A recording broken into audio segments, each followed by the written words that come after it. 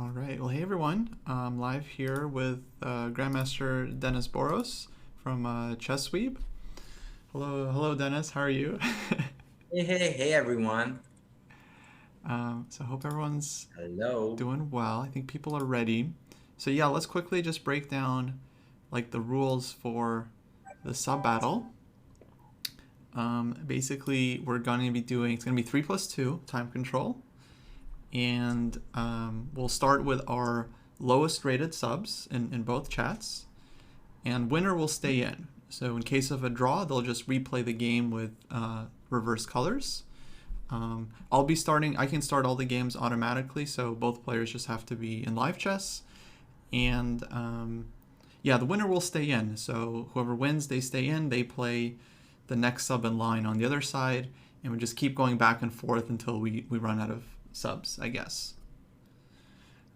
Now we don't have Yes. we didn't make a full list of our lineup because people usually say they're gonna play and then they don't show up. Yeah. So So I do think that you have a list too who kind of signed up earlier, I assume, I guess. no, we have no list. So I'm just gonna go Oh, based no off of list. Okay. who's here right now, Oh, okay.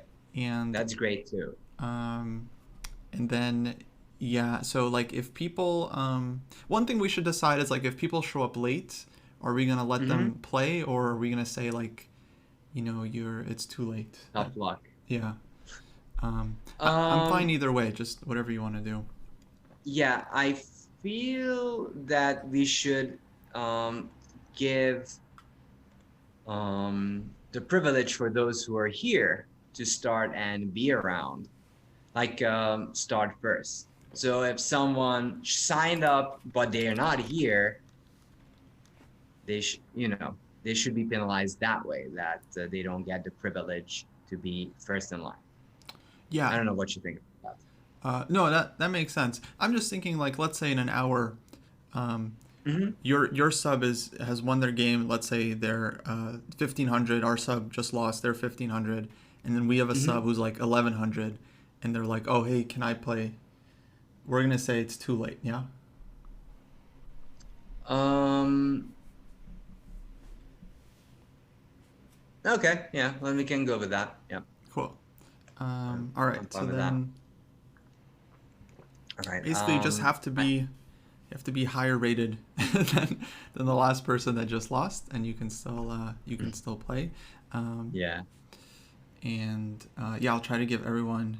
Well, everyone will get a turn as long as you're here Yeah. and watching. Um, Yeah. so So, yeah, yeah, the other thing is that it's okay if we start with the roughly around same ratings, right? yeah, yeah. Because, Well, yeah. I'm just looking for actually the lowest rated player we have or lowest rated Mhm. sub.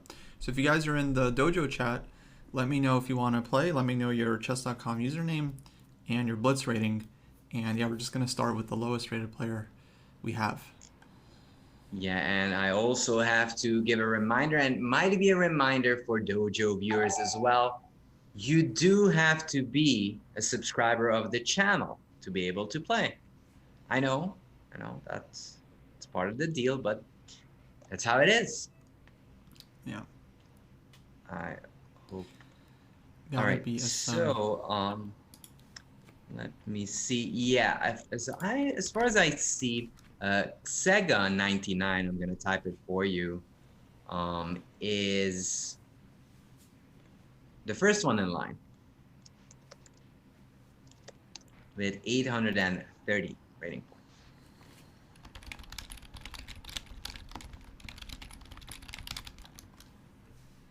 Okay, cool. So yeah, still waiting for our dojo folks. If you guys want to play, Mhm. let me know your blitz rating. Looking for a player sub 1000 that wants to play. Got to be a sub. So you got to have a little Yes. badge next to Doki your Doki name. Taro. I see you there snickering. You should join up the dojo team. If you're snickering so much, well, try to take it up the gauntlet. Okay, we Oh, have we have our player. We have Nufate is gonna play. They're 819. oh, That sounds like a good nice. pairing. Hmm. And your player was Zega 99, right? Yes. Okay, So cool. let me So even both players go do. ahead and get into live chess on chess.com. I'll match you up. You know what, ChessWeeb, you're our guest, so I'm gonna give you white in the first game, and Oh, then we'll switch it up. okay. I have to be on live chess to be able to follow as well, Yeah, right? that's right. And Um, yeah.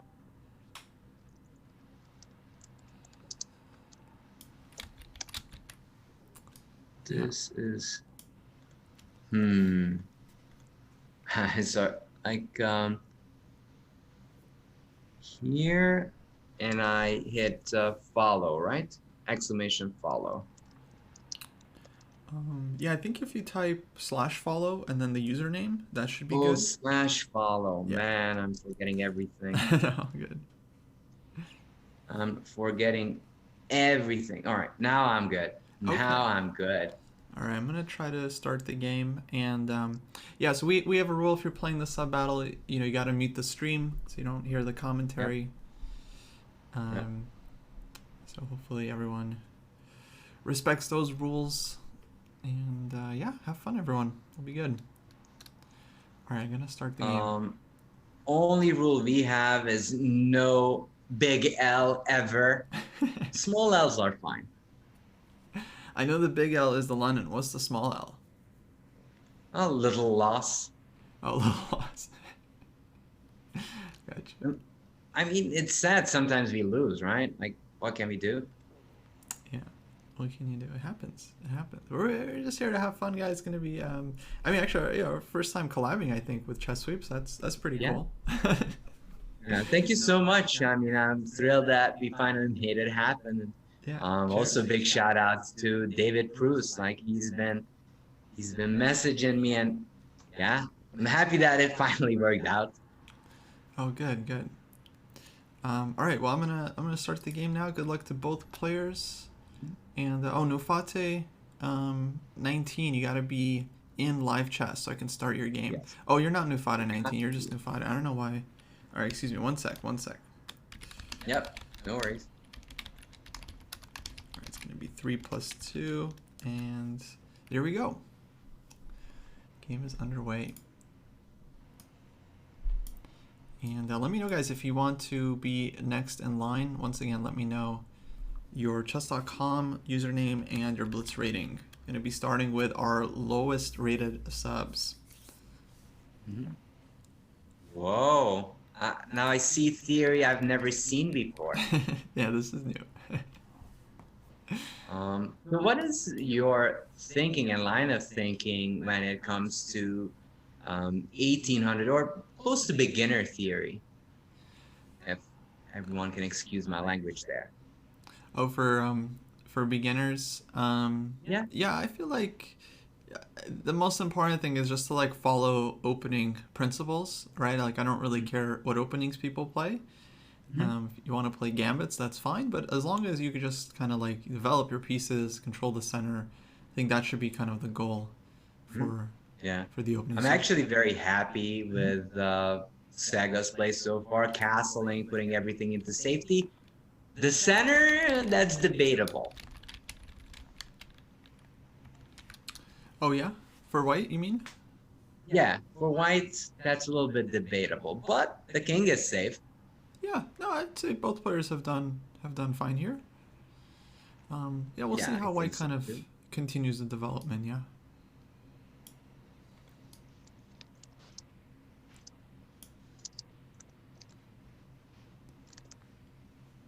All right, they demanded a prediction, so I gave them.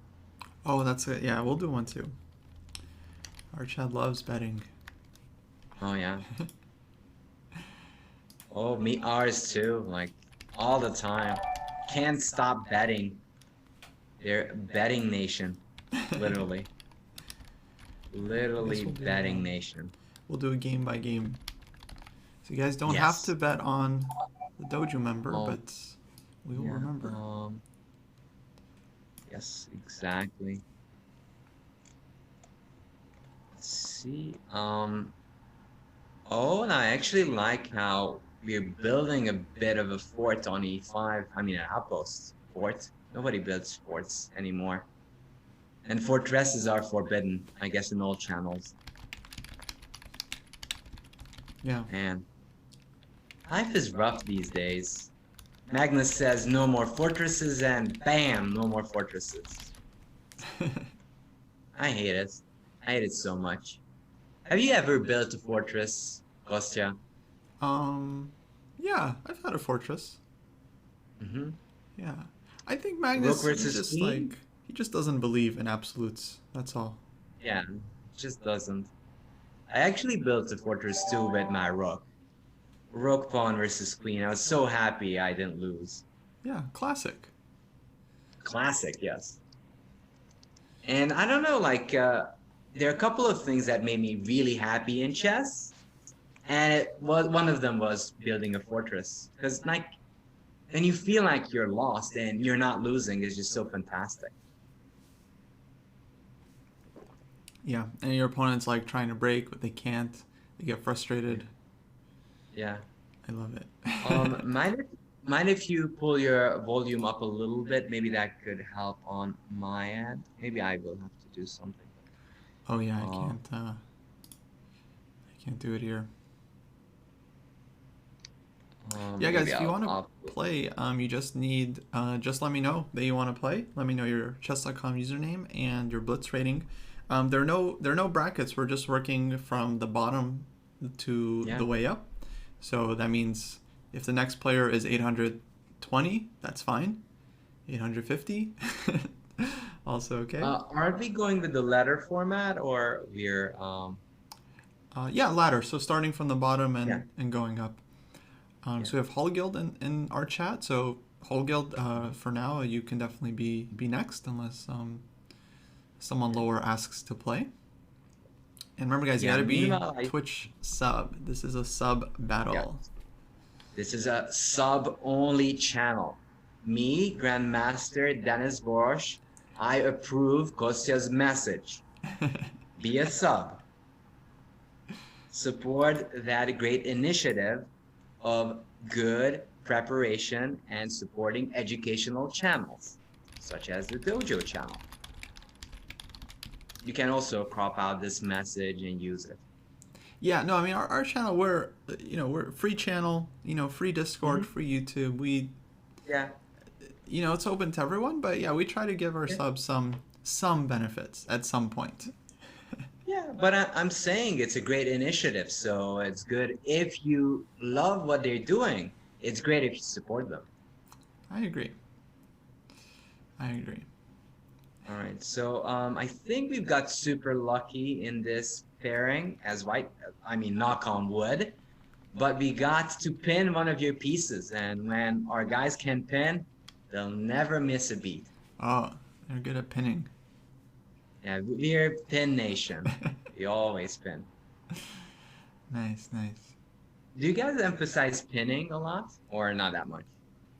It's hard to say. We like to philosophize about chess, and we like to argue about the best training techniques.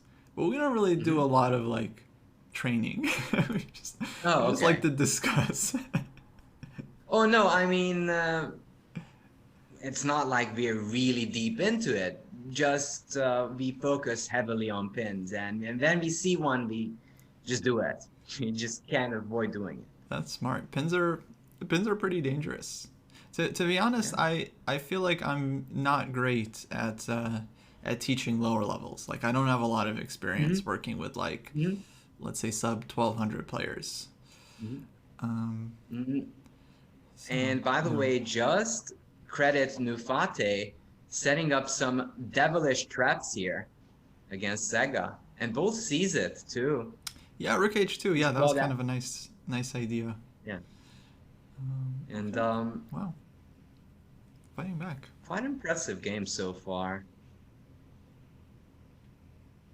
Trades. Oh, we love two things: trading and pinning. The rest debatable. We hate the center for some reason. I still yet to figure out why, but we don't like the center too much. Interesting. Okay, looks like you guys are are getting this one. Good game, by the way, by Yeah. Zega. Oh, Very well yeah. played. We had a match with Nemo yesterday, Oh, really? How did it go? and it went great. We ended up winning, but we lost the first three games, so we started out 3-0. Oh, So it was congrats. a rough start, but then hmm some of our higher rated members they got the job done. hmm But it was fun, very stressful. Yeah, it can be very stressful. And also Wow. talking about stressful. Ooh, now I'm stressed. Oh man. Okay, Congrats, GG. Sega, but I mean that G4 pawn move, I mean, that was kind of Oh, that would have been nice. crying to be played. Yeah, you gotta focus on forks now. Yeah. Yeah, GG Nofade. So, Well played. yeah. GG's for both. I'm wondering though, so now Sega is going to continue on, right? So Zega stays in, and then for our Uh-huh. side, the next lowest rated player that would like to play, Mm-hmm. will put you in. I saw Hull Guild wanted to play. They're around 989, 982. There's anyone Mm-hmm. below 982 that's a sub that wants to play, let me know literally right now. Otherwise, I'm gonna put in Mm-hmm. Hull Guild for our side next. So if let's say Sega loses, we this is all Of hypothetical, course, all of hypothetical. course. We don't think that ever will happen. I mean, I'm talking to. But if that, so to say, happens, then I could put in someone around that 800, 900 range. That's fine. Yeah, Okay, yeah. I think cool. Just checking. yeah. I guess like yeah, as long as they're higher rated than your previous player, that's it. Oh, so it has to be higher rated. I mean, honestly, if it's close enough, like Okay, they're 840, that's fine. okay. Yeah. I might want to make one exception if that is okay with you. That's totally cool. Yeah, I think we should try to get more players in, within reason Yeah, as much I as we agree. can. Yeah. Okay. Cool. Okay, I think I haven't seen anyone. So Hallgilda, you're up next. Hopefully, you should go into live chess for chess.com and get ready to play 3+2. I'll be starting the game momentarily. Yeah, Sega, good job. Don't forget center. Important controlling stuff. All right, let's see. Nice. Let's see if that helps this 1 second pep talk. Meanwhile, Yeah. So Hallgeld, he's our sub from Norway. Actually, pretty nice guy. mm-hmm. So I'm not gonna You lie, met I'm him? rooting for him to win. Hope that's okay. So we've got some Kings Indian. So I know that your heart is a little bit bleeding for our guy Yeah, now I'm rooting for because of you. black. Yeah. Hagilda, I don't know you, but I think that bishop is sort of misplaced there. I don't know why I feel that way. I just sort of do. And I'm not being sarcastic for a change. Oh, queen a5, tricky. Yeah, very tricky move. Bishop d3, Yeah, nice very scene. tricky. Ooh, so actually Sega is being very tricky, but with pieces on both sides on the rim, that hardly leads to anything good. Yeah, it's funny. There are some like IMs that play like this, and they make it work. Even GMs. Yeah, yeah, One piece here, one piece here. it's funny how fun slash sometimes good the King's Indian is. Like Black played all these random moves, and it's still not too bad. Yeah, no, totally playable. Like I would consider honestly c5 here for black. Just close it up, Mhm. and then Yeah. just play f5 and. Yeah.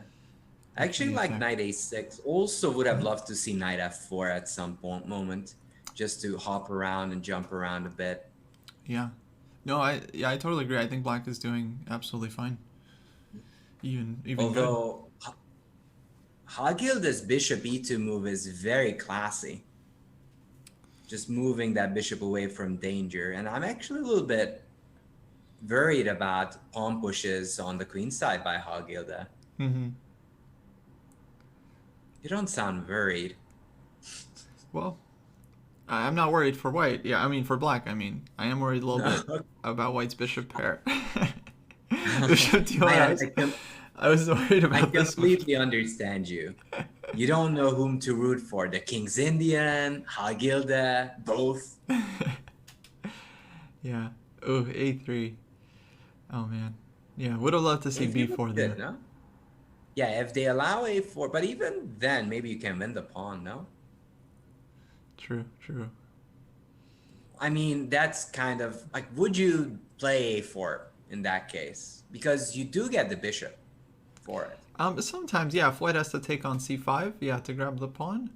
I think it's, at least in blitz, it's like always reasonable, I would say. In Yeah, and classical, sometimes you do just end up down a pawn. yeah. I did that once. I played a King's Indian where I sacrificed the pawn, never seen the pawn again. Was the saddest time of my chess career. Oh, I see. Well, I know Hated it. you're a big Grunfeld guy. Have you done much King's Indian? Yeah. I did a little bit, but not that much. Ooh, G3. G3 is always funny. I always thought it's a weakening move, but the more I experienced it, it often can be very annoying for black. Yeah, Yeah. I think that the King's Indian is more practical. The Grunfeld can be way too theoretical, though. Mm-hmm. Even though objectively maybe somewhat better.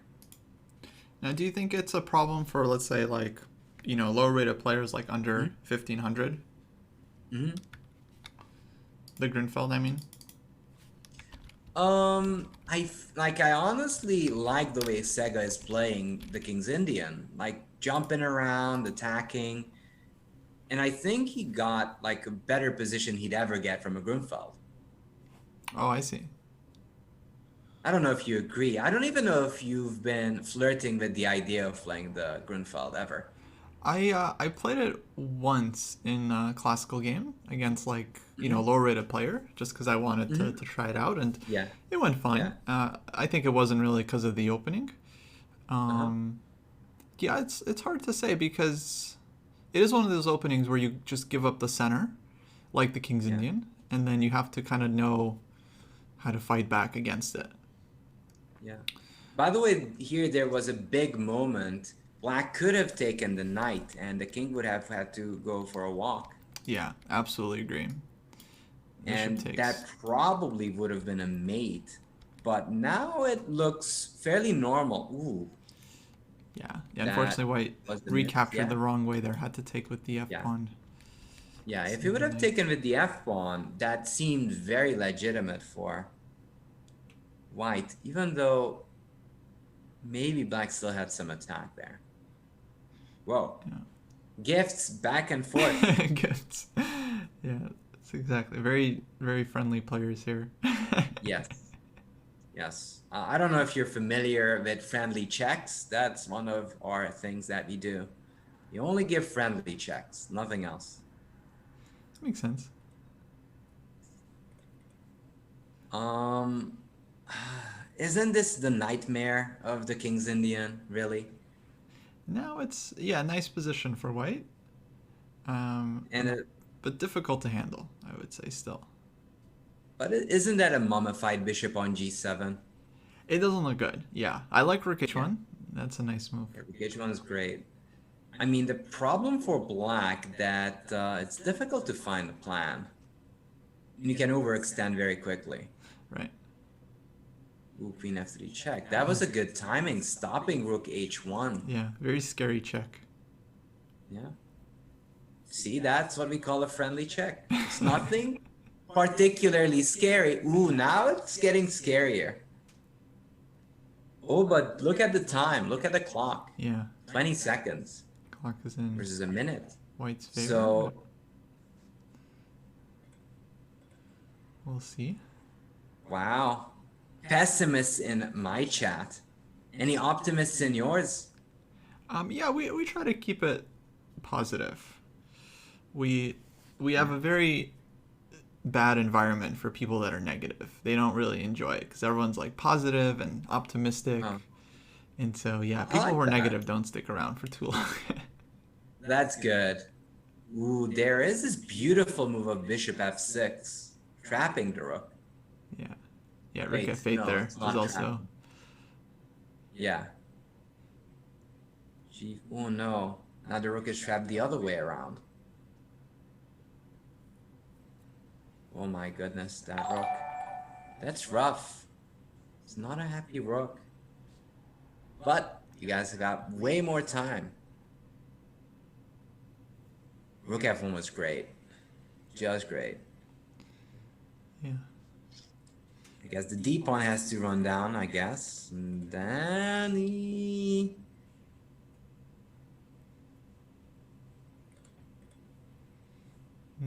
Yeah, I don't Yeah, like that that's trade. I rough. think White's rook was really active.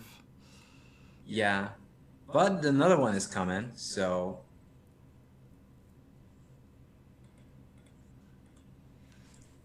Yeah. No, black is playing very well on the increment, I have to say. Okay, maybe that wasn't the best move, but still. Until now. Like Ooh, this yeah, thing again. that's... Oh, Mr. Rook F3. Well, maybe he wants to bring that pawn down, I guess. Which makes sense too. Like an extra lady can help. I What? guess so. What? What? I hope we're not gonna see a super grandmaster repetition. That would make me feel really sad. Always repeating, very good. Alright, gotta use that D pawn now. Oh, I don't like Rook F7. Rook f7. Ooh, our pawn is running. It's running deep. Yeah. Okay, it's making a run. Stops it. It still should be completely winning for white, but we need to take on d5 as black if we want to survive. Ooh. Yeah, White hasn't shown the plan yet to win the game. Might just be... Okay, very close to flying there. Alright, grabs Yeah, the it A2 might be pawn. flags. And it's flags. Yeah, it's Well, gonna be a GG. GG's there, Sega. And GG's for Halgilda, because that was a very nice finding back. Yeah, fun game, fun game. Fun game. All in all, very, very fun game. And you did right.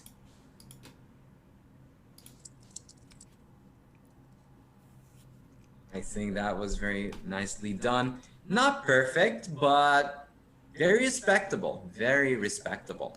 Yeah, for 3-2, it's so hard. I'm sure you feel it as well, like to play Yeah, on the increment. especially the amount of times I played 3-0, it's so different. Oh yeah. It's like a completely different game. I agree 100%. 3-0 is like it's like street fighting. Completely. Yeah. And then Yeah. 3-2 All is blitz chess. Yeah. I'm gonna give you another player in line. Yeah, so Halgilda, you're staying in. You'll play black next game, and then you'll play the next player from ChessWeeb's side. Yes. And I'm gonna Taro Wo. follow. Yes. All right.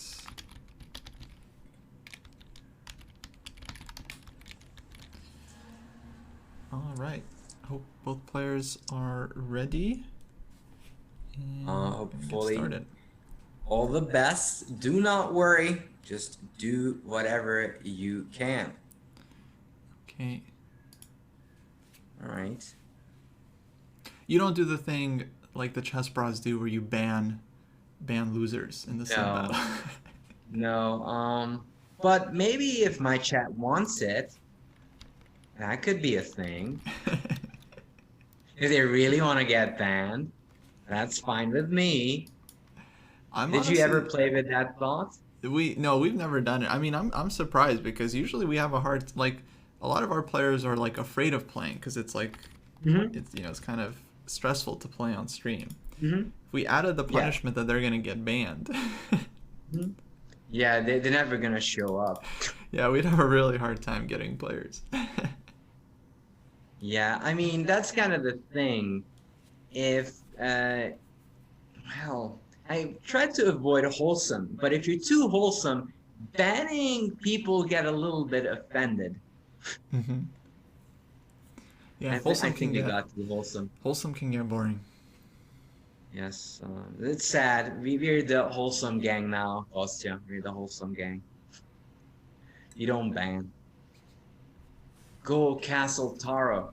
Castle, Castle, please. Castle. All right, I kind of anticipate the lady moving away for castling reasons, but I've been, yes. Oh my goodness, the king is safe? Question mark. Yeah, I mean, I like Uh, black setup here. It's like a nice little Grunfeld. It's funny. You remember that we played a couple of Blitz games, Kostya? I know we did, but I can't say. Was it like Title Tuesday or? No, it was actually over the board. Oh, wow. That must have been. And Where was go that? ahead. It was I want to say Charlotte. Maybe it wasn't. It wasn't Charlotte. No, it was Washington. It was in DC. Ah. DC Blitz. Mm-hmm. Very similar game. But anyways, I agree. I like black, but at least it's a sharp battle. Yeah, opposite sides castling. White always gets their chances here. Yeah. Yeah. It's funny. I mentioned that we played, and immediately chat is like, oh, 2004? I don't know how they came up with that number. It's a little bit random. Yeah. The chat always loves to speculate. Yeah. I think I met you in St. Louis first. Man, it must have Like, been St. first Louis. meeting. Feels so like. Must have been St. Louis, right? Mm-hmm. And then multiple Pan Ams as well. Yeah. For sure. And now, wait, so currently you're in Hungary. In St. Louis. Wait. I'm currently in Hungary, but in St. Louis mostly. Nice. Yeah. How long have you been in Hungary now? Couple of weeks. Oh, okay. It's been chill. And how long are you staying there? A couple more weeks, basically. Oh, But actually, I know that you've been in St. Louis before. I was just recently. Yeah. And I narrowly missed you, and I still regret it. Yeah. Oh my goodness. But I will be back, actually. I will be back for Singfield Cup next month. Oh, nice. Yeah.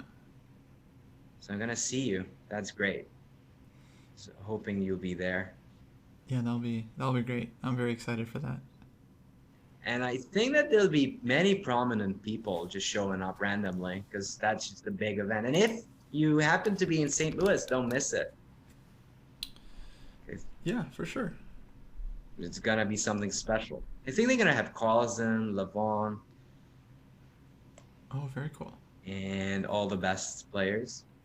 Yeah, actually, I don't know. I don't think they've released the lineup yet. But yeah, it'll be a bunch of because a lot of players are having trouble traveling right now because of That's the C word. true. The C word, yes. But yeah, I'm sure it'll be a bunch of strong players there. Yeah. But I believe that Fabiano is back in America by now. I'm speculating, but I assume. He is. Yeah, he visited the U.S. Seniors and Juniors commentary for a day. Oh yeah. So Yeah. he is back in St. Louis, and Yeah. I'm How did assuming that staying. go for you? I mean, it must have been very heartbreaking for Hans, who won the U.S. Juniors, to lose that game and then come back the next day. Yeah, it was. I mean, I enjoyed my time. It was great covering the tournament. Mhm. Yeah, it was really strange. I don't know if you saw the game he lost, but like I saw against Christopher. against Christopher, yeah. So basically, he was like in trouble out of the opening. Then he equalized, and then he could have like forced the draw, just like forced like rook endgame 4 pawns each, and decided to play for the win, and then lost. Yeah, so it was like kind of a strange decision, I think. I guess it's what you would call in tennis unforced error. Right. But I guess he wanted just to dominate the event. I don't even know. If I would meet Hans, I'd ask if he's a Kasparov fan, because that's what a Kasparov fan would do. Yeah, I think he mentioned he likes Kasparov, he likes Fischer. Oof. That was happening a lot yesterday, No, actually. I'm actually not upset because of the gambit of the highest standard. I'm upset because Taro was playing so well so far. Yeah. Like, I don't know how you feel about like when they demolish me, I never get sad. I get sad when I mess up a very good position. Mm-hmm. I don't know if you feel the same way or if it's different for you. For me, I never feel bad if it's like an interesting game or instructive game. Mhm. Um, I feel bad if I lose because of a stupid blunder. Mm-hmm. Because then it's like, okay, what did I learn from that? Yeah, don't hang your queen, genius. Like, Okay. Yeah, that's fair. But um, but honestly, if I I get was outplayed, still I'm very happy. impressed. Yeah. Yeah.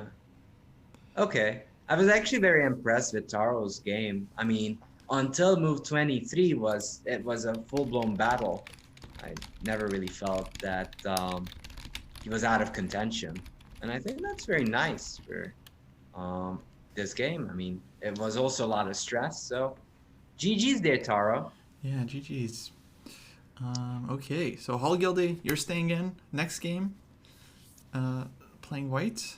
Dennis, you let me know Yes, who's on your end. obviously. Yeah, Taro, you did well, by the way.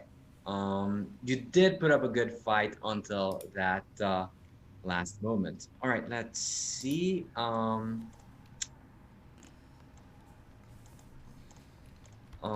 First off, in chat, do let me know if you're a sub and you're ready to go. Because right now I'm not sure. I have a list of people, but leave you. You are ready. Sweet. Um.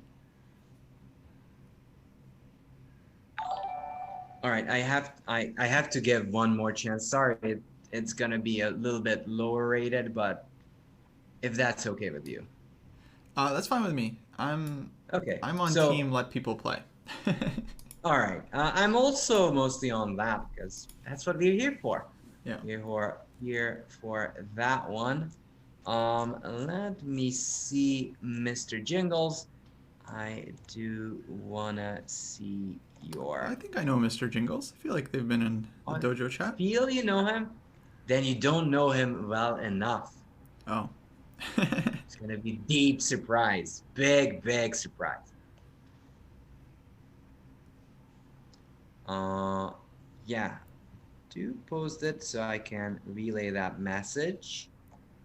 Because I've got some names, but not all of them.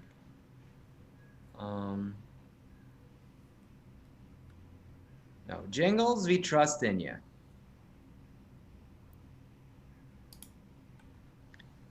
Demi, you'll be next. So, Jingles, you need to give me your username. Otherwise, it's going to be difficult.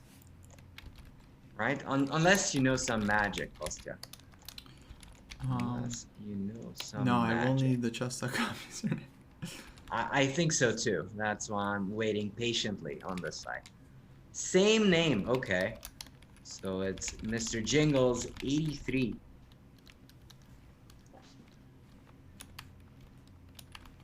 Oh, Mr. Jingles 83. Got it. Yes. All right.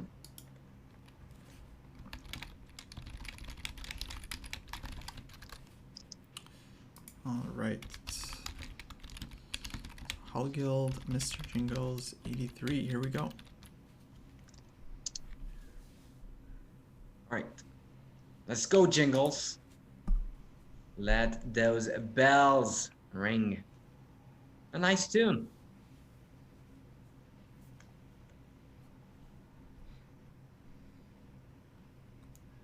People are asking for us to tally the score, which we could do. Yes, I think it is 3-2. Wait, it's 2-1, no? 2-1, yeah. Wait, no, that it can't. Yeah, it is 2-1. So let me see I if I am can correct. figure out how to do that. I don't have a lot of real estate on my side.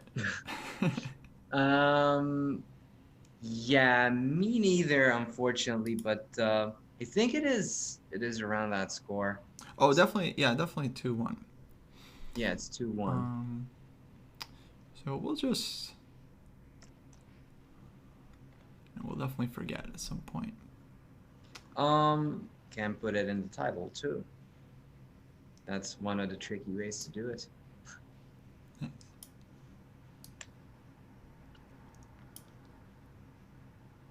Very interesting opening.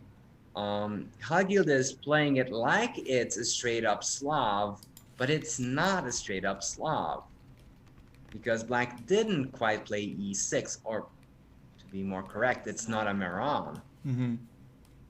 And it makes it somewhat more flexible and playable-ish for Jingles, I feel.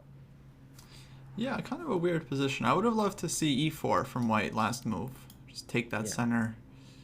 Get almost like Grunfeld type position. Ooh, f6. Never push that f pawn ever.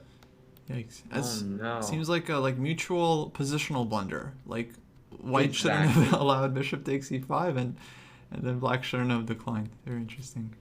Ooh, but now f5, I like that. So if we play something, well, it's even better to play it riskily. And f5 I can get behind. At least it's getting murky.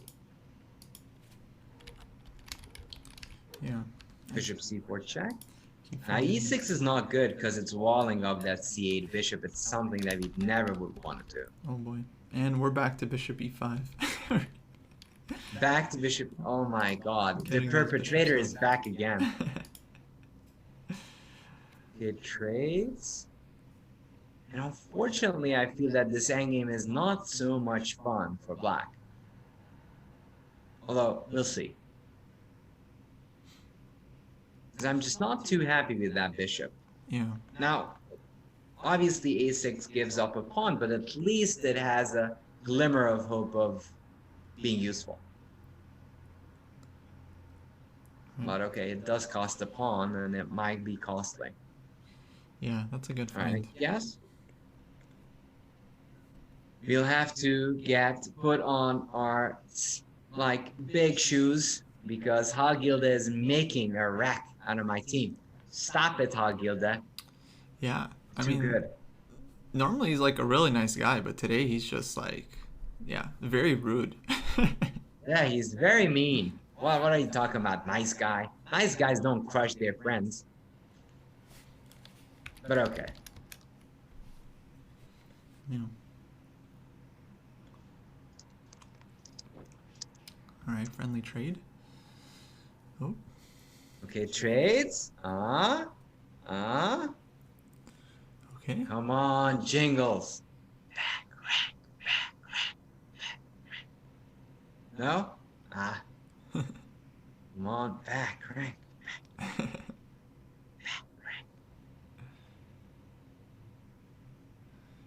Oh. No! So close. So close. Yeah, he saw it coming. He played f3 so fast. He was like, no, I don't even want to allow it for a second. Yeah. On the other hand, Jingles' gamble paid off. No more terrible c8 bishop. Yeah. No, he's defended really well, I have to say. I mean, yeah. I It was rough. Don't know what's going to happen. Rook c2 I like. That was a clever move. Yeah. Just asking where Hagilda's king will go. Whoa. Oh, rook c4. Those are some very high-class endgame moves. Just asking away what's up, which way you're going. Yeah, just asking some questions. Yeah. So how good were you when you were around 15, 16 in endgames? 15, 16. You mean in age? Each, yes. Oh boy. I feel like my I'm endgames asking the tough question. weren't necessarily weak. I would say at that point the Mhm. weakest part of my game is probably calculation. Oh, okay. And endgames, I think, I don't know. Honestly, it's hard to remember. I feel like Mhm. by the time the endgame came up, one side was already winning. Mhm. So if it was me, I would convert. If it wasn't me, I would usually lose. Oh, I see. Yeah, honestly, I was really good at calculating. Endgames, not my strongest suit. Hmm. Now we're gonna see the letterino. Nice, good technique. Yeah, All right, we'll congrats, get the but next game going. also well done, Jingles, But I want to hear because how you improved your end games because that could be interesting. how I improved my endgames. I think it had to do with more experience. And I know it sounds weird, but I used to be a strict 1e4 player, Mm-hmm. but it's so difficult to get endgames in those positions. Mm-hmm. Like you play the Neudorfs and all those sharp Sicilians, and you just don't reach the endgame. Right. So I was kind of making a conscious effort of getting into positions where there are more endgames, and that helped a lot. Nice. So you switch to D4? Yeah, I played a bit more of that, and I got way more endgames Gotcha. in closed systems than I did in 1e4. My people are asking if that can be their excuse as well for being bad at end games. It's a perfect excuse. They are forgiven, they can use it. All right. No, Hallgil doing great. 3-win Yeah. streak so far. Yeah. Let's get the Um, next game going. You let me know yeah. I'm who's already next. there. I've got Demi. Demi. So probably he plays just as godly as his name is. So, and then we're gonna start climbing with the ratings too, because it's time. Okay, Demigod It is Asura. time. Cool.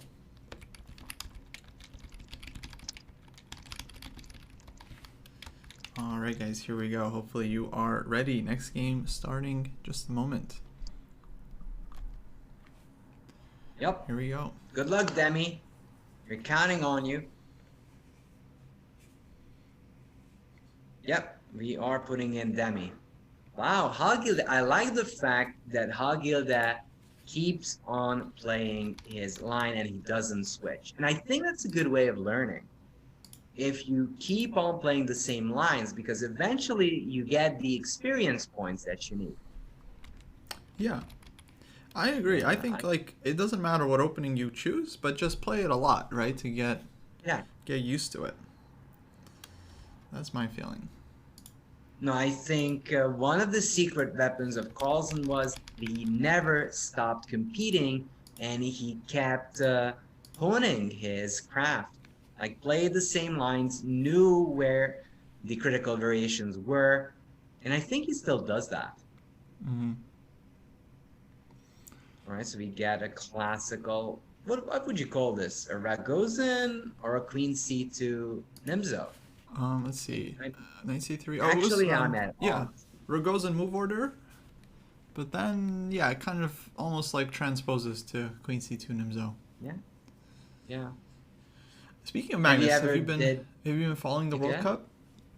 Oh yes, I have. It's been a blast. Very exciting. Yeah. Yeah, my favorite tournament. So good. Yeah, I'm actually curious of what your chat thinks. Are you happy that Carlsen plays that event or not? Mm. And I'm gonna ask based on this event being a qualification event. Right. Yeah, because the context Listening to is my chat. Yeah. yeah, Magnus is basically it's like he has a role in choosing his next challenger. Yeah. So it is a little I would say it's a little weird because it's part of the cycle. Mm-hmm.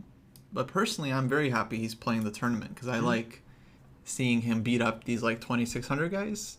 Mm-hmm. I like seeing him lose sometimes. You know, his matches have been really interesting. I also think his games are just like fascinating.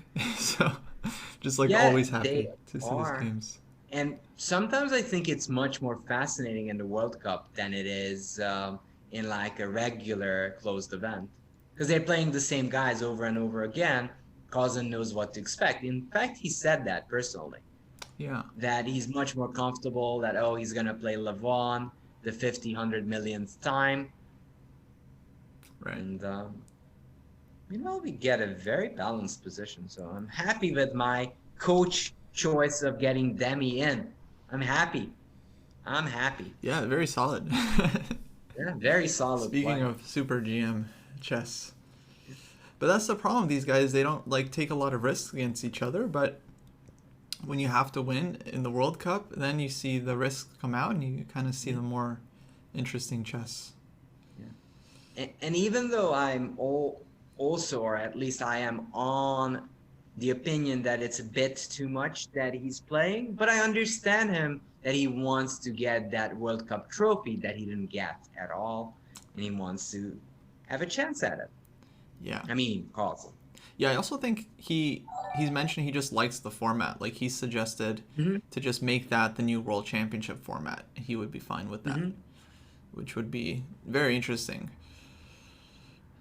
Yeah, that's interesting, and I might be thinking the similar stuff. I don't want to come off as, oh, I think like Carlsen, but before that, B4 stopped me in my tracks because he's trying to undermine white center. I'm sorry. I like before. No, before is nice move. So it's like chess is happening here. Some very good play by both sides. Very classical. Yeah. Maybe Queen A8 was a little bit moving away from the right direction, but B4 was very nice. Oh no, Justin, I said that. That's a very nice find. Yeah, G4 is nice. But even though Demi did it, oh my goodness! What a trick. What a trick. You weren't kidding with the pins. Oh my goodness. Yeah, you're right. It's a pin. Yeah, speaking of pins, yeah, GG. Unfortunate. Demi. That ends Hallgild's And also streak. Hallgilda. This is, oh my god. It was worth learning about those pins. And my chat is saying, pin it to win it. Pin it to win it. Yeah. Man, that's rough. I feel for both players. Both of them actually fell for a pin. Right. Back to back pins. Yes. So, Demi, you know what that means? You're back in it, but don't blunder your stuff anymore. We need those pieces. We need those pieces.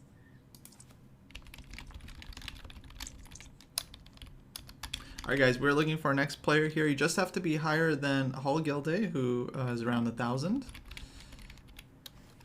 All right, so let me know if you want to play. So we're looking someone in the range of like 1,000, 1,100, somewhere around here. So if you guys are, some people are asking me how long is the wait's going to be. So if you're like 2,000, 2,100, it's going to be several games. So next up, I think I have Coco who wants to play, but Coco's 1,300. So let me know, guys, if there's anyone who wants to play between 1,000 and 1,300. I'll put you in next for our side. All right, we have Falk. Falk's a little bit higher, so you guys will be on the list.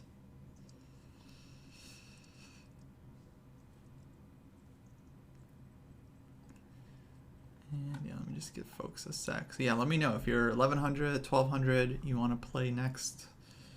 We can get you in. Speak now or forever hold your peace. Is that even possible? I never asked that question, but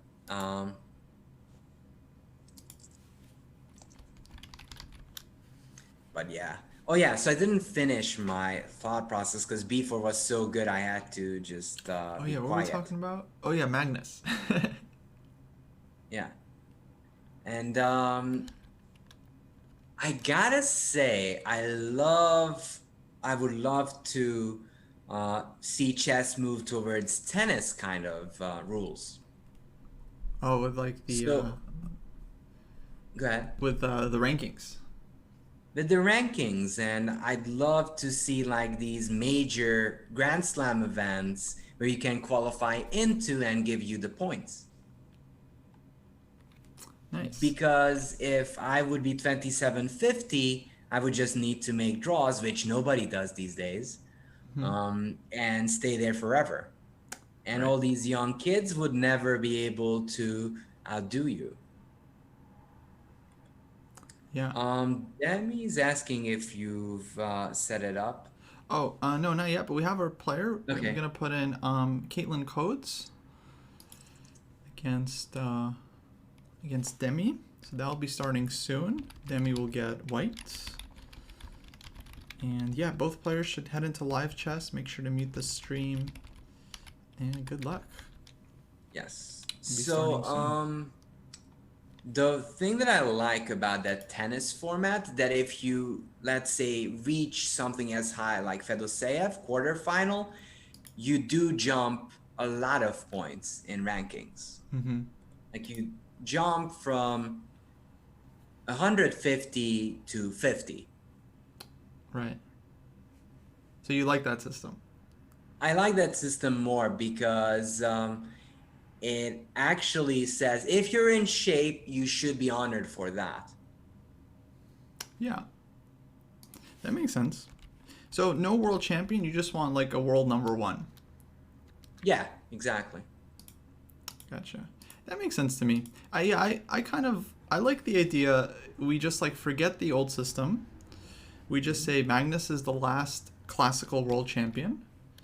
Mhm. That's it. And then we just have a new system where like either like a yearly knockout I think is really cool, or uh, like a number one system ranking like that. And they can have like top 10 tournament as they have in tennis. They like have these grand slams and have a number one tournament where the top 10 plays, which is the world championship. Mm-hmm. Yeah, that makes sense to me. Oh, I just messed up our last prediction. Sorry, guys. I gave it to the wrong person. My bad. Thankfully, only like 100 dojo gold was on the line. So not the worst thing. You're gonna have a new prediction too.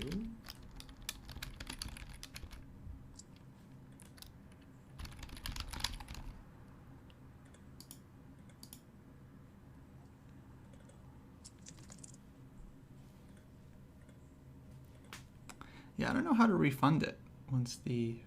Refunded, I think you can just go to the red one and it just refunds automatically.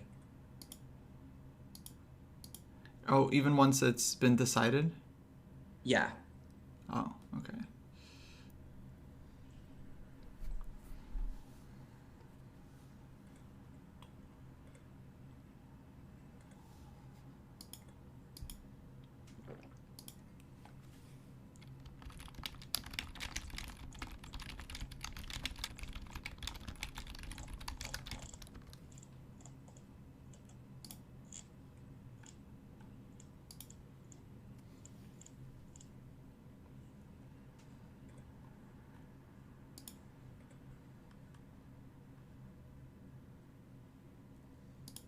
All right. So even though Demi is up a piece, Oof. now he might not be up a piece anymore. That looks like a mouse slip. Sorry, Demi. Yeah, but mouse slips do happen. All right, so how would you evaluate this roughly? Okay, now I would say that I mean, if I had to choose, I would probably take black because I used to be a French player, so I Hmm. feel very comfortable. Hmm. I like a6, Hmm. but I could easily see this kind of going wrong. Like if black doesn't figure out what to do with the bishop, doesn't get I actually counterplayed. like Hmm. B2 move, and I kind of anticipate the direction Demi is going. So I would say it's like roughly even. And it really depends on who's just finding the plans quicker, the right plans. Knight Yeah. e8 I didn't quite like. h4 is very typical. Yeah, I think this knight should honestly have gone to a8, so it can go to b6. That would have been nice. Yeah. And c4. Also, the other plan I would have chosen is going some like a5 and b4 and open it up. Mm-hmm. h5. And I like this. I always like moves that gain space, and that's a very nice plan by Demi there. Yeah. Yeah, nice knight on e5. Now, question for you, Dennis. Can you tell all our folks a little bit, like what your channel is about, maybe the history, what you guys are up to now? So this channel has been a brainchild of mine and Ilya Nizhnik's. And since then, been growing. Usually we play Blitz. Mm-hmm. Most of the time in these days, it's me playing Blitz. Trying to give the viewers some pointers of what you can do, what strategies I use. And we also have educational sessions as well when I explain how to solve puzzles. I actually like that the most Mm-hmm. because I can actually tell what I'm thinking while trying to find the right solution. Yeah. And I often fail too, and it's outrageous. I hate it. But and we also trying to get more arenas running, but that's kind of a recent thing. So it's more of like a mash of educational and puzzle solving stream. Nice. That's what the ChessWeeb channel is all about. Cool. Yeah, I know people really like the puzzle solving. They like hearing the thoughts of like a strong player and what they're calculating. That's great. Yeah, we of course try to keep it pretty educational as well. Yeah. So I feel like. So what is your favorite part? Like, tell me your favorite part of Chess Dojo that you enjoy the most. My favorite part, honestly, is our community now has like gotten to know each other. So we have a lot of people like planning to play tournaments, like over the board events, and they're like prepping, and like we have a channel where people can like find training partners, and a lot of people have like found someone in the dojo and like have started training with them like regularly or like playing training games. And so that's very cool to me, that like, because it's kind of hard to find people online to like study with. Yeah, I see Reddit always like attempting it, and it always fails terribly. Yeah, Like well, people write that I want to play with someone, no response. Just so sad to see, because you want these people to get someone to play with. Right. No, I do. I mean, honestly, because I started, it was originally just the Discord server, and then we started streaming. But originally it was kind of just like a reaction to all the things I didn't like about the chess Reddit. So for instance, how like people ask the same questions like over and over again, and it's like people are always just like posting, like what should I have done in this position, or like what should I do in this puzzle, or like I'm 1400, how do I get better? I'm 1600, I'm looking for a training partner. It's just very poorly organized, because Reddit just shows the most. But the nice thing about Discord is that like you can have different channels, and if someone makes a post from like a week ago, you can just scroll up and you can see it, and it's like it's much easier to actually. Meanwhile, Caitlin Codes made a huge comeback. Yeah, doing really well. Nice. I mean, it was an incredible comeback. Heartbreaking for Demi because I felt that he had a very nice position, but kudos for Caitlin for just turning it around. Well played. I actually really like this b4 move by Caitlin Codes, activating that bishop and putting pressure on the knight. Probably Demi had such a great position that I feel that around move 23, 24, he should have played something like knight c6 and go straight against the e6 pawn. If he could have But b4 was a very, very smart move, getting rid of that bad bishop. Knight h5, bishop f6, and I don't know about you, but I'm always really mad when my subs and friends move the G and H pawns like they're attacking pieces. Yeah. I'm never happy about it. Always comes back. Yeah. Yeah, To bite you. and I'm so upset about it. I named them guardian pawns. They're there to defend the king. They're not there to be soldiers for war. They're there to guard the king. So same here. I think g4 is somewhat throwing away the advantage. Right. Um, Well, I would say even if it's a good move objectively, we can see what happened in the game. You know, White's king got in big trouble. So in terms of practical chess, makes White's job very difficult. and props for Caitlin Codes for even daring to give up material and saying, hey, your king is very weak there. What are you going to do about that? Yeah, I like this queen f6. Just in spirit. Yeah, knight could have gone to f4 immediately, but I like queen f6. Okay, so Caitlin, you're staying in. Dennis, Yes. you let me know your next player. Yes, so it's 3-2 to you guys, right? I think am- it's, I think 4-2. I think Hallgild won 3 games. Yes. And then Sega won. This one makes And 4. Demi won. Oh yes, 4-2. My bad. Yeah, no worries, no worries.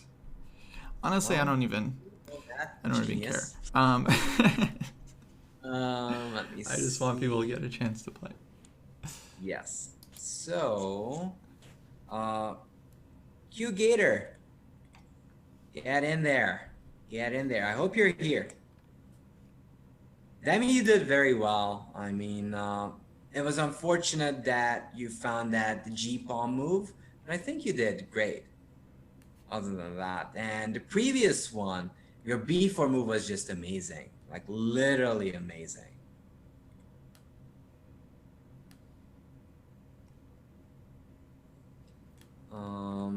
Give me a second. I'm gonna give you his name, Q Gator. Yeah. Um, All right. So, Caitlin, you'll be playing white. Q Gator 3 playing black. And game will be starting shortly here.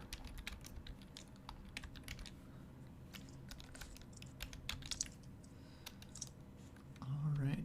Good luck. Okay, rating's getting higher now. Yep.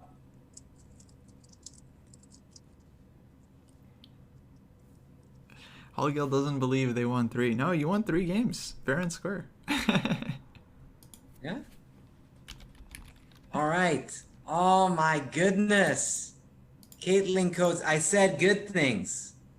Why did you have to ruin it like this? At least you played c4. I had no problems with people getting the bishop to f4 if they play c4 later. Because I feel that, we shouldn't still forget how important the center is. Right.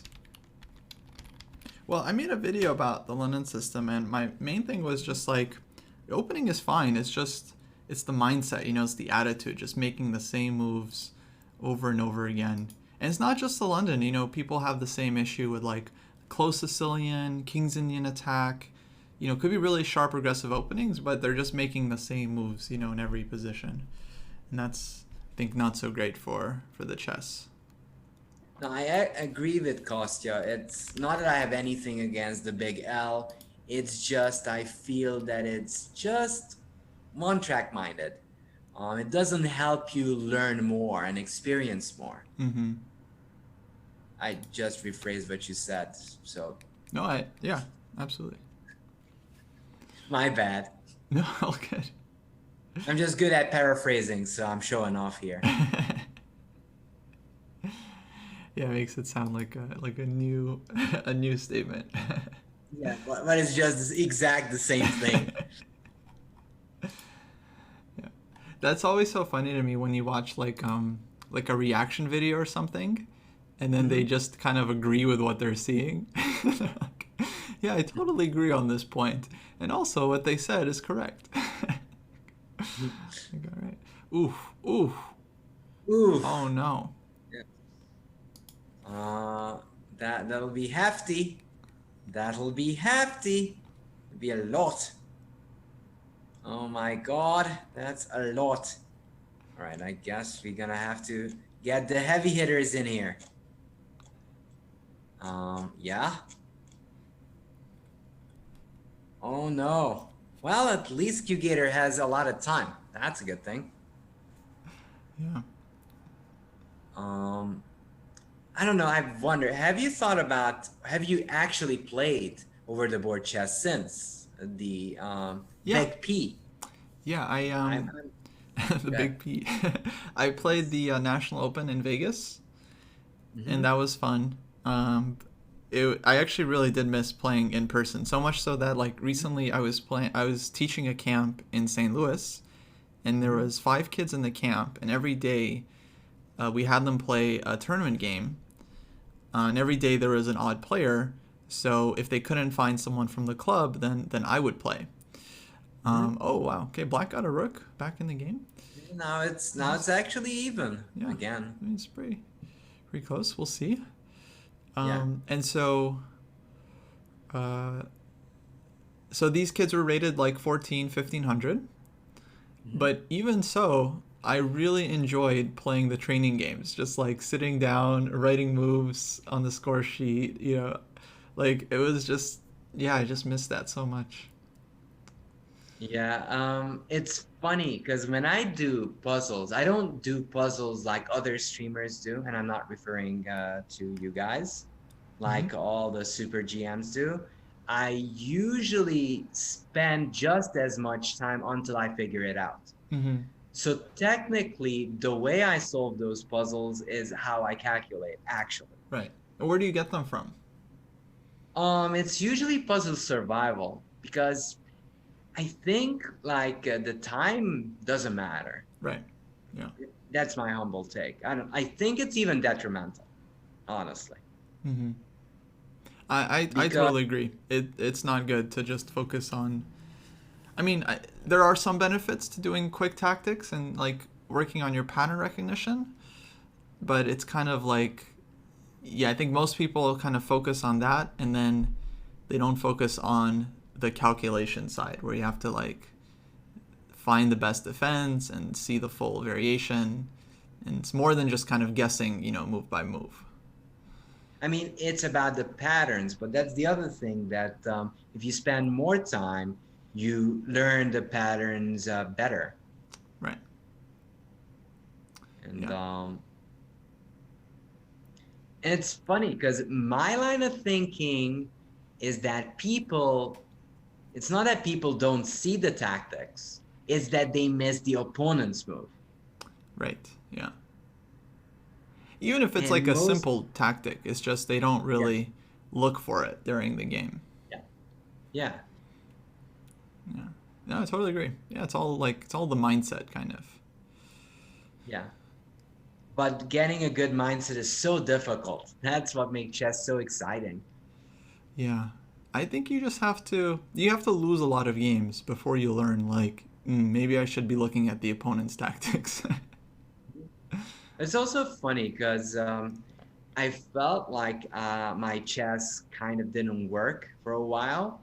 But then I saw Ilya Nizhnik, who's one of the youngest grandmasters of all time, concentrate. And I said, oh my goodness, I was not even near to what I'm supposed to do. Hmm. And it's fascinating how much you can learn just by observing. Yeah, yeah, for sure. Just seeing a player like like a little stronger, a little higher rated, just and yeah, I feel like that's one of the things I notice in tournaments is that the higher rated someone is, like the more focused they seem at the board somehow, or like the Mm-hmm. more energy they're expending at the board. Mm-hmm. And so it's not Yes. just that they're just better, like they find good moves easier than other players. It also feels like they're better at like using energy, and maybe that's why they find more better moves. That is probably true.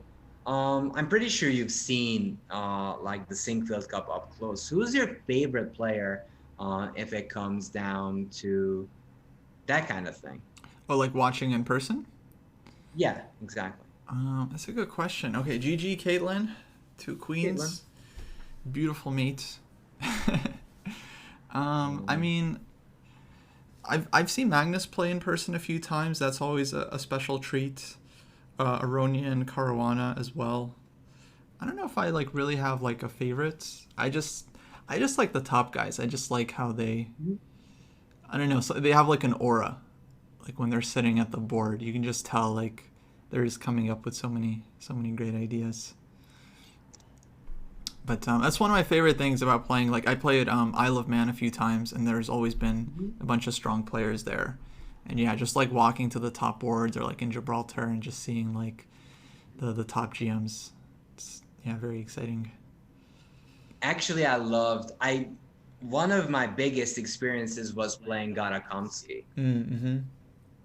because his level of dedication and the depth of his moves was just like outstanding. Yeah. I mean, I played Wesley so, but it was nice to see that even in a relatively stale, even position, he played a move that felt just so strong. Mm-hmm. And honestly, that impressed me. Yeah. Mostly, I was impressed with Wesley, but even Kamsky was super impressive. No, Kamsky, I mean, amazing. I got the chance to play him in a classical game a few years ago, and Mhm. he did something like really interesting in the opening, and it was very kind of like very original, and it looked really strong. And then he ended up winning, I think, pretty easily. Mhm. And then after the game, like I asked him like, I don't like, what did you think about the game or something like that, and he was just like, oh, I was just messing around. I was probably worse. He almost said the same thing that he was like, "Oh my goodness, Yeah, I was you like, were what? doing You were well." so I mean, confident during the game. I thought you were like crushing me. yeah. He's just like, oh, I was probably worse. Yeah. All right. So I've got Leave You on the line. Okay, cool. Caitlin, you're staying in. Well done. Yeah, Wesley's one of the nicest people I've ever met, Yeah. for sure.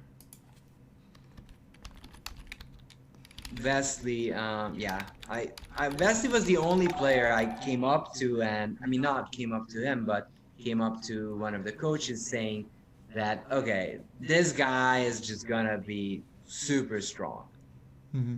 and uh, and the coach, the Hungarian coach, didn't believe me, and guess this time I was right. Yeah.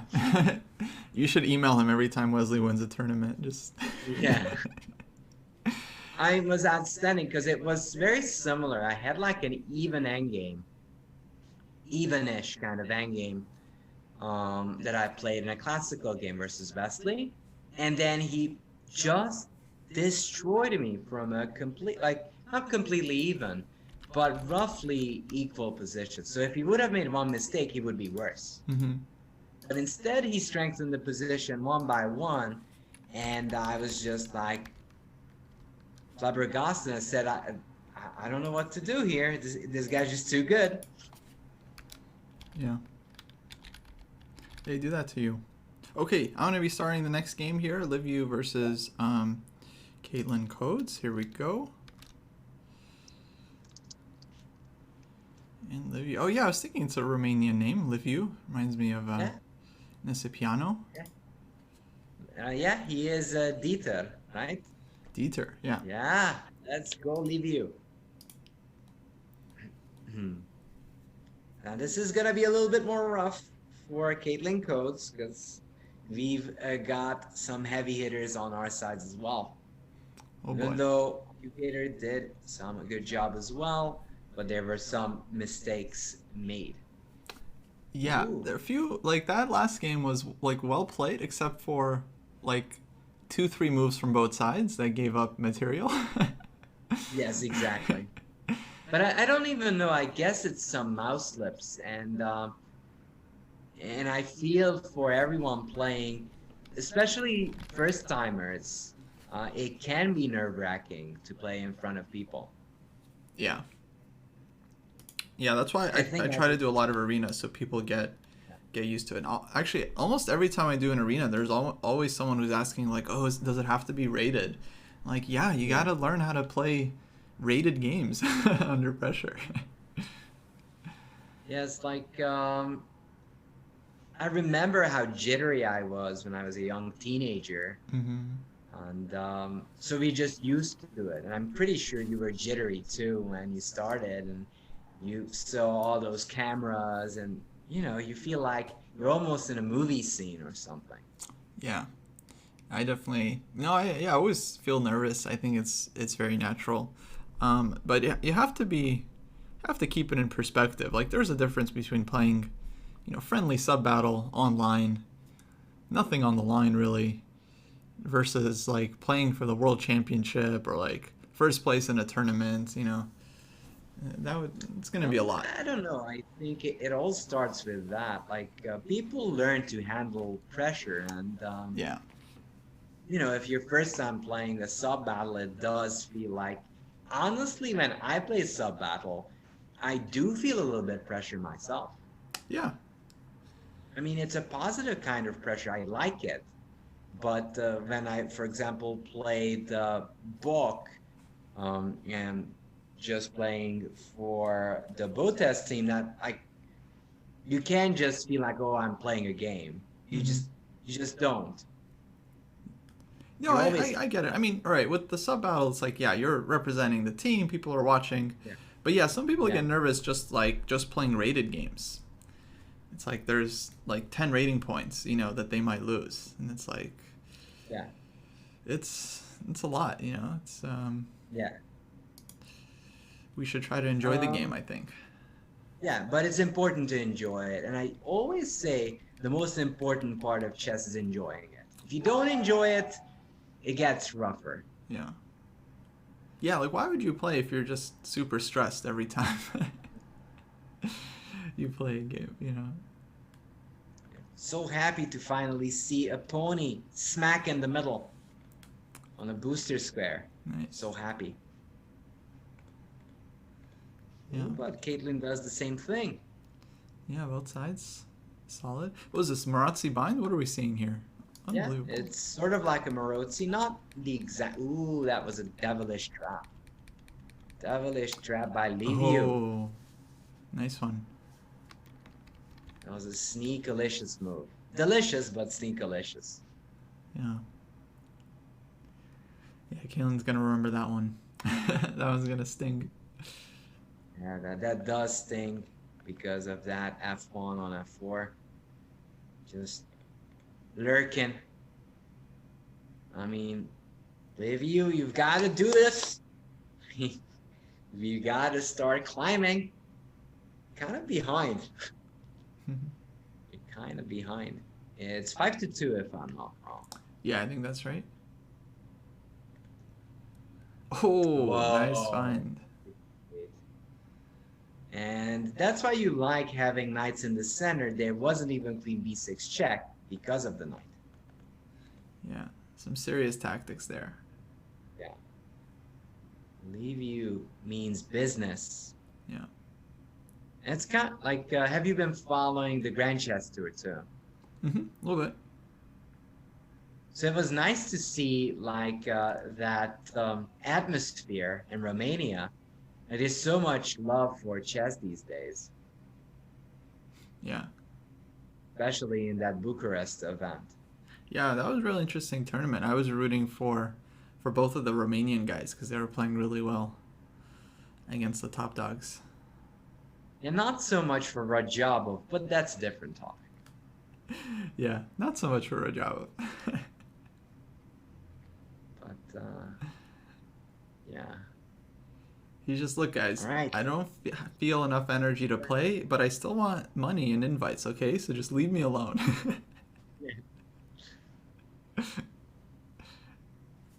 I mean, I felt it kind of disappointing because I feel that Rajabov can play very, very good chess. I know. He just doesn't feel like it sometimes. Yeah. Yeah, that's what hurts is that he used to be like a King's Indian guy and just like always playing crazy positions. And Geary has this Right. reputation for being a draw master, but like his games and the candidates were all like super interesting, super fighting. He just happened to finish with a bunch of draws.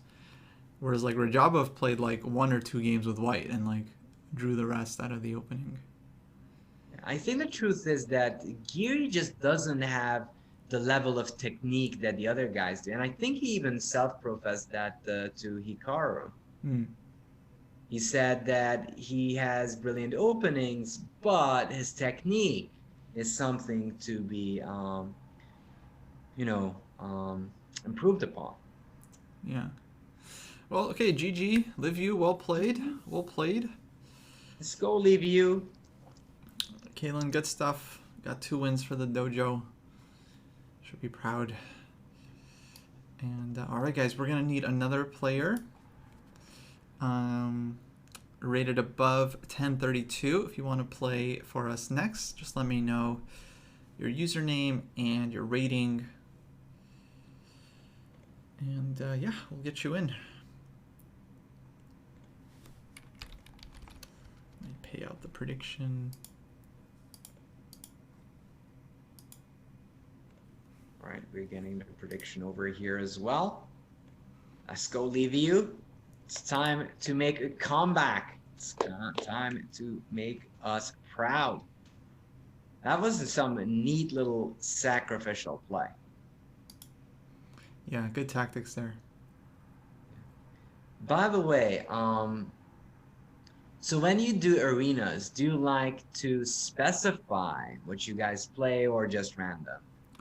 Lately we've been doing 3+2, so we'll usually do like a blitz arena. Mm-hmm. Yeah, we'll do rapid tournaments as well that are like Swiss tournaments once a week. And yeah, we try to do a mix of like blitz, rapid, and then we have like a classical event as well in our Discord.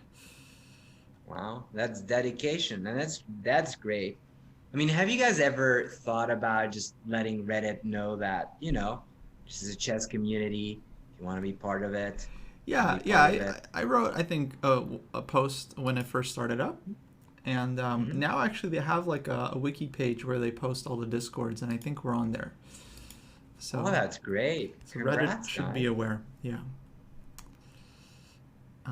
Okay, it looks like we have Coco who's up next. If anyone is rated below Coco at 1294 and is a sub and wants to play, let me know. Give you guys a little bit of time. But yeah, it looks like Coco is going to be up very soon.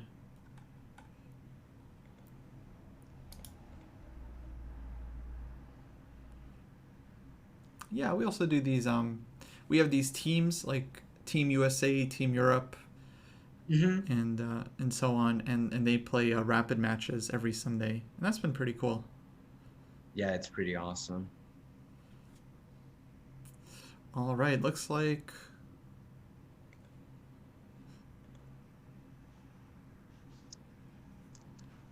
Coco, you are up next. Alrighty.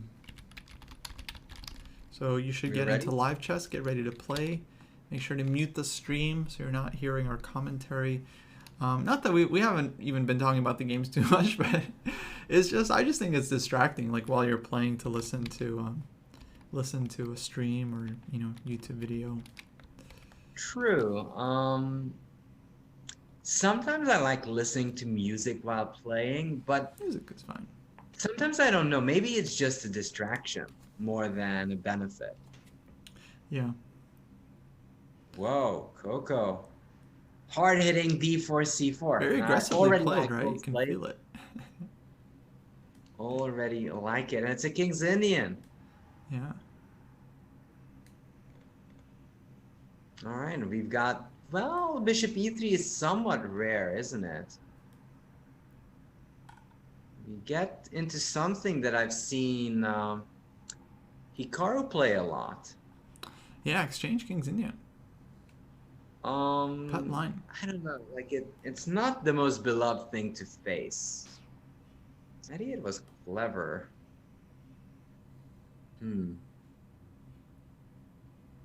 C6. I guess objectively, this is slightly bit better for white because of things.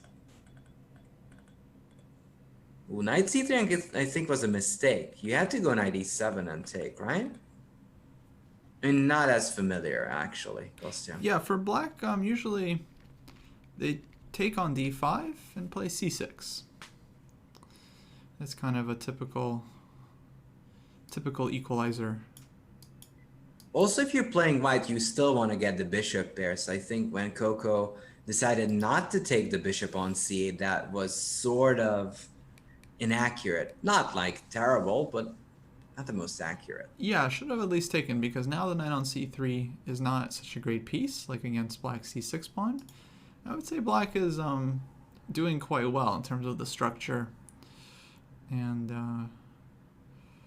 yeah, knight b6. Especially like there is a have and have not situation with black having a potential outpost on d4 and white not having one on d5.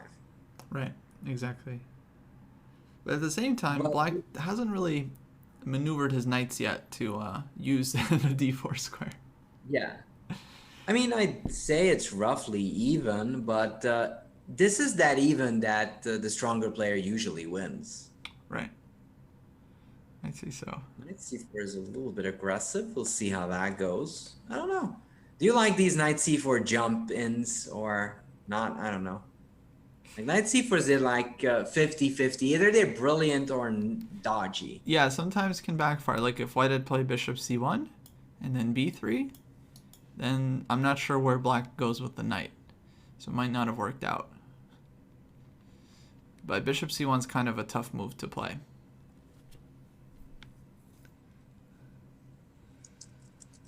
Oh, I forgot I'm supposed to be rooting for white here. Man, how come our guys aren't playing the King's Indian? Man, you didn't convince them to play the King's Indian. That's interesting, though, because you play more of that than I do. There are some that play it, but I'm not sure if it's because of me or not.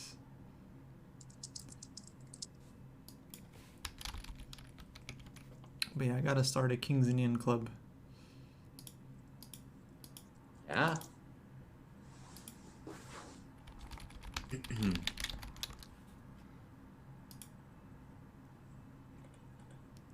Rook b1, knight c7, and I really like the way that Liviu is playing it so far, just sliding that knight onto e6. Yeah, black is playing really well. Yeah. Colin is saying, OMG, Liviu is from the same country as I am. See? Romania, and Romanian chess is growing. And it's also funny because they're like a quote-unquote rivalry between Hungary and Romania. But I always felt it was sort of silly because we're neighbors. And I guess, it's the neighbor kid kind of thing.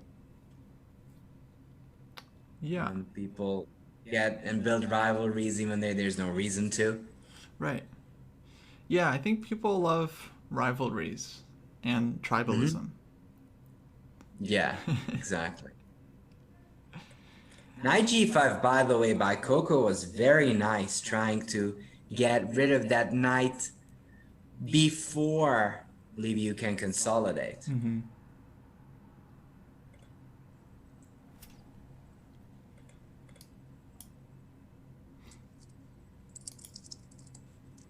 Yeah, I like knight g5. I still kind of... Well, 96, okay.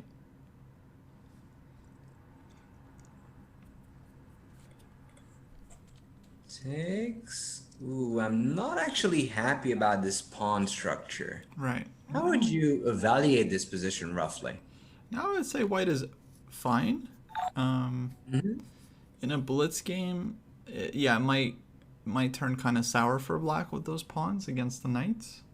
Objectively, I would say black should be totally fine, though. Mm-hmm. Ooh, maybe I not actually after agree. I b6. feel it's very, very much anyone's game still. Yeah.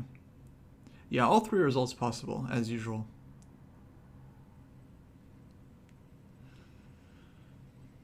B6. Hmm. And I think that the secret to chess is patience. Yeah. Sometimes I feel that both teams like to play moves because it feels energetic, but sometimes energetic is the lesser good. Mm-hmm. Yeah, we see a lot of impulsive moves like checks, captures. Very impulsive. Ooh. And it's kind of the same thing here that Liviu played the aggressive b6 move, but if he would have waited, that would have been even better. Yeah, I agree. Now white is a little bit on top. And same for white. He went after this e5 pawn. Okay, black blundered there, but he should have gone after the b4 pawn first, I think, to get these two connected Now I got a passers. bad news. Yeah, now he plays f3 very quickly, not realizing bishop c2 is a bigger threat. Yeah. I got a bad news for you, Kostya. Oh no. I just got the message saying, oh no, there are two MVLs talking to each other. Oh, they're making And fun I of us? assume it's either of us or both. Wow. I don't know if you take that as an insult. That's why I was scared to share this information. Yeah, we're ending the stream. That's it. Sorry, guys. That's it. Yeah. Can't Yeah, thanks continue. everyone for watching. Not even gonna wait for the end of this game. We've been terribly insulted. Allez la bleu, but still, this is too much to handle Yeah. for us. We're gonna rate ChessWeeb. ChessWeeb will rate us, and then we'll both end the streams. Exactly. Thank you so much again. E5. Ooh. Bye. Oh man. E5. Oh no, he's got Coco putting all the pawns on the dark squares. But where's the king gonna go? This king needed to get in on the dark squares. Okay, we'll see if I can convert. He has chances. Yes, clearly chances. But now no more chances, I think. Well, time is also a factor, isn't it? Yeah. Oh man. Whoa. Might still be a fortress. But black might be forgetting that he can use his king. That might be the case. Yeah.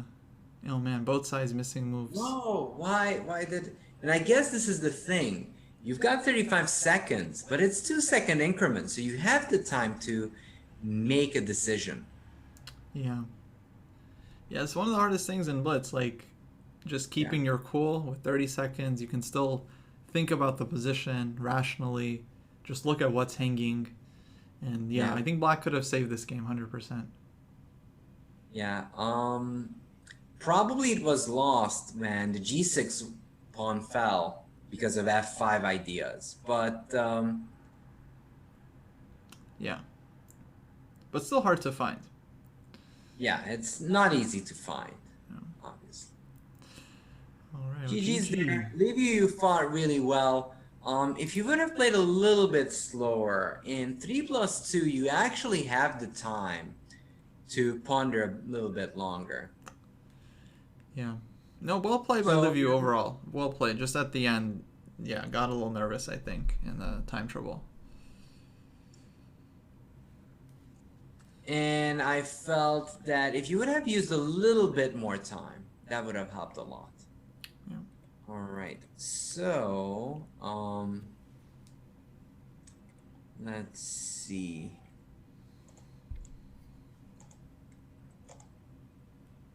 All right. So it's time to get in the hard hitters. I'm sorry. I'm very sorry. No, bring it. Bring it. Coco's ready. Get rough.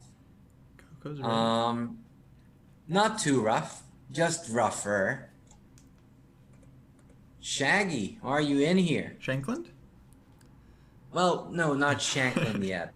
Nah. Oh, he's... Sam is a little busy now. But if you guys want me to, definitely. All right. So, Shaggy, you are up next. You're in the list? I don't see you in the list, Harry. I do not see you in the list. Oh. When they trick you with references, that's the worst, isn't it? Because, it just said, oh, it wasn't me. And I just didn't know what it was about. But of course, It wasn't was referring Shaggy. to the song. Yeah. It wasn't me. All right, guys, gonna be starting a game in just a moment. Get ready. Mute the stream if you haven't already. And here we go. Shaggy underscore. Yes, 88. There we go. All right. All right, we've got a match. Good luck. Yeah, go Shaggy, your turn. And also do mute the stream once you're in it. Oh, C4. All right, the first English of the whole sub battle ever. That's true. Our first We English haven't of seen the day. Englishes at all. Well, you're not facing Sam Shanklin, but that's what Sam played against Karyakin. Start with English, yeah? Yeah. Interesting. So what is your prediction for that match? How will it go? They're gonna have a tiebreaker. Yeah, that was very sad. I'm rooting for Sam, of course, but Naturally. in the tiebreak, I mean, I feel like Sergey is just very strong. He's very clutch and very good and rapid. So, but I feel that Sam also understands that he's playing well. So I don't think he kind of collapses just because he's in a tiebreaker. Yeah, definitely not. I don't think it'll be easy for Sergey, but I do think he's just the favorite, you know. And I guess it depends on the openings. He will have to come up with something instead of his French, and that it can be anyone's tiebreak. Yeah, actually, someone asked me yesterday what opening do I think Sam will play tomorrow, and I was like, maybe the French. But I also said maybe the Sicilian and maybe the Caro, so it's hard to get that prediction wrong. Yeah, I think the French was just an unfortunate choice. Oh, yeah? Like, even if he would have played a straight-up e4, e5 system, people get nervous, but I rarely see e4, e5 getting home prepped and just losing. Yeah. I feel like Sam doesn't play e4, e5 too much, so he certainly has, like, less experience there. But it does seem just like the most, like, rock-solid opening. Yeah. And I'm not saying that White cannot get an advantage, but there's no reason to. Oh, so he just doesn't play it almost at all. Yeah, I think I usually see him playing like Sicilian or Caro for the most part. And then, yeah, occasionally I've seen some French, and then some e4, e5. I feel like he's definitely played that in the past, but doesn't feel like it's main weapon for him. So he must have just not felt too comfortable. But it's kind of interesting, right? Like, you realize some openings would be fitting for a certain level, but it isn't really viable against 2700 or 2750. Yeah. Yeah, French is tough. My only issue with the French, that the structure is great, but your bishop is terrible. Right. Yeah, classic problems. Yeah. I mean, I've always liked the French. You know, it took me up to 2200, but at a certain point I realized, like, man, I'm always lacking space. Maybe I should play e5 on move 1 rather than fighting for space from the opening. Yeah, exactly. And I'm not like, I'm saying that the Sicilian is fun and it can be good, but in certain cases, like e4, e5 is just the way to go. Yeah. Okay, b4. Very Well, aggressive. Coco's pieces are a little bit jumbled up. However, I want to see development from both sides, honestly. What is happening with development, Kostya? What's going on? I don't know. What's going on? Let's get the pieces out. Ooh, Yeah. a little bit of a miss. Some tunnel vision. Yes. Tunnel vision going on. Yeah. Helping It was White's a little- knight get to that nice d6 square. Very helpful. Yeah. But very happy to see castling going on, centralizing. Usually I'm very happy when people just follow the bare minimum checklists of opening principles. Yeah, just keep it simple. Yeah. Yeah. So rook c8, one move too late. Yeah, I hope that things will. Yeah, rook c8 is one move late, but it depends if Shaggy sees it. Oh, sees it. Now it's actually the hunter who gets hunted. Yeah. Now black is like, man, why did I play h6? Yeah. Oh, I remember when I was just starting out. Those were the times when I had dilemmas that, oh my goodness, a move ago I would have been winning, but it's already gone. I played my move. Yeah, it's always the worst when you figure it out during the game, yeah? Yeah, Yeah, I and tend it's to think just about that a lot. mind-numbing. Okay, forced sacrifice there. Yeah, but all of you just watching and wonder what I did. I just took it like a champ and said, okay, I made my mistake, be as it may. And I think it's important. I hope you guys talk a lot about ethics in chess. And I think that's one of those things we don't talk enough in chess streams. Ethics. Yeah. I played super talents who had ethics that were very debatable. Sure. To put it mildly. Yeah. They were shaking the table, etc., etc. Mostly when it was my turn to make a move, which is questionable. Right. So what would you like advise for anyone just getting into over-the-board chess and etiquette? Well, we did a podcast. We did a discussion about what do we call it? Etiquette, over the board etiquette. Mm-hmm. Yeah. Whoa! Oh, white flagged. Oh no, Shaggy.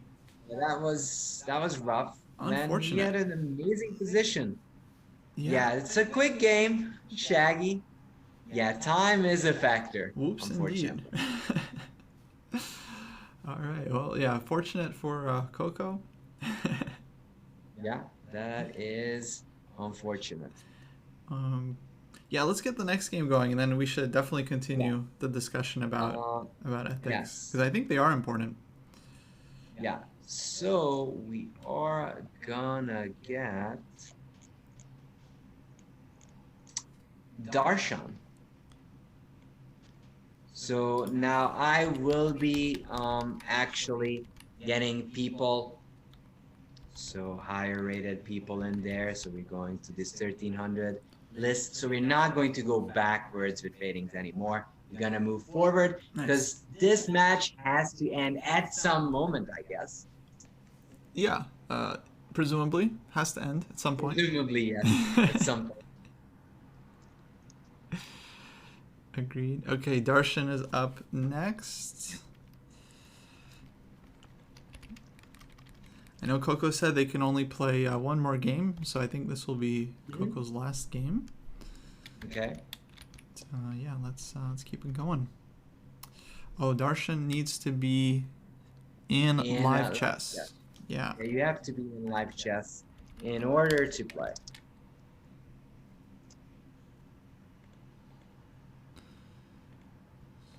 Yeah.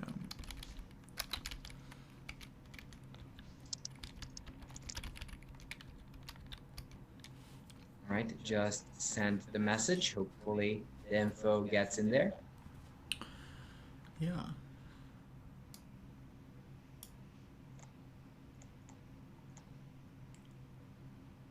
Yeah, we did a Dojo Talks etiquette where we talked about, we ranked the worst things you can do during a tournament. And yeah, for me, the thing that always bothers me is when players eat at the board. I find that very distracting. Honestly, I'm only bothered if they're getting a 5-course meal. But if they get a chocolate, Yeah, small I thing. think, Small thing is fine. yeah, like small thing. But if it's a 5-course dinner, that's too much for me too. Like that's a lot. Yeah, for sure. I just don't like the chewing. Even if it's a small thing, it's like, okay, if it's your turn, it's fine. I'll leave the board. You know, you have your space, that's fine. But if it's like my move and you're like sitting there like chewing something, like could you just like go like stand over there, please? Exactly. And actually, that's what I do personally. I got my food, I eat it. I mean, the chocolate or what have you, and I just don't eat at the board. I just avoid that problem. Yeah. And then I think that's a very fine thing to do. Just, have your banana wherever, not at the board Mm-hmm. after you played your move. Absolutely. Now, speaking of ethics, there's this video on Twitter. I don't know if you saw Fedoseev, but apparently his opponent like made some move in a rook endgame that I guess was a mistake. And then after his opponent made the move, he like did a little fist bump. He's like this. But did the opponent see it? I assume. I mean, it was like right in front of him. Yeah. He's like. Yeah, I find that a bit too much. I think that you can celebrate, but using etiquette, you can celebrate on your own. So if your opponent doesn't see it, I think that's the way to go. I think it's just way too much because it's rubbing it in. Yeah, I agree with you. I think it's. I mean, I'm sure it's just kind of like heat of the moment type of thing. But yeah, it's not good. It's not good sportsmanship, for sure. All right, so Darshan, last call to join, and then we're gonna have him replaced otherwise.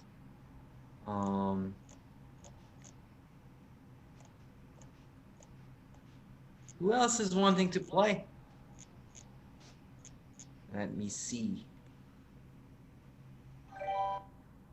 Guru, thank you for the follow. I mean, sub.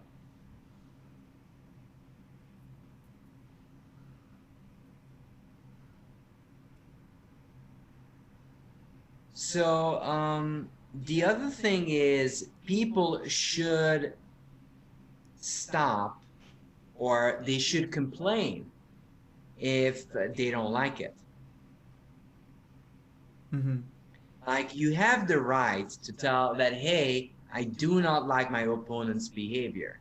And of course, it's not like, hey, my opponent is twitching the wrong way. You can't do that. But if they are somewhat annoying, you can complain. And sometimes you should, actually. Yeah, if they're being distracting like over and over again. If it's like one time thing, like okay, you can get over it. But yeah, if it's like multiple,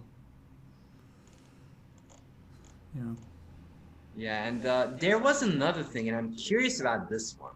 Okay, so we're gonna have Evan, which is gonna be PG Sarah, next. Or wait, unless Logic Guru, if you can still give your username and rating, you might get in there just in time. If you get it, put it in there. So I'm sorry for the hold up, but I also have a question while they're trying to figure it out. If your opponent offers a draw, you refuse it, and your opponent keeps offering the draw, is there a FIDE rule that stops him, or USCF rule? Yeah, I think that's part of.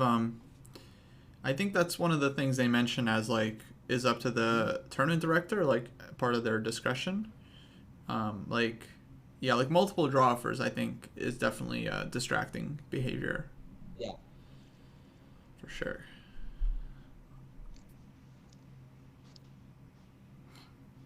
Yeah, Logigura, I'm sorry, but we already been playing the ladder, and we are on a different rating zone by now. So unfortunately, I don't think you can get into this one. But yeah, so we're gonna have Evan then. Gonna give his name posted right there. Cool. You Okay, ready? PG Sarah. All right, Coco, you are up.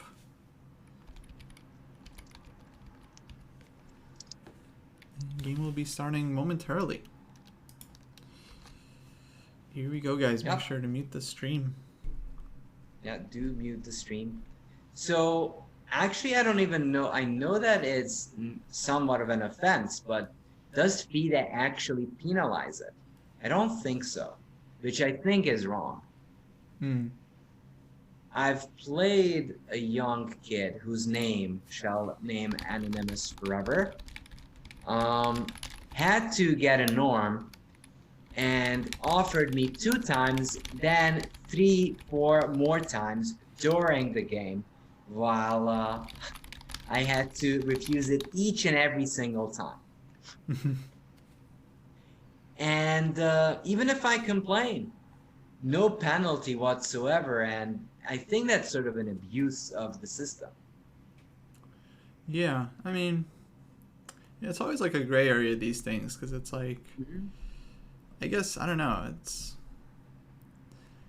it also depends on who's playing. Like, I feel like kids, it's kind of more understandable. For adults, it's like less, you know, they have less of a excuse for certain unethical behaviors.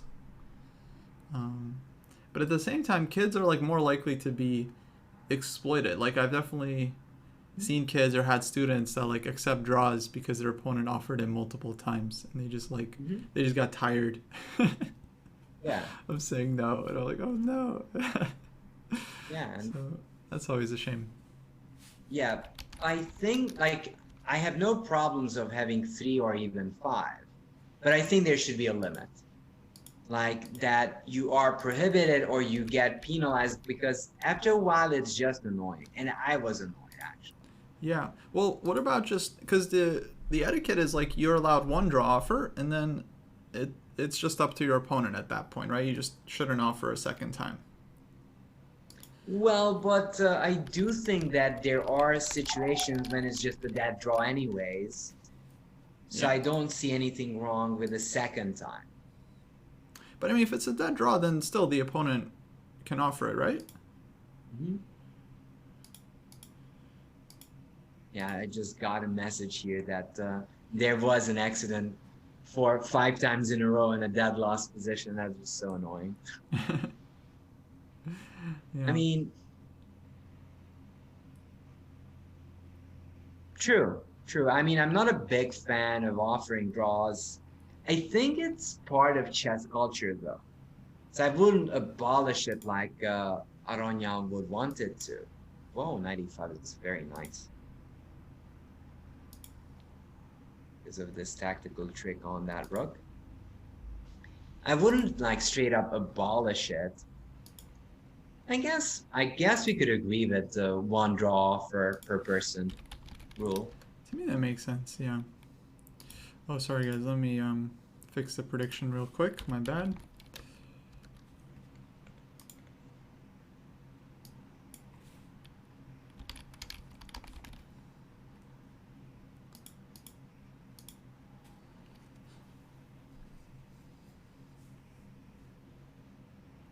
But actually, I've never really had like good feelings about these draw offers and stuff like that. Not even draw offers, more like these etiquette things, Mm-hmm. because they can be so unnerving, and especially for kids who are new, they don't know that they have the right to for the peace of mind. Yeah, you mean to go to the arbiter, Yeah, right? I think very important. Don't be afraid to tell that, hey, my opponent is being annoying. Yeah. Yeah, we always mention that. Like, I've done coaching for the World Youth Team for Mhm. the US a couple of times. Mhm. We always mention that, like, if your opponent's doing something like weird or like distracting or like talking to their friend, just like anything that you think is not kosher, just like go ask the arbiter. They're not gonna like penalize you For for asking asking. them. Yeah. I mean, you can always take it too far. Like, I've definitely like I've seen some players who are like, my opponent was writing his moves with his right hand and then he switched to his left hand. Should I go get the arbiter? Like, okay, relax, dude. I don't know, you can go far, but I think it's better to have that learning experience and being wrong than being unjustly kind of messed with. Mm-hmm. Um, like, I feel that it's better that you say, "Isn't this suspicious?" than not saying anything at all. Yeah, exactly.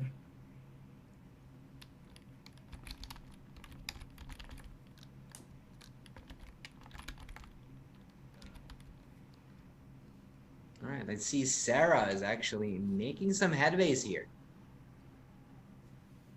Making some Ooh, headway. G5. Ooh, G5 wasn't Don't that like great. that. Very impulsive move, yeah. Again, I guess the thing that we're learning from this match, the more impulsive you get, the worse the situation gets for you. Mm-hmm. Patience. Patience is key. Yep.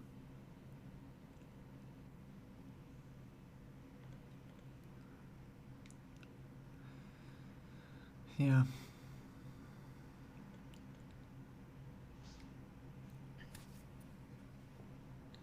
So did you have like fun moments from the World Youth that you feel free to, or you think you can share with us? Because I'd be interested. I've seen the other side. I was a player like that, but wonder if you can share any of your experiences. Yeah, I mean, as a coach, it's a fun job because you get your pairing and you prepare your players, and then it's very stressful to watch them play, of course, especially if they're in contention for a medal. Um, so I worked with this kid who was just crushing the under 8 section. He Hmm. started like I think 9-0, just Wow. destroying it. And Yeah. I didn't do anything special. I mean, he came, Huh? just a very strong player. He was clearly the best Yeah. in the field. Yeah. But then watching his round 10 and 11 game, especially round 10 when he Uh-huh. just needs to draw to clinch the title, and his opponent is playing very quickly and very well. He's clearly Hmm. feeling the pressure and like he's like much Hmm. worse in time trouble. Then he somehow saves the game from like completely lost position. It was fun, it's fun. Yeah. Watch the game, just go back and forth. I mean, chess is a lot of drama, especially in these youth events. Yeah, big time. It- Because the And kids, it, they do well, but then they're winning. They start playing quickly. They mess up, and then it's the other side's turn to kind of bungle it from there. yeah, Okay, and looks like actually Coco's talking hand is about over. that, Sarah did turn it around and won a very nice game. Well done Yeah, there, Sarah. well played. I would Shout out say to key mistake here for White was probably this knight e3 move on move 40 that allowed Black hmm. to trade off into just winning king and pawn in game. Extra pass pawn. Knight should have Also, stayed if on you have f5. a also if you have a great knight on an outpost, don't ever move it if you don't have to. Right. Because if you just keep it over there, probably Black can't even hope to win this. Yeah, I It think White really, was doing okay. H4, king d3, something like that. Even h4, I think, was just the way to go. Yeah, Absolutely. I completely agree with Kostya that this was a decent position for you until knight e3. Yeah, yeah. Well, GG's, guys. GG's. Okay, next up on our side, we have File Hecht, who will be playing next for us. So I'm going to put you in. Make sure you're in live chess and ready to start the game. You can go ahead and mute the stream. Game will be starting shortly. Yes. And just a heads up, I think we will have on our side a couple of more players left, but not much more than that. Okay, that's cool. All right, guys, here we go. All right, so we already have a new game. All right, let's go, Sarah. Oh, File Hecht's from Belgium. Oh, I thought they were German for sure. Oh, yeah, from Belgium. Yeah, that chocolate versus the good old Netherlands. Man, nice. It's still rough matchup. And the Scandinavian. Yeah. How do you feel about Scandinavians? I think Not the people. it's unnecessarily controversial. Unnecessarily. Really? Mm-hmm. You know, it's just like some people, they say it's like, oh, it's the best opening. Some people say, oh, it's terrible opening. Like, relax. Like, it's fine. It's playable. I give that to you.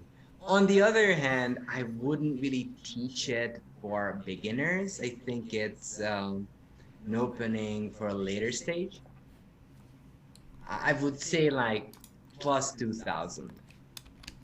Oh, I see. Yeah, I personally don't love it for beginners, right? Because you bring your queen out too early. But I can understand if someone likes the structure. I've had some students play it who are, let's say, like 16, 1700, and they're very solid with it. And I have absolutely no problem with them playing the opening. Yeah, my only concern is moving the queen around a lot. And that's just not the way you're supposed to be playing the game. Yeah. Honestly, Not that actually, it's I have a bigger problem with the French for lower rated players. I feel like that's a tough opening to play when you're starting out because you just block in your bishop. You have to play like a very strategic game. And Black was doing well until this. Maybe Yeah. it's still okay. Clearly. And yeah, it's like I think if you want to play something solid, I think the Caro is a much easier choice. Mm-hmm. So. It's funny how popular the French is on lower levels, and I do not know the reason why. Like in Hungary, Sicilian was always the hype, not the French.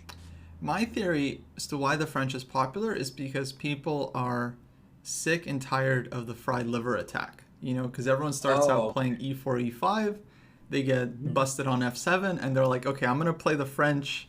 I never get busted on f7, and that's it. Yeah. That's my theory.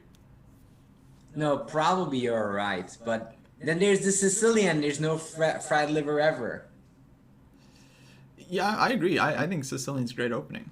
Yeah, but you know the problem with the Sicilian, as people say it, like people are afraid of the theory. You know, they're like, oh, there's so much theory. Both sides, whether they're playing white, they don't want to play open Sicilian. There's too much theory, and then when they're playing black, they don't want to play Sicilian because it's too much theory. So both sides just afraid of the theory. Oh, okay. I see the point. So the answer to every question is laziness. Okay. I mean, that's why we do videos, so they understand it's not so bad. Yeah. I mean, I don't think you have to learn the theory. I think neither side knows theory. I think people should just play the openings they want to play and learn by experience, you know, trial by fire. If you get caught in some opening trap, okay, you know, you can learn from it and then not fall for it ever again. Yeah, and it's the same thing. Like Sicilian, it's not as sharp. It's not like you're losing immediately, and there's always a solution to every little opening trick they're playing against you. Yeah, absolutely. So, yeah, ultimately, I think people should like. I think people should just think about, what kind of middle game positions they want. Do you want like an attacking position? Do you want a solid structure? Choose your opening based on that, and then just play the opening until you get good at it. I mean, just whatever opening you choose, there's always going to be a learning curve. There's always going to be, things you have to learn just through experience and through playing a lot of games. Pizza Racer has a good point, and I think it's something that has to be raised, that it's laziness plus jobs in school. So that is completely understandable. But one of the things that you can do is basically what just Costa said a minute ago. Just keep practicing the same line, and eventually you'll get the needed experiment and experience to actually know them well enough. Yeah. And you just don't have to be afraid to lose. You're not going to lose all the time. If the Sicilian was losing, nobody would be playing it. Right. Yeah. If anything, I think Sicilian is actually a pretty practical choice because most players as white, they choose some kind of sideline against it, and black typically gets like very equal game right out of the opening. Yeah, and it also gives winning chances. My favorite pick Yeah. is the dragon. It can get somewhat theoretical, but you do learn the basics and most important tactics Yeah. that you can get from a Sicilian. Yeah, Dragon's super fun opening. I mean, I've had students, like I've like prepped them in the Dragon. I showed them, the lines. Here's how you mate. They get a great position, and they still lose because it's not that easy to just play like a perfect game and like crush the Dragon. I mean, there's always counterplay for black. Yeah. So I mean, I like got my preparation in against the dragon, and it's still not easy, even when the computer says plus 65 million. yeah, it doesn't matter exactly. It just doesn't matter. You have to be able to finish the game. Yeah. And that's a whole different story altogether. Okay. Well, I like the fight here from Filehecht fighting back. Yeah. Yeah, Falhecht is fighting back really well. Sarah was playing some good chess, but now it's getting under some attack. Yeah. I wonder how the time will be a factor, or won't it be? Nice. I like this. Nice check. Yeah, Rook D3 is nice. It's very funny when you have the extra increment because it seems like it matters and sometimes it just doesn't. Right. Yeah, some players like they get down on time and you're like, "Oh no, what are they doing?" And then they start playing on the increment and then just like boom, really fast, solid moves. Like they're not missing anything. It's like, "Wow, where was this before?" Yeah. Yeah, this is typical annoying Grishchuk style. Right. Exactly. Like you anticipate them to forget how the pieces move, but they remember for some reason. Yeah. And not just remember, they go up in strength. Yeah. They play way better. All right. Well, now this is looking pretty drawish. Yeah, but you never really know. Anything can always happen. Yeah. Oh my god. Are we going to have the drama that we see against big streamers? Is someone gonna win this with better mouse speed? I hope not. Would you be honestly. upset if that happens to you? Is there any scenario that would make you upset? It does happen, like when I play 3-0, you get flagged and drawn position. I don't get upset because for me it's just part of the game. Like if you have more time than your opponent, you can flag them. Like that's just. And if you don't like it, you should play with increment. And that's what I often do. I play with increment because I don't like it that much. Yeah, it's not a lot of fun. All right, so we've got the game drawn. Solid draw. What would you like to do? Should we continue on with the same game, reverse colors? Yeah, I was thinking, we just flip colors. Players keep playing. Right. And until we get decisive Round results. 2. So, Filehack will be playing second game now. Hard fought, GG. Yeah, GG, y'all. Flip colors.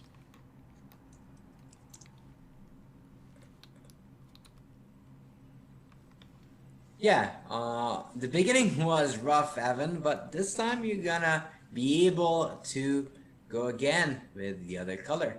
Ooh, and guess what? We've got a Sicilian.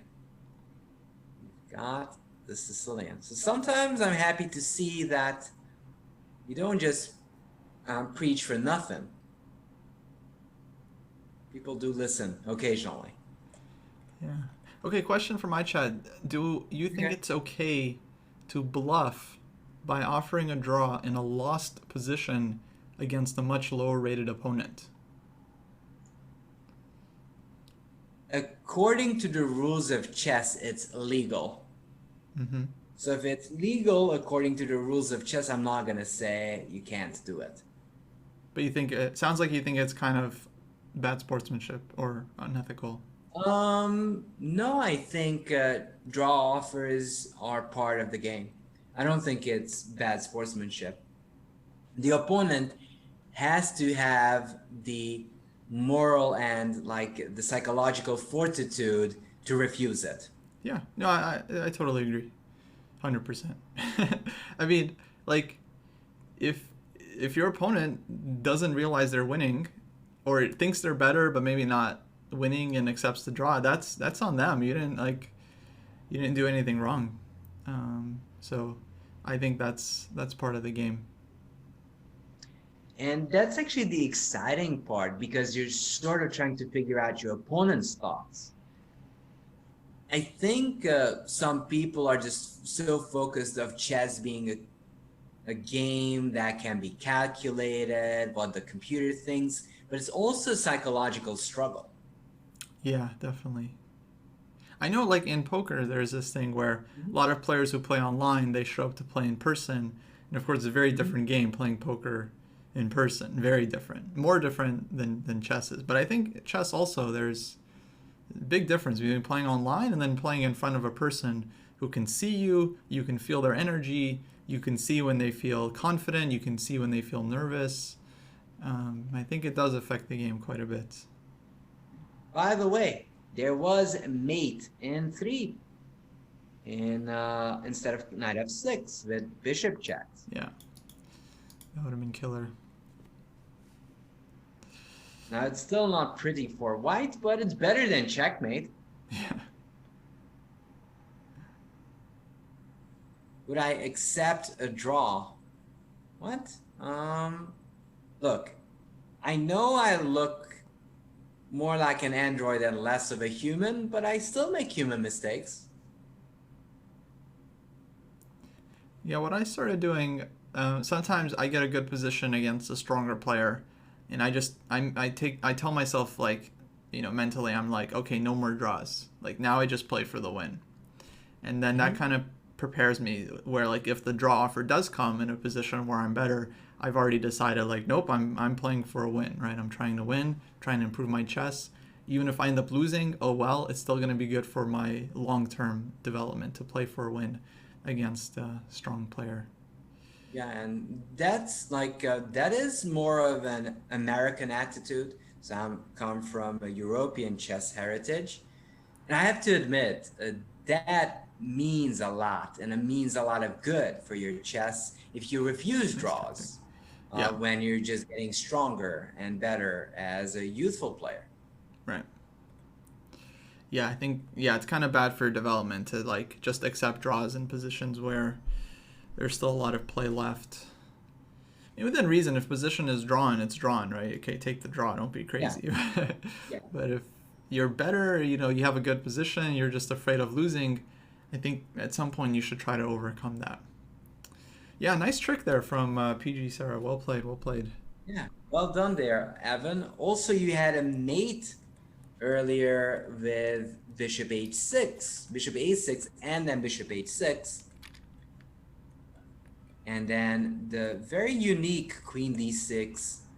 Well, queen d6 is not even mate yet. I thought it's mate, but it is definitely winning the house. Yeah, that would have been big. Probably a little bit longer, but yeah, still a good game. And knight g4 was a nice idea. Okay, next up, I think we have Francis for our side.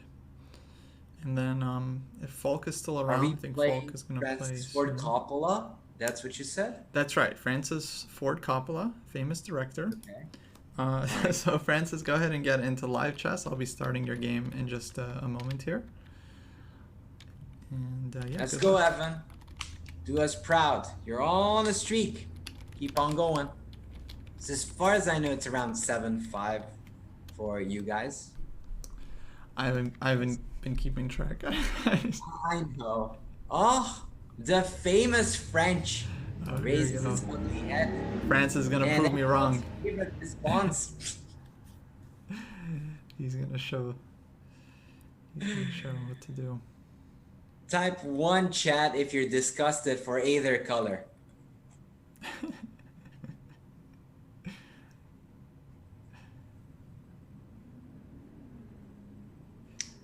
I guess that's the nice thing about the French is a lot of players play the exchange, and then you're, yeah, then you're fine.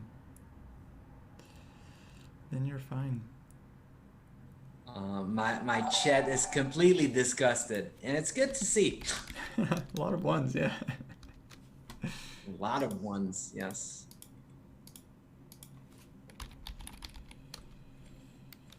Yeah, I'm not a fan. I mean, I understand why people do it against the French, but I think you're kind of avoiding the battle when you do that.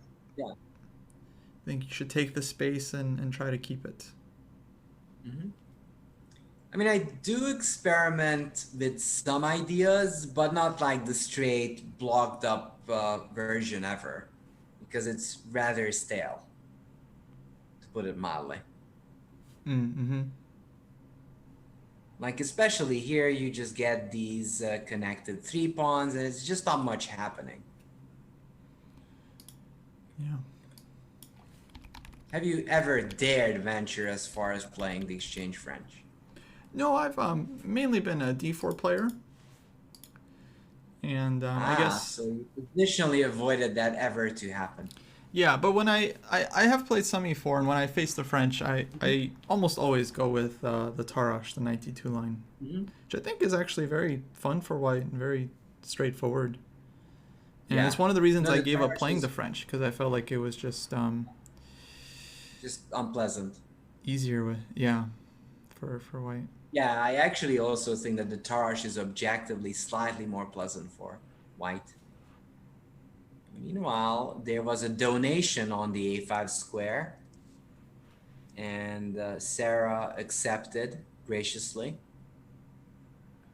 and put that knight on an outpost. Always happy to see some outpost play. Yeah. I'm an outpost kind of guy.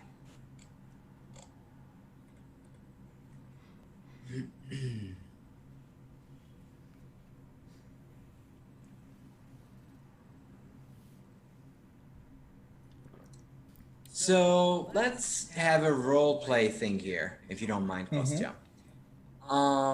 If you can call it that. Maybe it's not even that. But if you could pit anyone against Carlsen, maybe even 2-3 years, who would you put against them? Like in a match or for like one game? In a match. In a yes. match. Let's see. Match. That's a rough one. Well, I think so when I think about who can beat Carlsen, I get a similar feeling to like, they thought Karpov was kind of unbeatable, and then who did it take to beat Karpov? It was Kasparov, who was like a very tactical player, like just so much like dynamic energy. Yeah. And for me, Magnus is much closer to Karpov than to Kasparov. And so I feel like the player who can unseat Magnus will be one that can kind of outclass him in like dynamic positions, like really, really sharp positions. So for me, that person is Firouzja. I think he has the potential to like just show up, play some incredibly sharp positions, and just like honestly like just kind of dominate Magnus in really like dynamic, sharp positions. Not saying it's going to happen, but I feel like as far as the up and coming players go, he feels like the most promising to me. Honestly, I was very impressed with Yesipenko. Yeah. And in some ways, I was hurt that Yesipenko isn't getting the candidates wild card. Hmm.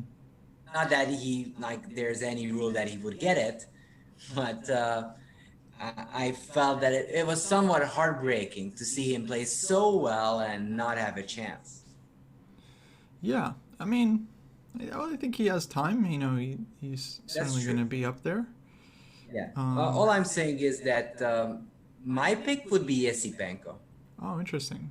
So, how would you describe his style? Because I don't quite get him. I feel like he's just a super solid, strong player, but I have a hard time, let's say, He, differentiating him. he has a bit of a Karpovian flair to him. Mm-hmm. Um, but it more of like the classical aggressive. There is like a hint of Kamsky. Okay. So he's like very solid, but he is still very aggressive. Right. Like he is still out for the win, but he's doing it slow. Mm-hmm.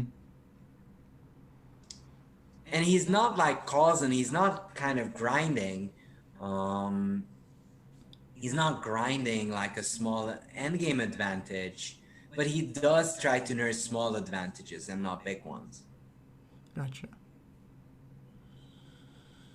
Yeah. And it's funny you mentioned like there is this arch nemesis or this archetype, and that reminded me of Shakespeare, Macbeth. I don't know if you had any affinity towards that play. Not a huge fan. No. I'm a huge fan. Like I'm, I think that's one of his best ones. Okay. I mean, of course, there are teenagers just misunderstanding each other and people sob on that story. That's fun, but I kind of like that one a little bit more because it's about this arch nemesis and Macbeth kind of wondering who'll be my arch nemesis, and he can't quite figure it out. Mm. From a psychological point of view, I found that very interesting. So you're saying that's like Magnus now? He's like, who's gonna take Yeah, me who down? the heck is going to dethrone? Like, he has no idea. Yeah. Yeah. Pretty soon, Magnus won't be the young guy anymore. He'll be the old guy. Yeah. But I And think yeah, he's interesting. very soon to just move on. I think he might just play a couple more matches. Like play Nepo and maybe one more if it comes to it. But Nepo match I think is gonna be much tougher than people think it will be. Yeah, I think it will be really tough, really interesting too. I bet we'll see a few decisive games. Though, like, what do you expect Magnus is gonna do? Like, if he is not playing, like, what is he gonna do? If he's not playing. Um Difficult to tell. I think he likes he's very adventurous. You can see it in his chest too. He's an adventurous guy. Yeah. So you might see him somewhere you don't expect him to be. Hmm. I Okay. think he might be trying to sort of shift and help chess grow in a different way. That'd be interesting. Nice game. Nice game, Evan. Yeah, well played. Very clean. So PJ Sarah on a nice streak. And let's see who's next for our side. Is Falk still around? I haven't seen Falk in a little while, but let me know if you're here. I'm pretty sure your rating is pretty close. Falky Falk Falk.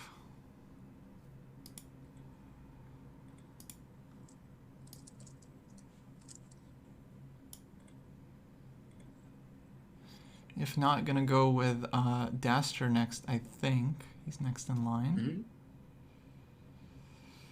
But yeah, I don't see Falk. Okay, Daster's ready, but he sucks and hates chess. His words. All right, gonna put you in. If Falk comes It back, we'll sounds put like him a in. positive life look on life. I like that. Super positive. Daster, what's your chess.com username? Is it the same or Yeah. no? Oh, my bad. That wasn't the question. Same. Cool, cool. All right. Daster is from Sweden. Sweden versus the Netherlands. Sounds like an EU Cup match. Yeah, exactly. Here we go, guys. Good luck. Well, definitely Daster has a very smart profile picture. So I don't know what the fuss is all about. You like it?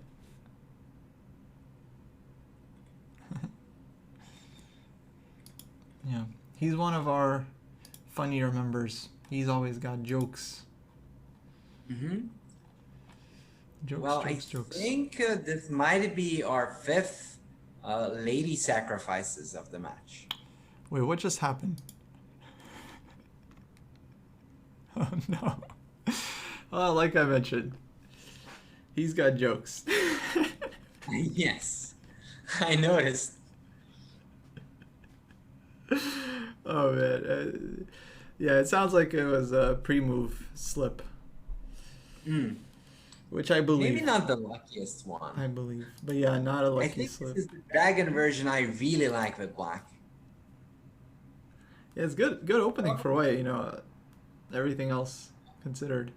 Fortunately, knight g4, the square is available now. Yeah.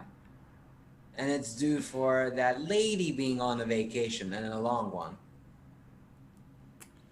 Yeah. All right, guys, so who's next? Who do we got coming up? If you're in the 1500 range, let me know. Just want to get our next opponent ready. Yeah. I think after this one, it's tied too. Nice. That makes sense. Yeah. Sarah's won some. Sarah has been on a rampage.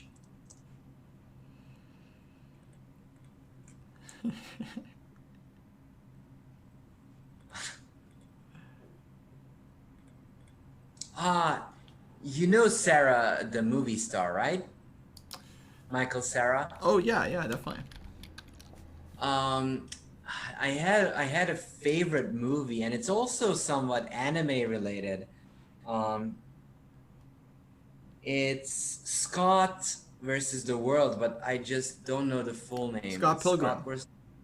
Scott Pilgrim versus the World. Yes, I love that movie. Nice.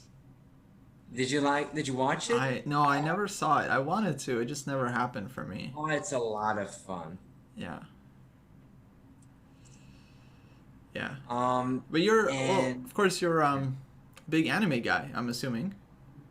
Yeah, I mean, I like some classics. I'm more of like the classic loving guy. I like these thrillers. Uh-huh. Have you? Of course, you've seen Blade Runner. No. But there's an anime that focuses on a similar thing, which is called Psychopaths. Psychopath. And in that world, every person is given a number. It's basically a criminality number. Uh-huh. Whoa. It's like that. Dude, PJ Sarah's got his own jokes. Yeah. That is what I like. Oh man.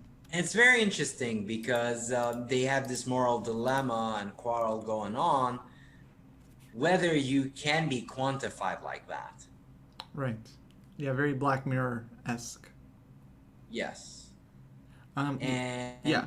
It is, let me tell you, it's blacklisted in some countries. Oh. So it must be good if it's blacklisted. That's what you would think. Although Yasser Seirawan told a very funny story about how he wanted to read this book that was like banned in his school or something, and then when he finally got his hands on it, it like wasn't that good, and he was disappointed. Forget what was it called, but yeah, that's cool. Yeah, I love it when media gets banned like that. Yeah, it gets really, really popular then. Yeah, Harry Potter, that's what it was. Yeah. I haven't seen much anime. The only one I've seen, I believe, is Death Note, which I really liked. Yeah. Yeah. But other than that, I've seen very little anime. But Death Note was great. No, I really enjoyed it. yeah. The only problem I have with Death Note is that once you see it, you can't unsee the plot twists. Hmm. But for you, if you guys like more like these psychodramas and mystery, there is one thing called Darker Than Black. Darker Than Black. That would be similar. It's not exactly that topic, but it's a bit of mystery and sci-fi mixed up together. Nice, nice. Yeah, in particular, I And really just liked the music. I thought the music was yeah, great. the music is actually pretty good for Nice. Darker Than Black too. Cool, cool. Yeah, I'll have to check it out. All right.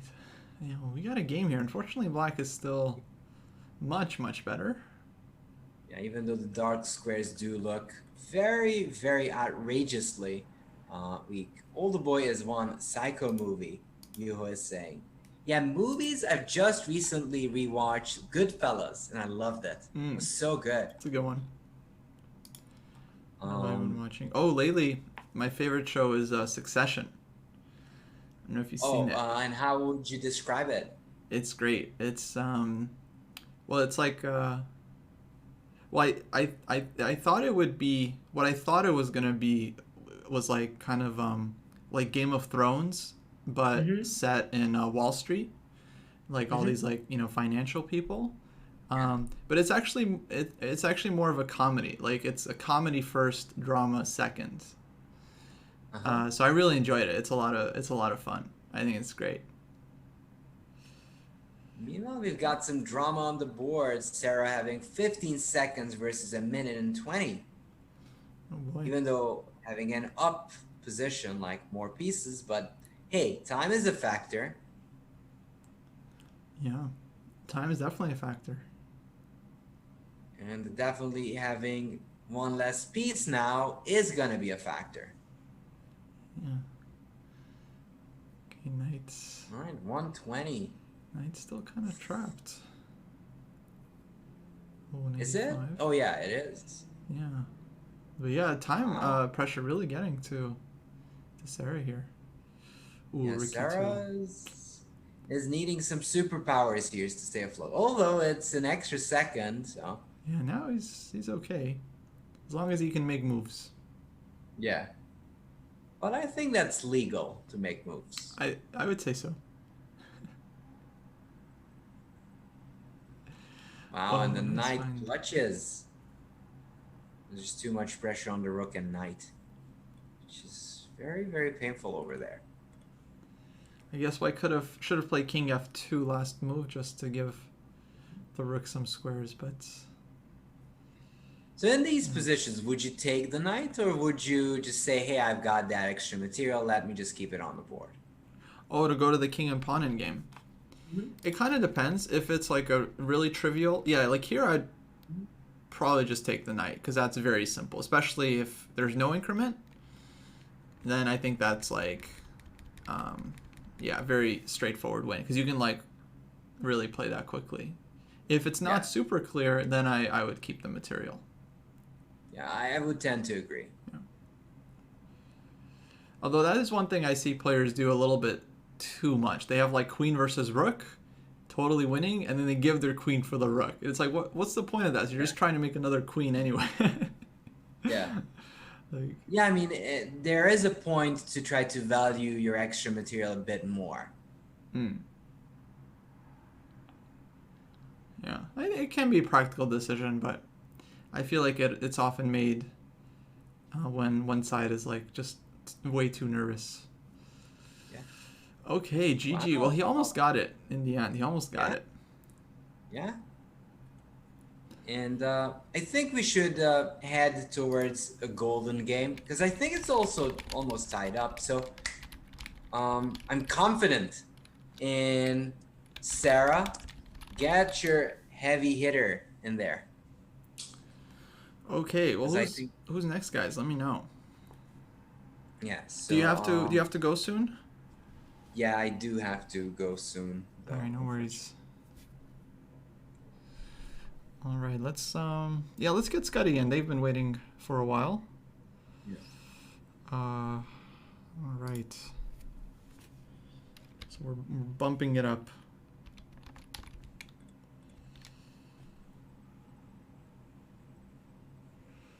So These Peter's wins are getting so ready. unclean. Well, you did a fine job until you gave some pieces back. I mean, ladies back. Just maybe a little bit too much. But okay, win is a win. And also, I like the fact that you respected your extra material. You're very generous. Okay, fair enough. Fair enough. All right, Scuddy. Hopefully you are ready. Going to be starting your game. Here we go.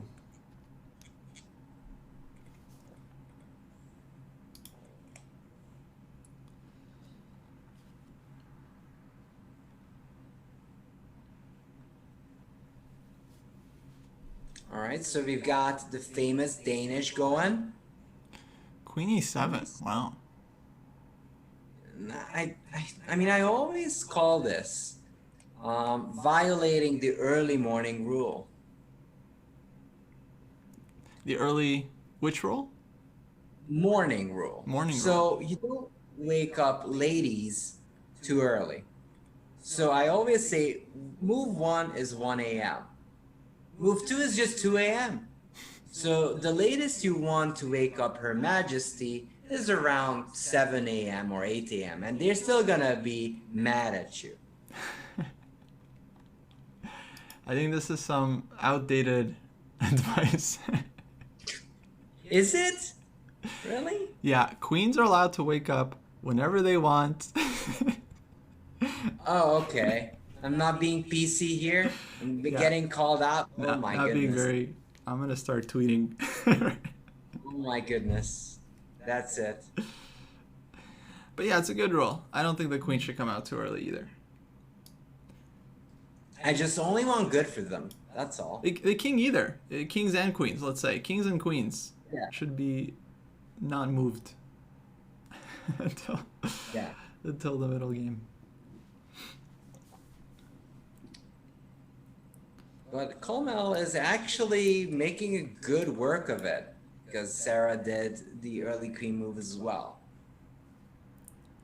Yeah, it kind of worked out for black, even though this queen e7 move is extremely suspicious. Might be Yeah. some kind of blitz specialty. Mm-hmm.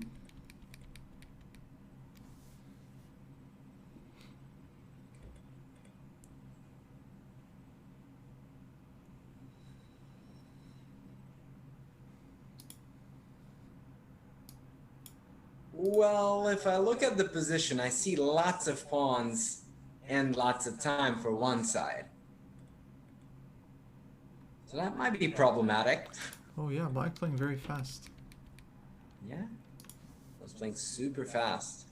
And that, like, what do you think about that? Is it good if someone is playing faster, or is it better if they spend more time? Which would you prefer as a student? For a student? Yeah, if they spend more time or if they're just inclining to play faster. I mean, both are, of course, can be problematic, like in Blitz and in Classical, but I would rather have students that are spending more time versus playing quickly. Because I think that's actually, I think both issues are actually kind of hard to deal with, but when someone plays fast, it's just like, what are you just tell them, like, slow down, right? There's not really a lot of advice you can give them. You have to think about your moves. When someone is playing too slow, you can kind of like discuss their decisions and think about which positions they're insecure about, where they don't know what to do. You can work on their confidence. Like, okay, once you see a good plan, you play it. It's kind of more to work with. Yeah. Now I agree, like, the better you get, the better you get in all types of chess. Quick chess, slow chess, whatever chess. Underwater chess, doesn't matter. So you can anytime learn to be fast, What is harder to learn is to think correctly or deeply. Right. So that's just like a better way of approaching the game. But usually I say that if you want to practice, practice with rapid games. Yeah. I think Rapid's a Get a better. good. Yeah, Blitz, I just think we mention all the time, not great for improvement. Yeah. And I think people actually they put way too much pressure on. Like they lose a Blitz game, and they're like, "Oh, I play so bad." Like, yeah, of course you played bad. You have like 3 minutes on your clock. Like, what do you expect? Like you're just like you have genius instincts, and every one of your moves is gonna be perfect. Like what? What's the expectation here? Yeah, that doesn't even happen for Carlsen and others. Like, Exactly. okay, I'm exaggerating there, but even they don't play the best if it's 3 minutes. They do make mistakes. Yeah, absolutely. So it's like, yeah, I mean, and the same players, if they play Rapid and Classical, they're also gonna make mistakes there. So it's like, you have to give yourself a little credit, but also just realize like chess is a game where you're always improving. It's not like you just study for a few hours and then that's it. You're a good player now. You never make mistakes. You're done. Like Yeah. everyone makes mistakes. You never stop. You And never I mean, stop. from those you learn. Like, you learn all the time from those things. Yeah. So yeah, in general, I think people judge themselves from their results. Too much. Yeah.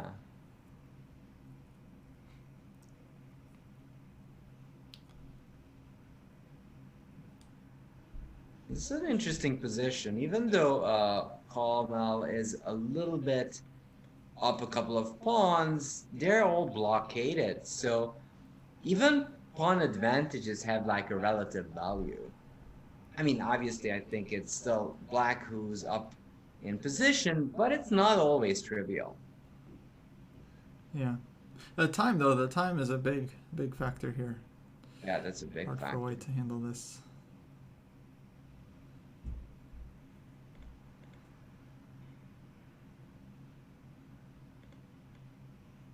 A3, that's a good move. Just stopping B4 for good.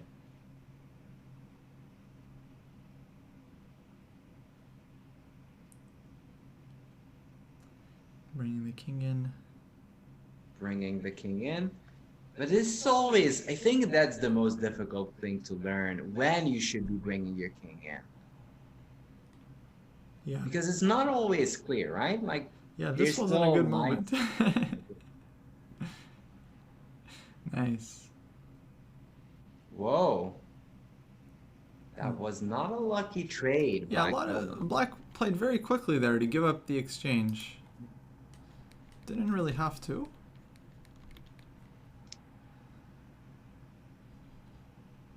And I think it often kind of boils down of the fact that people get excited when the opponent has last time. Right, definitely felt like kind of playing against White's time trouble.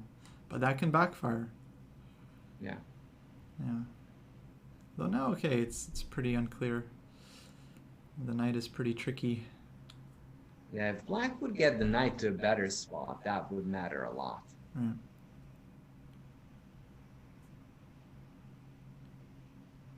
Looks like White's trying to help this. Yeah.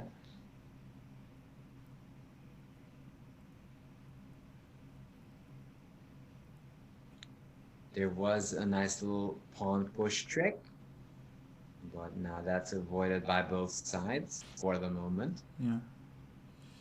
Okay, b2. Rook b7. It's actually a very tense game now. Yeah, this has been a fun one.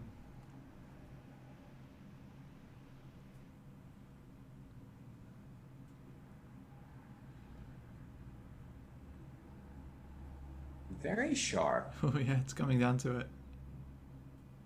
Ooh. Oh, but that was a rough mistake. Runs into the trick. Yeah.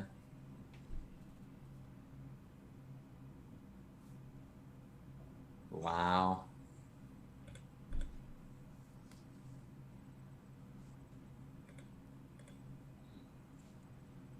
Well, it's still something to play for, and still not a lot of pieces left.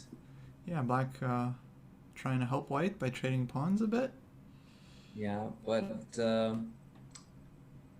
doesn't look quite enough for Sarah, at least at the moment.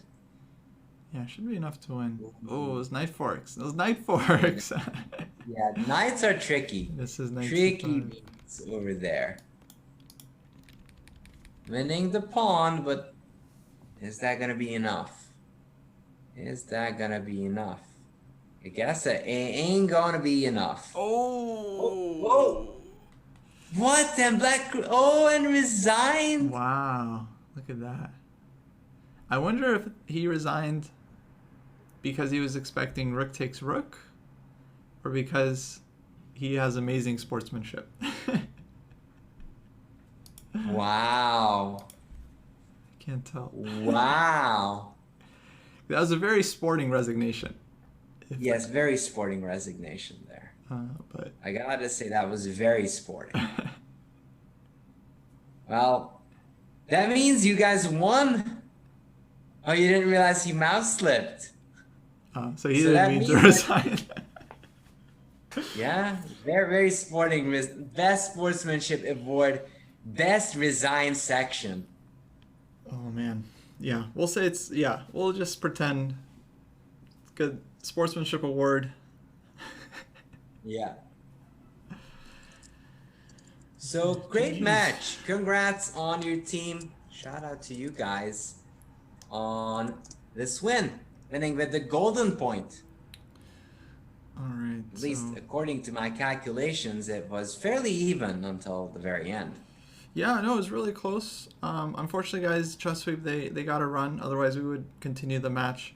I think I'm gonna run an arena real quick. So, Yeah. anyone So, who didn't get a chance to play, we'll do a 3+2 arena, and yeah. you guys can play the arena. So that'll be fun.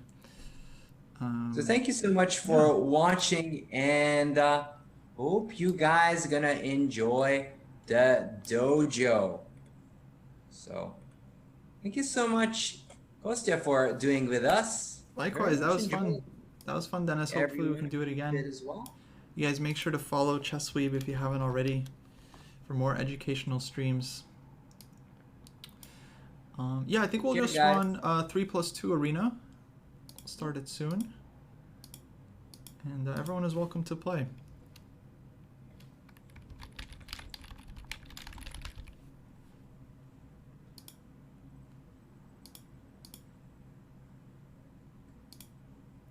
Yeah, Kostya, thank you so much for having me. And I gave the raid over to you guys. Hope you have fun over there. Okay, cool. We'll welcome folks.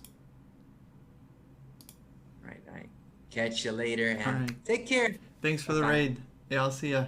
Hello, everyone. Welcome. So yeah, I'm gonna start a arena here real soon. Let me fix my cameras real quick.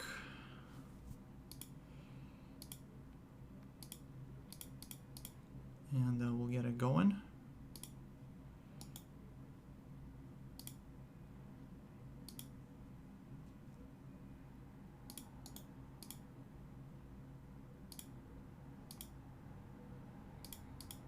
All right, there we go. So you guys, I'm gonna do a 3+2 arena. We're gonna make it start in about, let's say 5 minutes. You guys can take a quick break and join. And yeah, I'm gonna post a link in the chat, but guys, keep in mind that you have to be a member of our chess.com club to join the arena. So let me set up the MooBot command for that as well.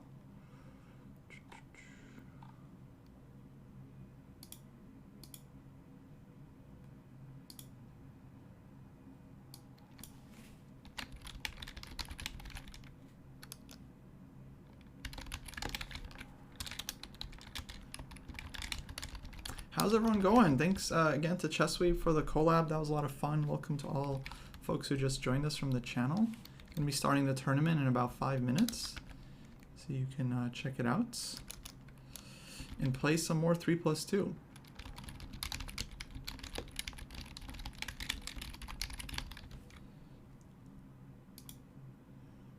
All right, play command is live. Let me fix the title here. So yeah, if you guys want to join, just hit !play and you can join the arena.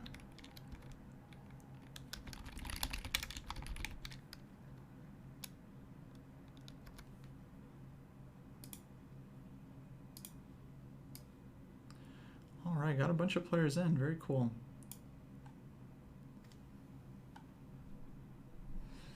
Yeah, 2 best channels on Twitch. I agree.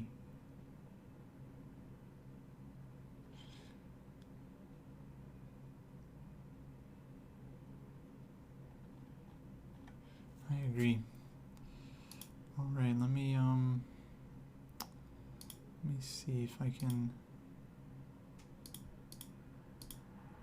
There we go. So arena starting in 4 minutes, guys. 4 minutes. Let's get some music going.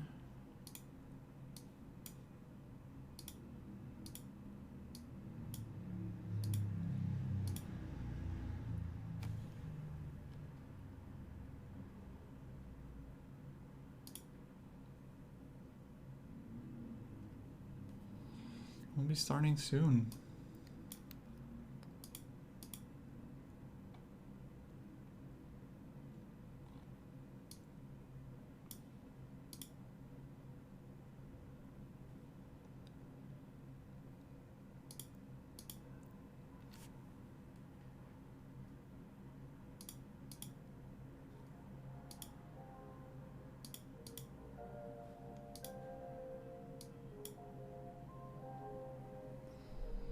Oh, here we go. I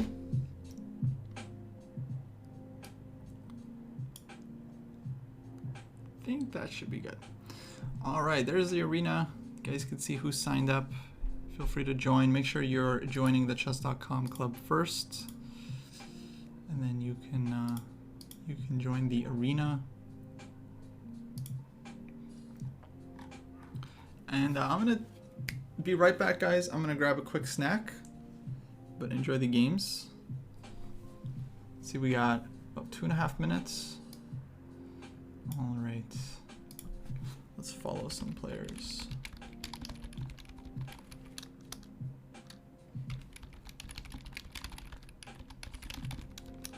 Hopefully the games should pop up as soon as they start.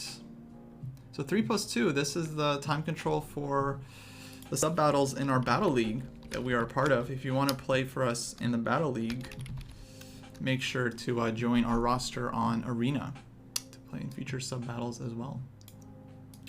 Okay guys, I'll be back. I'm gonna grab a bite, and I'll see y'all soon.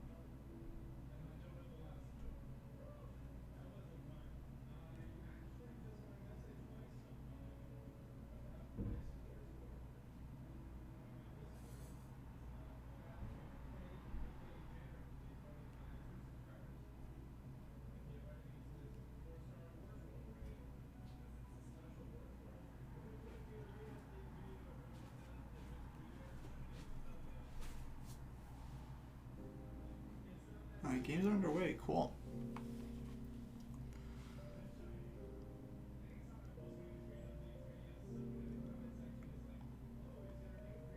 Yeah, join the arena, guys, if you haven't already. I'll be back in a minute.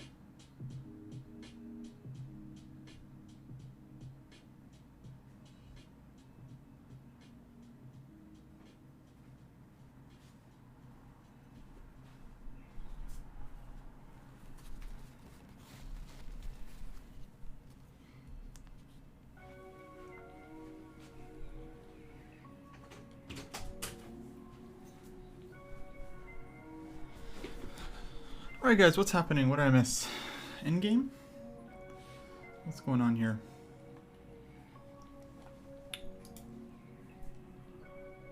Looks like an endgame to me. I don't know about you guys.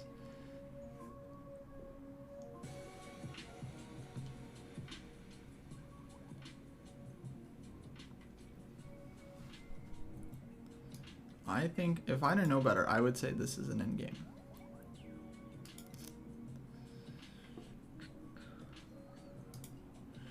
Okay. Yeah, a lot of people in. Nice. Nice. Glad to see it. I got some soup. Got some soup. By the way, guys, if you're playing in the arena, make sure you have the stream muted or closed. They might be commenting on your games. That's not kosher. Also, can be just distracting.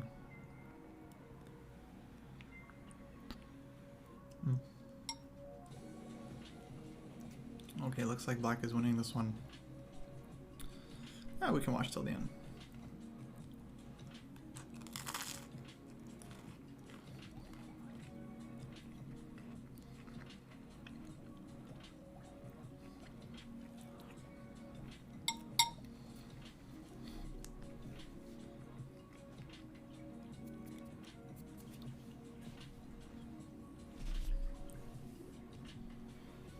Douglas showed up big for our sub battle yesterday.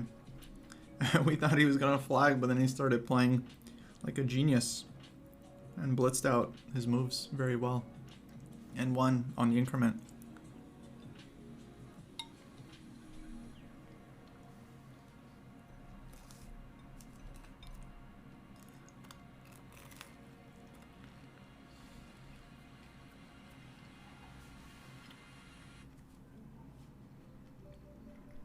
Thanks for the follows, guys, by the way. To Doki Toki Taro, Adriano Mella, T1 Plays TV, Bleespud, much appreciated. Okay, Douglas gets the W. Alright, let's check out Cartier Tank against Trafkaskin. Ooh, time pressure. Oh, what happened there? The game finish? Oh yeah, looks like someone flagged there. Alright, got Rosenberg again. Nice. Alright, let's check out Laurent against a lot of chickens.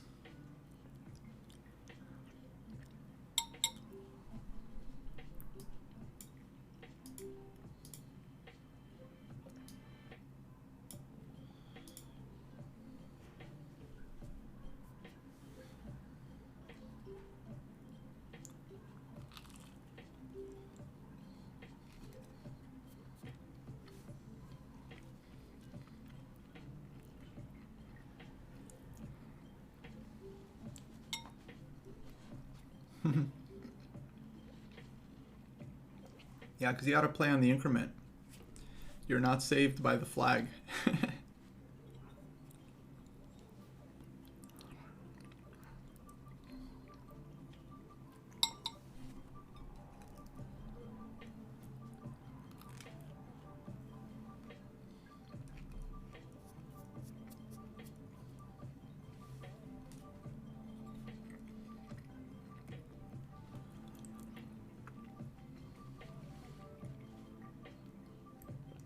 Yeah.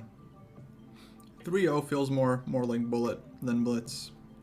That's why I like 3-2, because the game is actually decided on the board and not on the clock.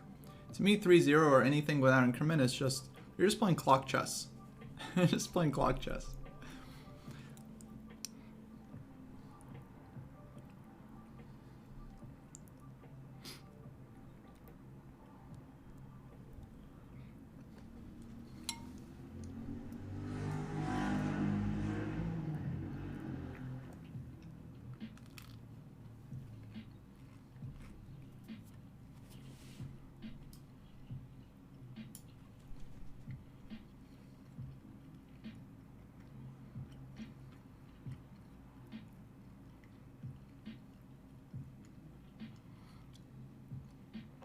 Yeah, both sides look fine here. Very solid game. Black has the center, but white has this pressure on the queen side. Maybe I would slightly prefer black here. I like this e5 pawn.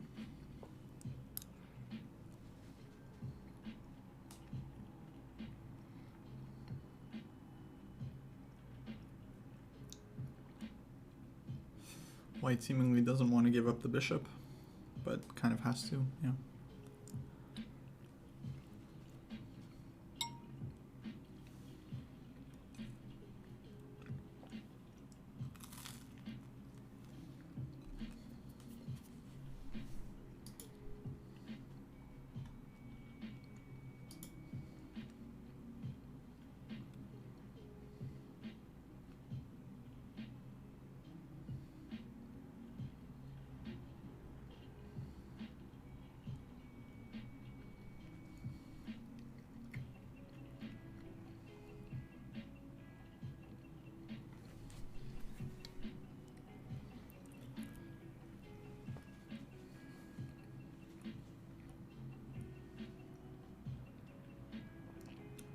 Chess-based channel?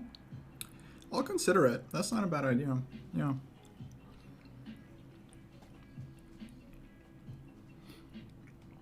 People do often have questions on chess-based and stuff.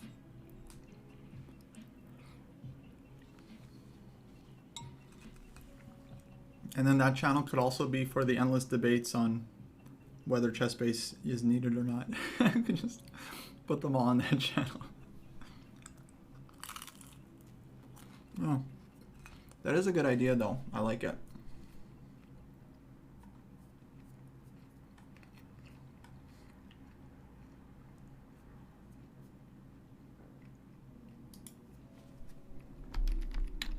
I'm gonna ask DM to do it.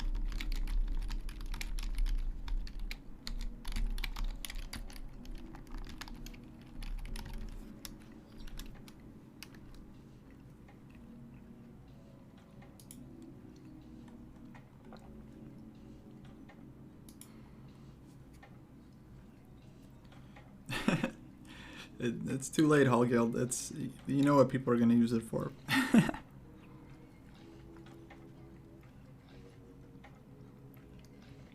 Chessbase is getting sued by Stockfish for selling their engine, I guess. I don't really understand it too well.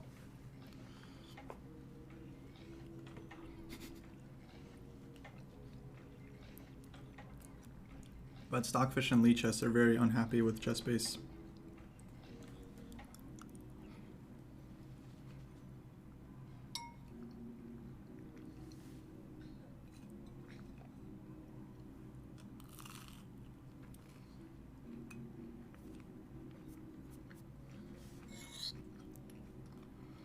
Chess-based roll. I'll consider it. I'll consider it.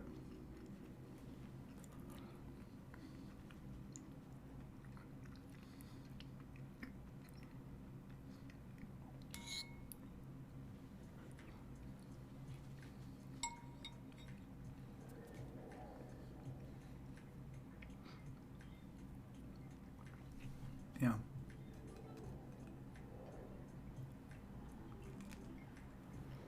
Oh boy. I don't even know who's better. I mean, Black's bishop is really strong. This h-pawn's not going anywhere. Okay, you can defend the pawn, but now Black's going to push the b-pawn, right?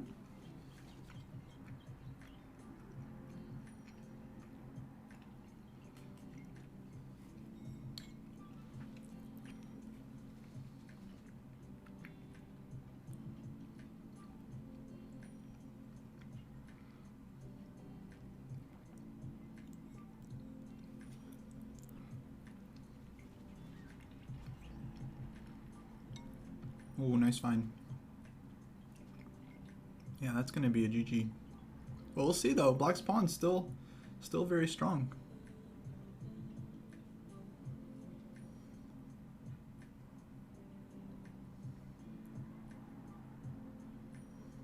But that's good technique. Just give the knight for the pawns, and now g pawns are too strong. Yeah, well played.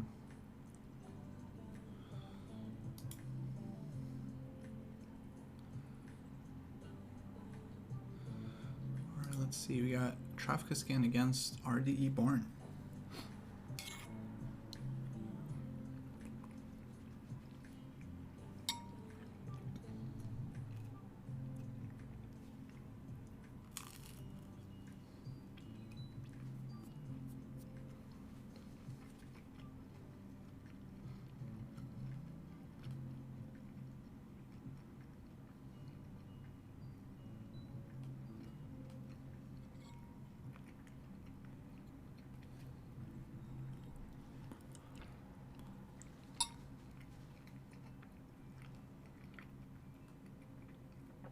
Yeah, Sagar Shop, he makes some great videos. Really good stuff.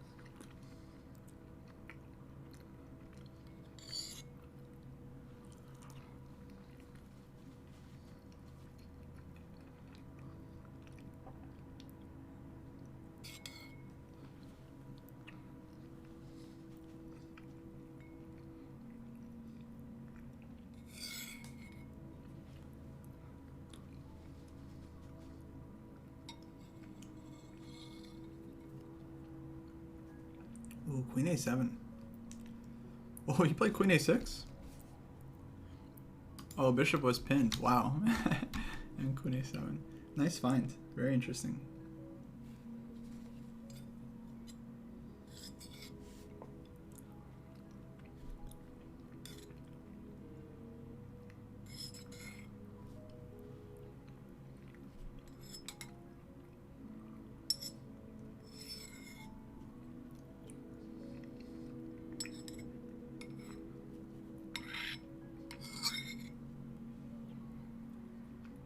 Alright, done with my soup. I am not playing. I am just watching.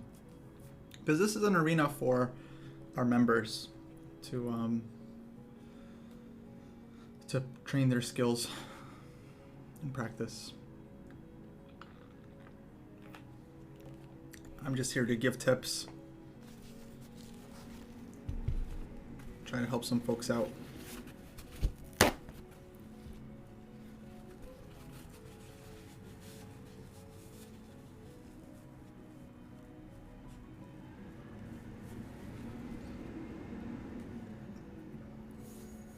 At what level do I think it's appropriate to switch to 1d4?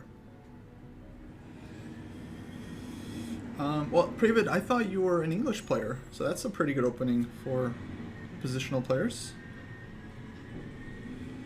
I think you can switch at any level, to be honest. I don't think there's a set point. And probably the earlier the better if you feel like it would suit you more. But the English is also a very strategic opening. Yeah, this is us just working on our blitz skills for our upcoming sub-battles. But in general, I would say we are very much focused on the classical side of chess.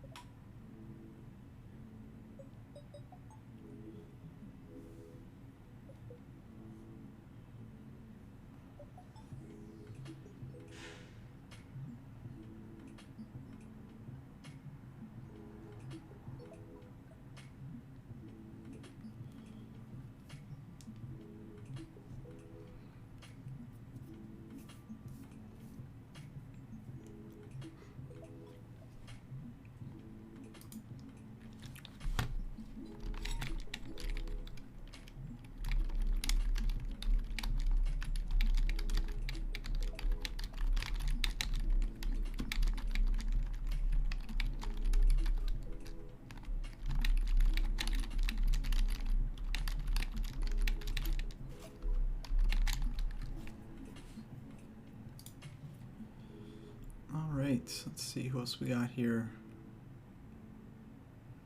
Rosenberg going up against Hacksign.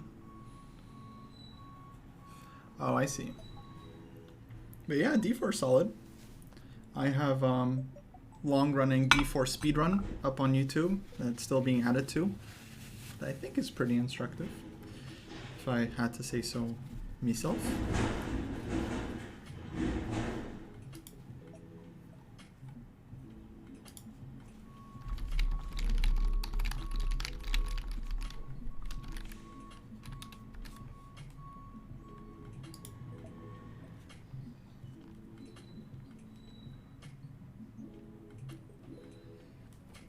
Yeah, I would say that those are pretty good instructive content.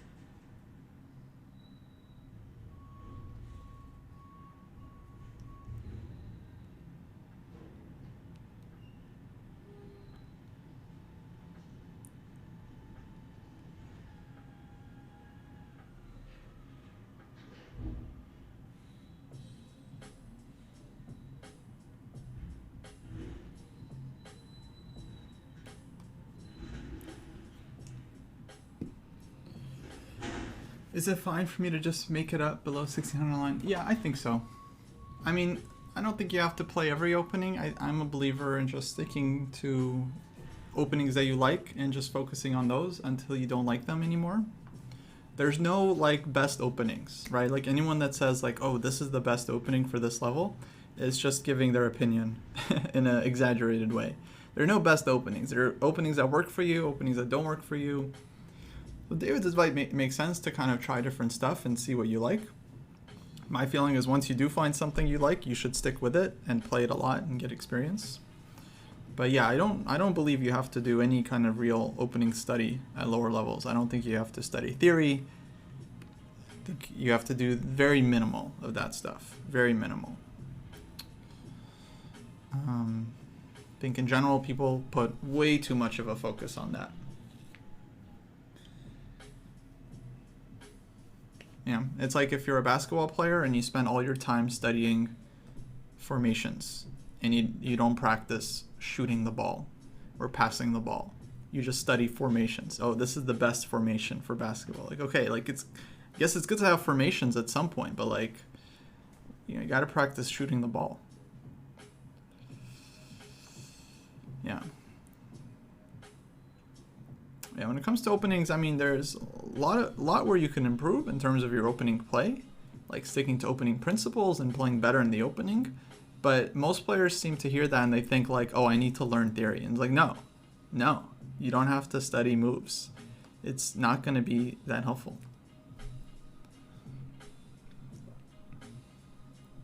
Yeah, I mean, e4 and d4, of course, lead to different positions. So you can't exactly just do that. That's where people get in trouble. It's like they learn some opening and then they think they can do it against everything. It's like no, it doesn't work like that. So, yeah.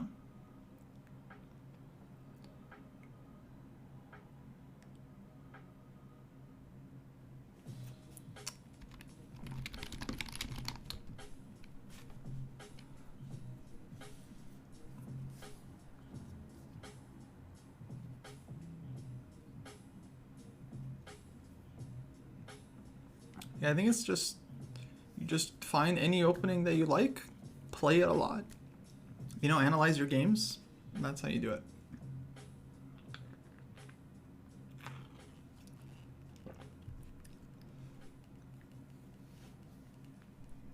It is warm. I gotta turn on the fan.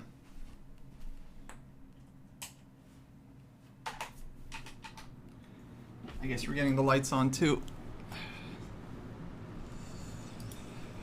Let me fix. There we go. That's better. Okay, what is happening here? Look at this king. Don't take this guy. Just leave him. Yeah, knight g3, exactly. This bishop is in no man's land.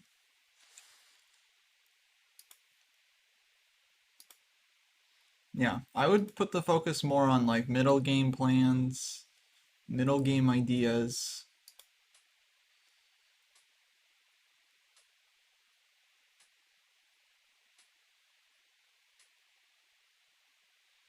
Yeah.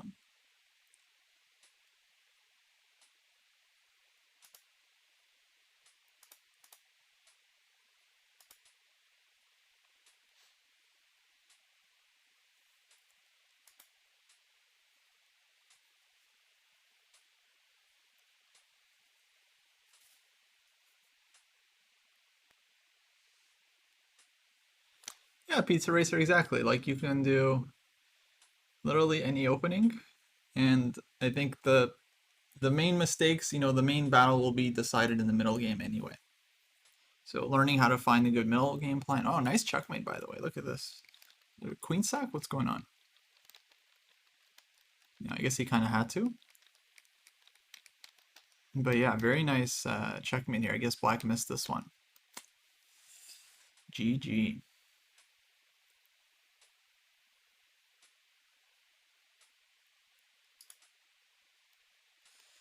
All right, Aftershock playing his usual h5.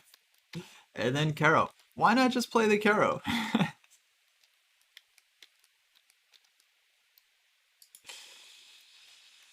Hilarious.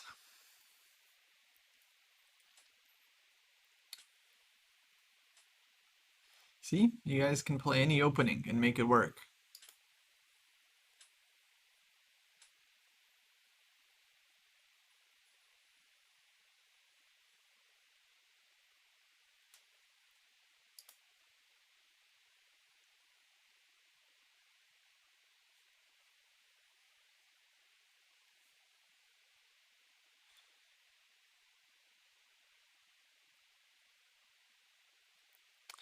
Yeah, I think like, people should just choose an opening, right? Like just find some opening that they like that looks good and then play it. But not study like, reams of theory and like, look at endless repertoires, bounce from like one opening to the other because they like lose a game. They're like, oh, I can't play this anymore. Now I have to like learn something else. I think people put much more of an emphasis on that. Like just choose something and play it. And then if you really don't like it, switch it up. No big deal. But find something that you like, keep playing it. But ultimately it's going to come down to more stuff than just the openings. Just, I don't know how many times we can say it. It's going to be about your tactics, your middle game play, your end games. Very, very few games are just like decided in the opening. Very few. I just think it's just something easy that you can do, and it's very clear how studying openings could help you in a game, like if you know the move, but I think people overvalue it by quite a big margin.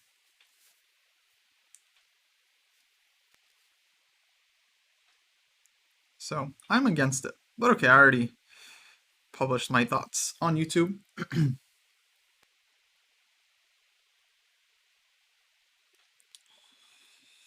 I did a whole series on how to work on openings. There's a right way and the wrong way.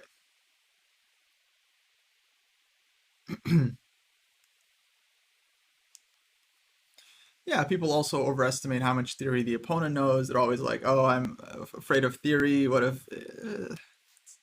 Rarely happens. I've done like multiple speedruns at this point, and the amount of like theory I've come across, very little. Mostly people just make random moves, and you have to you have to learn you have to learn to play a good opening, but that has nothing to do with studying specific moves, right? It's more about principles and ideas. Ideas, ideas, ideas.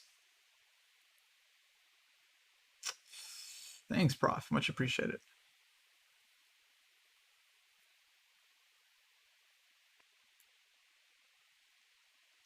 Offershock. Winning with 1h5.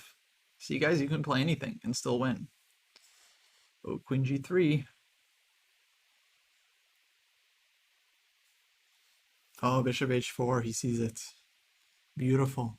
Nordovich missed this one once. He could have won the sub battle. But he missed it and ended up losing. Okay, we'll play next game. Let's see who we got. Who we got? I'm just looking for players closely rated. Ooh, Douglas trying to convert this rook endgame, but this looks dead lost. This D pawn is really strong.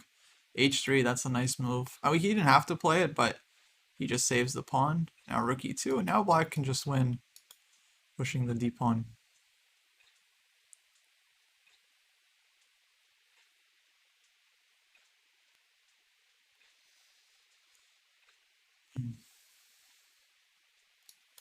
K1 here looks good. And this is going to be a GG. Both pawns promoting.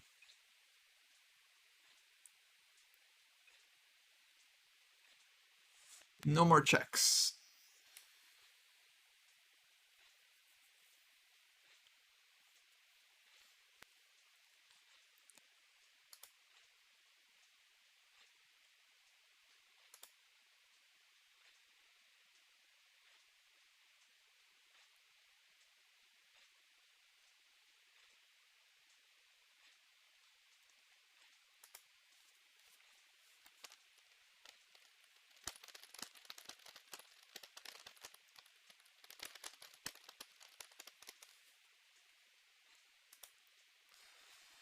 All right, well played, Douglas. Well played. Okay, who's next? Who's next? Kafkaskin against Baron.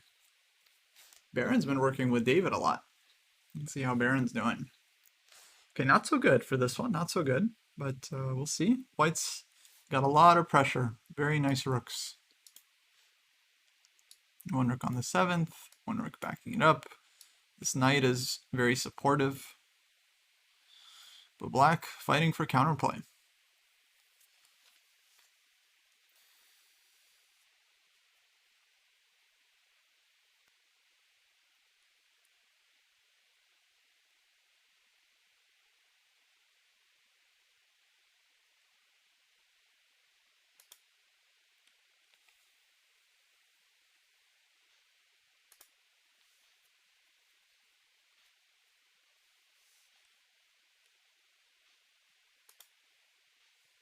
F3. Nice.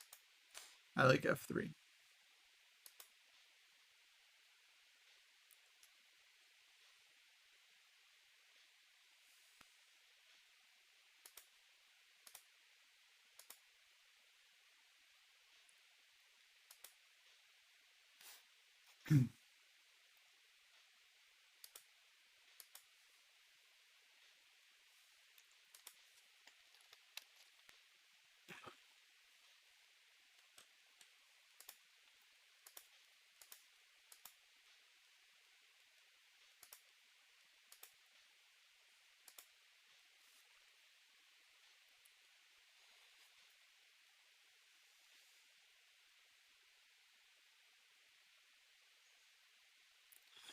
Whoa, queen up. Queen is good. What happened? How do we get the queen? Oh, that's how likely knight e5. Sacking. Yeah, that's going to be a GG. All right, who's next? Who's next? Hey, we have Zega 99 against Nufade, a rematch of the sub battle with ChessWeeb. Nice. Love it. All right, let's see who else we got. Cartier Tank taking on Rosenberg. Ooh, black winning the queen endgame though. Looks like he's taking a lot of pawns. D4, nice move. Pushing the pawn and defending the only weakness. And now white has a hard time dealing with the D pawn. Let's watch the technique here. Okay, looks like that's gonna be it. All right. Let's keep going. All right, Cannibal Bishop against Laurent. Hyset Nunci. Hic nunc, which means here and now in Latin. What was happening here? E4, E5. Rui Lopez. Rui Lopez. Both sides developing, fighting for the center. Bishop d5, interesting move. Normally you don't want to give up this bishop, but here, if takes, the knight is actually trapped. So it's kind of a funny trap, funny trick. But queen d7, threatening to take. b4, now black actually doesn't take. I think this bishop was worth taking. Even though white would have to bring the knight to d8, the knight can still get into the action after black pushes f5, knight f7, bishop can come to b7, attack this pawn. I think white would be missing the light squared bishop here very soon. So I would have taken that one. Okay, brings the knight to e6, gets the dark squared bishop, trades this one, f5, boom, wins that guy. c6. Now black is a pawn up and doing well. Oh, I could have taken on d5 here, got on the c pawn.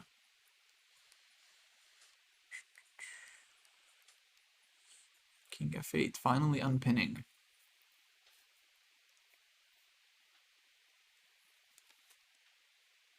Yeah, interesting game. Whoa, 20 minutes left in the arena. Jeez, that went by so fast. Oh my god. I feel like we just started.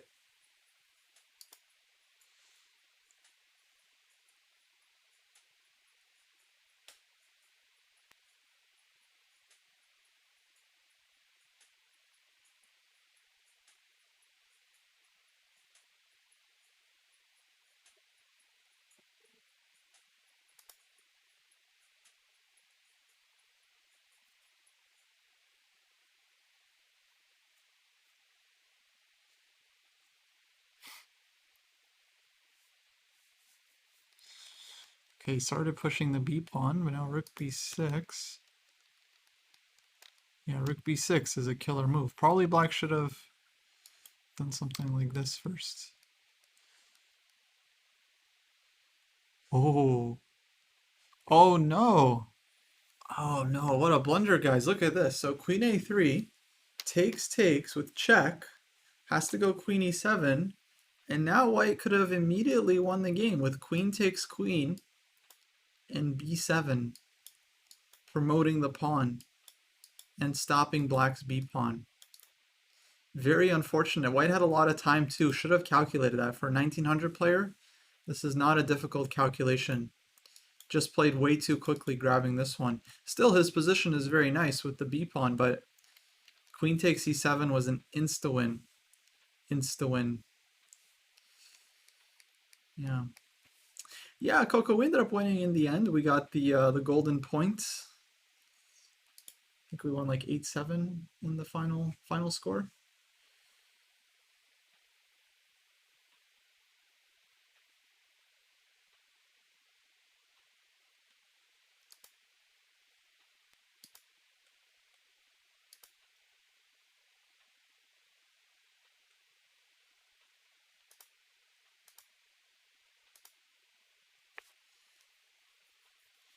Serena is depressing. Oh, why do you say that, Punk Corey? What's wrong? Depressing because you're not doing well, or what's up? It's all about just training and, trying to get better. We're just getting slaughtered.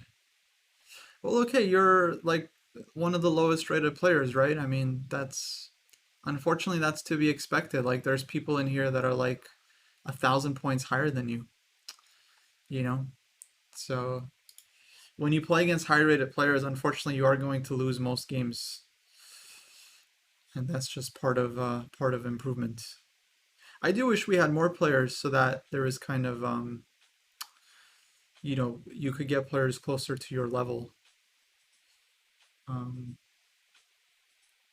Yeah, I know you're not making. I mean, I don't think you're. I don't think you said anything wrong. I'm not. I'm not going after you. I'm just saying, like, it's very typical when you're playing high-rated players to lose games. You know, it's just how it goes.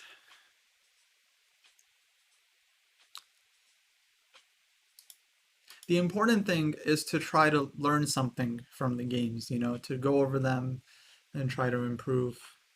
Also, let's keep in mind, this is blitz chess. This is like you have 3 minutes to make good moves. That's not a lot of time. We talked about this with Dennis. I don't know if you're here for the earlier stream, but like when you're playing blitz, like no one plays well in blitz. It's all relative, right? So it's like, of course, you're not going to make good moves when you only have like 3 minutes on your clock. I mean, that's kind of part of the fun. Neither player has a lot of time, so you're not going to both players are going to make mistakes, right? No one's expecting you to play well when you have seconds on your clock. Oh, draw by repetition. I don't like that though. Laurent should be playing for the win. He's got a very, very strong A pawn. E pawn should be pushing. Yeah, when it comes to improvement, I recommend playing rapid and classical, longer time control games. So you actually have time to like think about your moves. Blitz is mainly, I would say, played for fun. Like it's fun to play fast and try to flag your opponents, but ultimately it's not going to be good for improvement.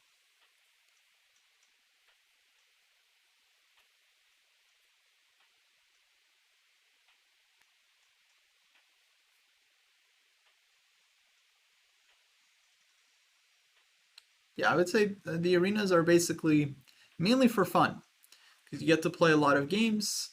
The games end quickly. You lose one game, like go on to the next one. But when it comes to improvement, like we should be playing time controls that give us time to actually think about the game, right? Because Blitz is a test of your instincts, right? And actually, yeah, Zero Sum says Blitz teaches very bad habits because if you don't play fast in Blitz, you will lose on time. But playing fast leads to making bad moves, right? So how do people play well in Blitz? Well, it's because they've already developed their chess game and they're already very good chess players. And then they're able to kind of minimize that into a 3 minute game. But no one like starts playing chess and is just like naturally good at blitz. Like that's just not a thing. Like some people they're good at like playing quickly, but that doesn't mean they're making good moves. Right? So blitz is a good way to like test your instincts. But if you haven't played a lot of chess, if you're not very experienced in like rapid and classical chess, then you're not going to have good instincts to work with, right? You're just going to be making ultimately like almost random moves or like the first moves that you see. But we shouldn't expect our first instincts to be good if we have no instincts to work with, right? The players that are like the best blitz players in the world, the Hikarus, the Magnuses of the world, all these guys, they've been playing chess for years. They've built up their understanding of the game. So it's not like some people are just good and some people are just bad. Like, no, the players that are good have like years and years of experience, and they're able to use that, for their blitz game. Black got a little lucky here. Now a little unlucky. Cartier tank missing the pin. Very unfortunate.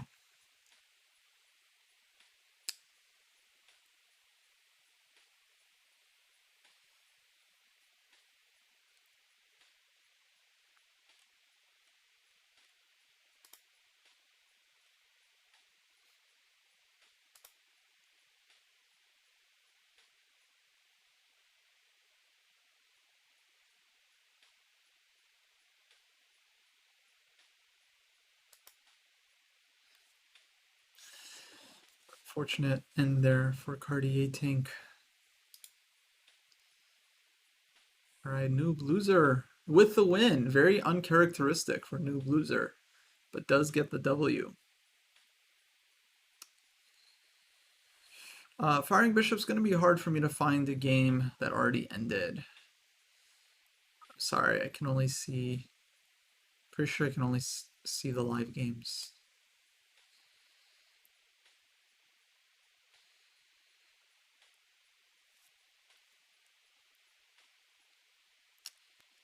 No, it's all good, IVG. I have tried aim chess, but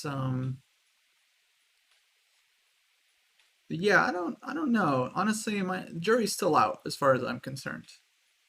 I feel like it's a good idea, but I don't know if it's executed really well.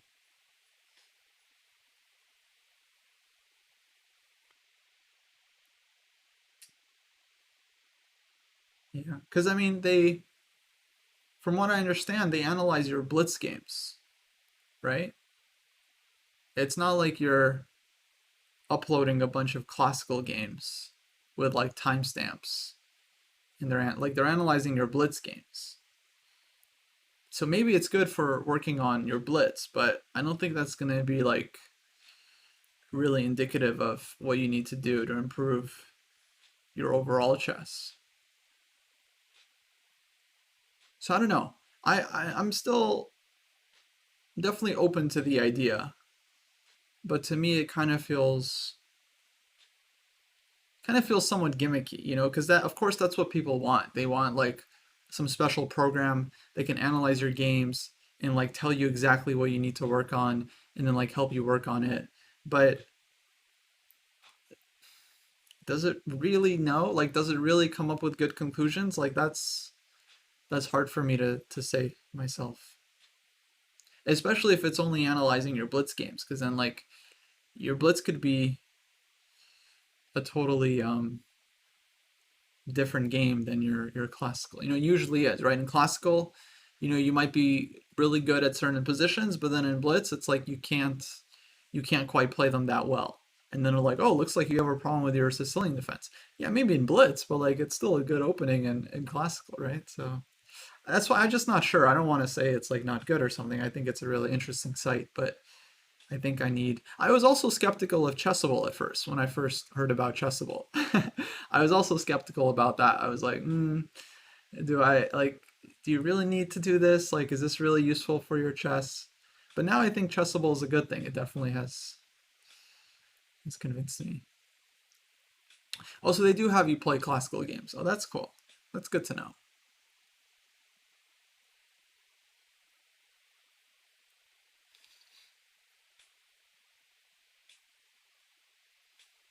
Yeah, this looks like Smith Mora, right? Gotta be Smith Mora. Yeah. Now, the thing is, like, okay, black doesn't want to take the Smith Mora gambit, but like, white should just take the pawn. Like, say, all right, you don't want the gambit? I will take a very free pawn center. Thank you very much. So I don't like it that neither player is respecting the center. Once again, white should just take the center. All right, finally, black accepts the pawn, and white gets his desired Smith Mora.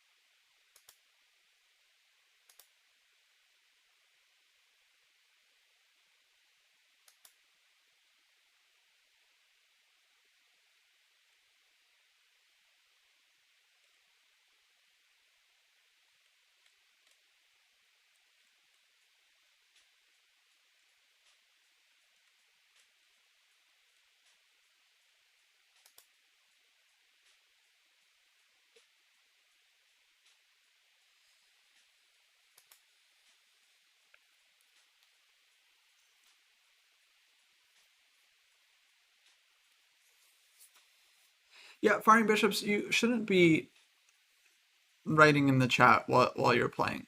It definitely shouldn't be listening to the stream while you're playing. That's a rule we have here. Also, it's just distracting. Like, I don't even understand how you're supposed to play well if you hear someone talking. All right, let's check out this game. Yeah, and Coco, like if you're about to beat a player, don't like come in and be like, "Oh, can you look at my game? I'm about to win." Like, don't do that. That's not cool. It's just like that. No one wants to be on the other side of that. You guys should not be engaging with the stream while you're playing, right? It's just like bad for your focus.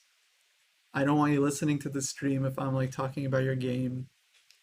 Like so many things. Yeah. I understand you're excited about winning your game, but like it's not really, you know, it's kind of being a sore winner, IMO.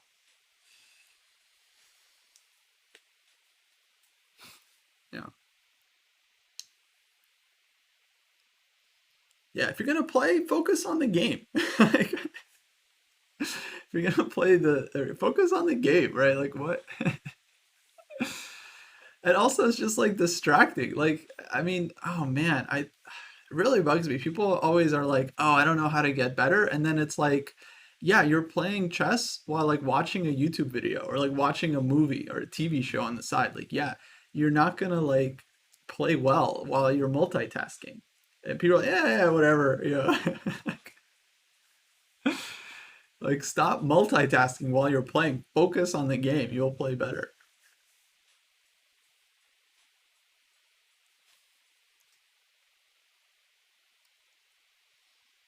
Yeah, well, the reason it's hard to focus is because you're allowing yourself to get distracted. You just don't open other tabs. Close everything else if you need to. Yeah, I mean it's just going to be bad for your chest to look at anything else.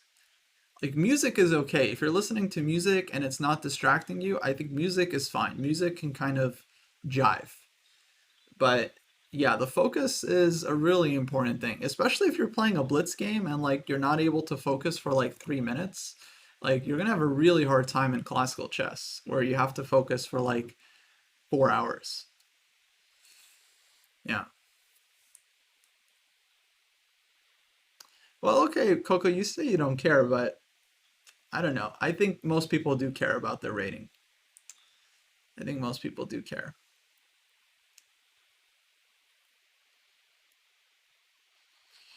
Pumpkin, I guess that's somewhat okay, but honestly, it's not ideal. I mean, you can do what you like, of course, but real improvement, there's something, a lot of value that comes from actually focusing, during the puzzle, during the game.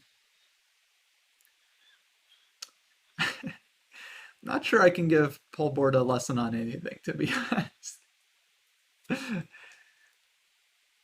Maybe I could like help him with like OBS if you needed help with that, but not sure I can do anything else. Yeah, firing bishops, because you're listening to the stream while you're playing, you're on Instagram. Like, you have to think about the game. You have to think about the moves. It's not that complicated, right? Like, there's a lot going on, there's a lot that could happen, especially when you have like such little time.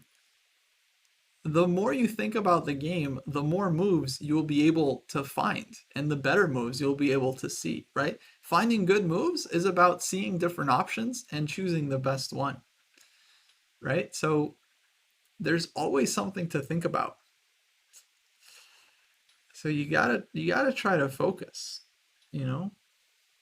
You just and like if you can't focus, fine, I understand. I mean, it's not easy. Chess is not easy. But I think you're doing yourself a disservice with the multitasking.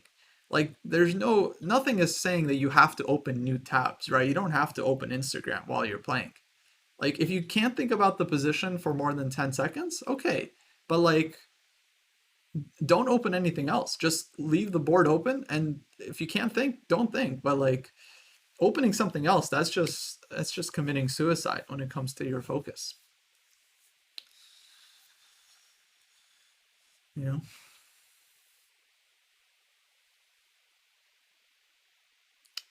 How the heck are all these streamers able to play blitz matches while reading chat? Well, here's the thing. Most streamers play a lot worse while they're streaming, myself included. Like the people I've talked to, like we estimate that our level goes down like 100, 200 points if we're streaming and if we're talking. So it's not like they're able to do it. It's just that they play worse. But what are you gonna do? I mean, it's called throwing for content. That's that's what it's called.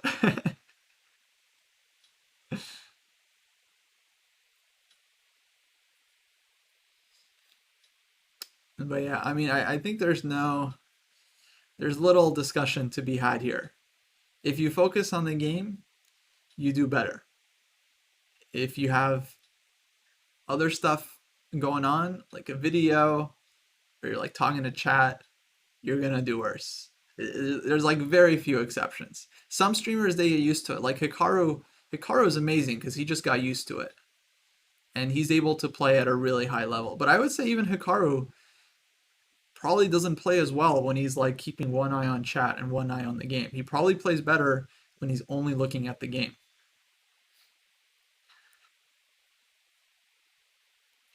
Yeah, nowadays there is no more electronic devices allowed. Music I think is okay because music isn't necessarily distracting. Music can kind of like keep you focused, but it's really case by case basis because I definitely had times when I was listening to music and then I just noticed like actually I'm distracted. This music is distracting me. And a lot of those guys that like listen to music during the game, in the past, like it was very common for people to listen to music in tournaments and they would have headphones in. You always see them take the headphones out once the game gets really tense, right? So at a certain point, like they take the headphones come out because they realize like shoot, I can't focus, right? So they take it out, right? So it can be kind of a crutch, you know. All right, well played. Well played. Hey, you're getting a raid from Adriana. Welcome, welcome. Thanks for the raid. Welcome, Raiders. We are just finishing this arena. There's 10 seconds to go. The games are all going to end abruptly here for our players. But thanks so much for joining. Hope you had a good stream. And welcome, everyone. Welcome to Chess Dojo. This is the dojo where we do a lot of events and tournaments and sub battles, and we try to keep it pretty educational. So yeah, welcome to the channel. We just had an arena that ended. So congrats to Douglas. A lot of chickens and Noob Loser, third place, winning the arena. Well played, everyone. Well played. Hopefully you guys enjoyed it. Well, focus is a big thing. We were just talking about focus, guys, and how important it is to focus during a game. Firing bishops, that sounds like maybe the main thing you should work on improving because it's not a small thing. If you improve your focus, you'll improve your game. Like you'll get better at calculating, you'll get better at making decisions. Like you'll start playing better. Yeah.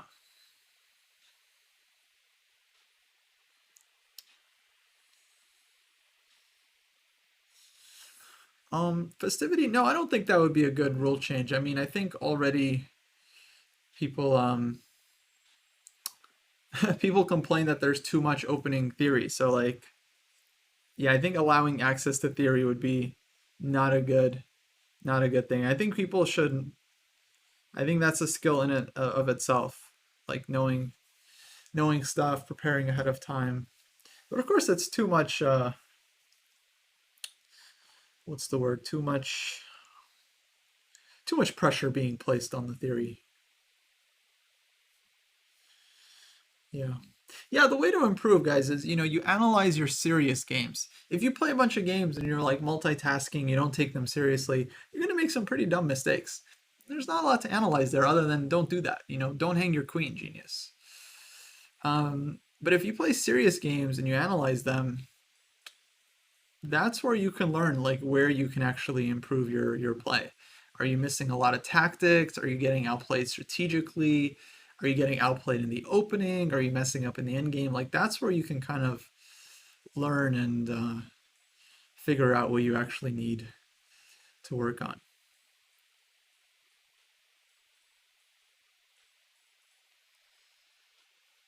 Well, it takes a lot of work to get to GM, you know? It's not like if you focus, then you just make GM automatically. I mean, yeah. But no, but the key thing is to analyze your games. I'm sure you make mistakes in like pretty much all your games, and so you got to analyze your mistakes, classify your mistakes, see what kind of mistakes you're making, and yeah, I mean, you can always work on your calculation, right? Like even the very best players in the world are working on their calculation. So there's literally no one out there who's like just done with tactics. It's just not a thing. Like you can always improve your calculation.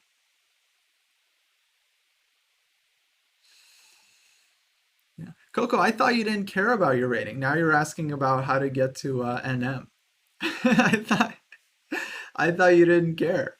What's this? Suddenly you care. Do I use any supplements to help with focus? No, I don't. I just don't really know much about supplements. So I haven't really tried anything, and my feeling is that if you use a supplement, then like I don't know. I think you should try to work on learning to focus on your own. And I understand some people have mental issues with focus, and they might need supplements just for the regular life. I mean, but I can't speak to that. I'm not a doctor or anything.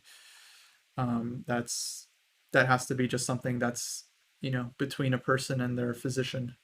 But I haven't used any supplements myself, except for caffeine, if you can call that a supplement.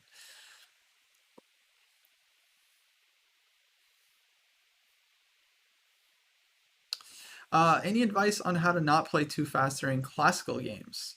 I usually find that after 4 to 5 minutes, I don't know how to think about my move any longer. Yeah, I mean it's kind of a simple answer. You just have to spend more time. like, like what do you think about? Here's what you think about. You think about the move you would like to play. You think about how the opponent is going to respond, and then you think about your response to their response, right? And then you try to understand if you like where the game is going or if you don't like where the game is going. And then if you don't like where the game is going, then you look for a different first move, consider the opponent's response, and then consider your response to that. And then if you don't like where that's going, you have to look at a different first move, think about the opponent's response and your response to that. Now let's say you find the move you do like. You find the move, you figure out what the opponent is going to do against it, and then you find a good response and you're like, I like where it's going. You keep thinking. You keep thinking because maybe the opponent has a better response, right? Try to find a better response for the opponent. And just because you found a move that kind of looks good doesn't mean you don't have a better move. Yeah? Like in any position, you might have anywhere between 3 to 7 moves that are reasonable, right? Sometimes less, sometimes more. So if you're only looking at one move or two moves and then making a decision from that, you're not really looking at enough moves. So I think you got to just consider more ideas. Now, should you look at beyond those 3 moves, your move, your opponent's response, and then your response to that? Well, yeah, if you can visualize further, you should try to visualize further, and that's what strong players do. They calculate like 5 moves ahead, and they see if there's better options for either side. And if they like where the game is going, they look for another option. They see if they can find something stronger. So honestly, there's like really no limit to how much you can think about a move.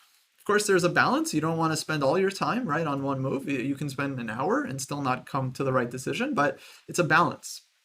You have a clock. You have to manage your time, and that means not spending too much time, but also not spending too little time. Yeah, I don't think I'm going to be playing subs today. We're actually going to be doing a lesson in a little while. So I'm going to go on break actually pretty soon.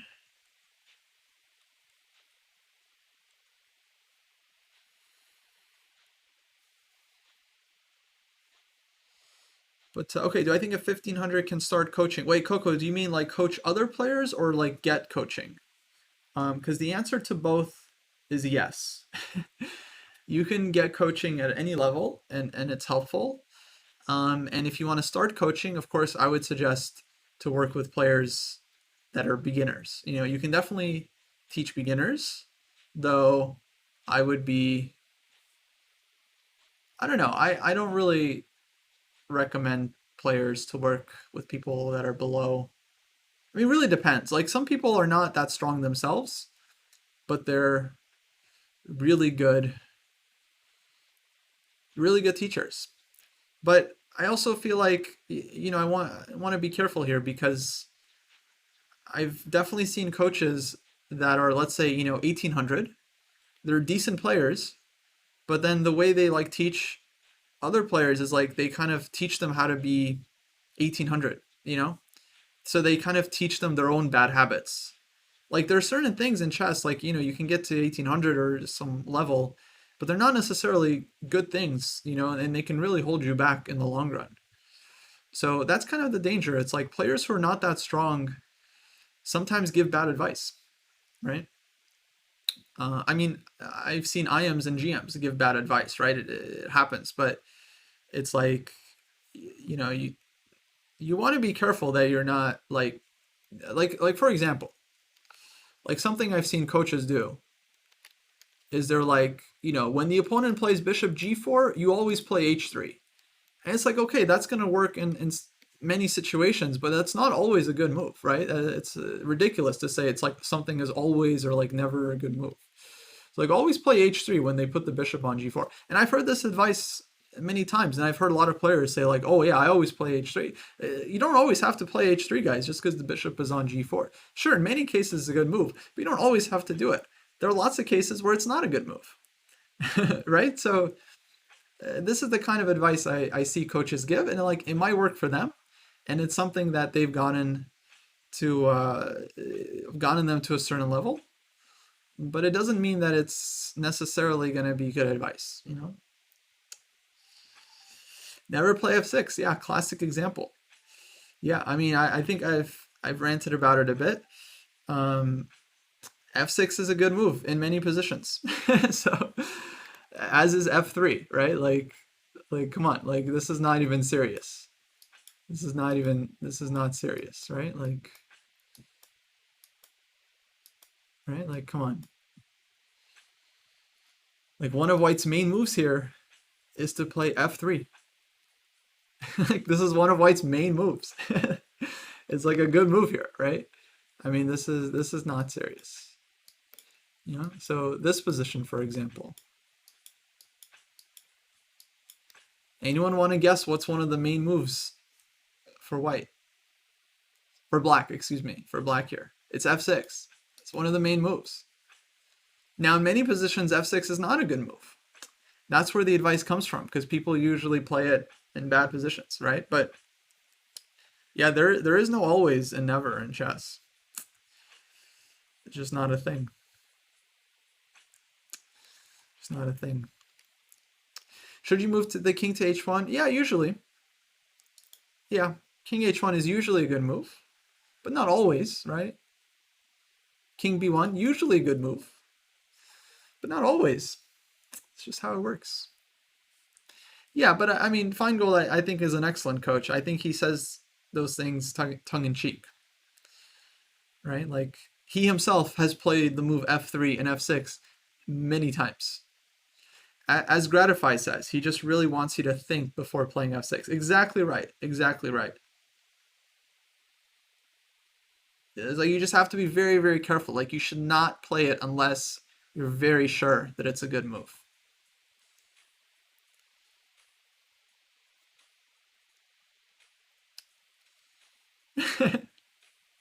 Yeah.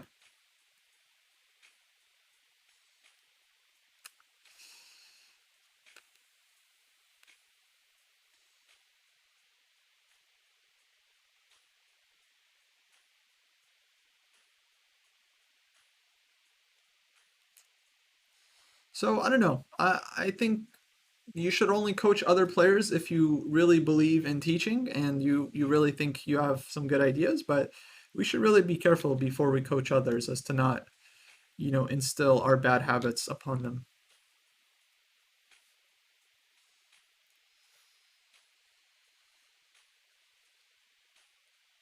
Yeah.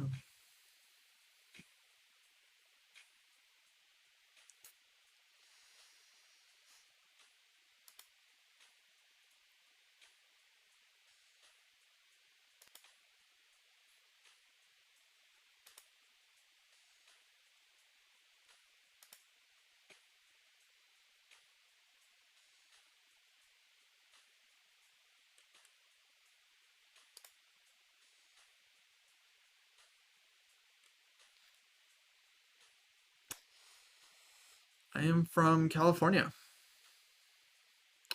What do I think about chessable? I like chessable. I think chessable is great. I mean, I don't think players should spend their time memorizing opening lines, but they have courses on tactics, endgames, positional chess, and they have some good opening courses as well that aren't just focused on, the theory. So in general, I like chessable. I think it's a great format for, like, I did the woodpecker method on chessable, and I enjoyed it. It was some good puzzles.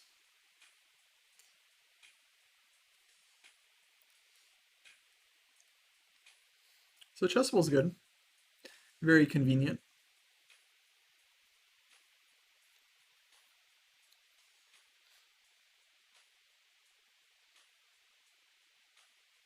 I have no idea, Coco. Could be. It's just some random games I found.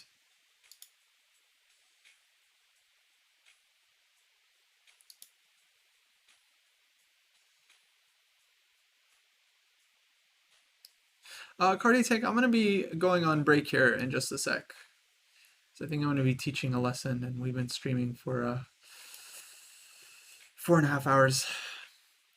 I see, Yon. Yeah, originally I'm from the Ukraine, aka the UK, Ukraine. Yeah.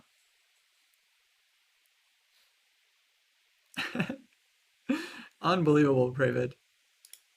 Guys, if you want to improve, I really think this is one of the things that's holding people back. You got to work on chess without multitasking. You got to work on chess and actually focus on what you're doing. That's probably that's going to be my number one advice from now on. Is I realize what's going on. People are playing on their phones. People are playing while they're watching a video. Now I understand. Now I get it. This is what you guys are doing.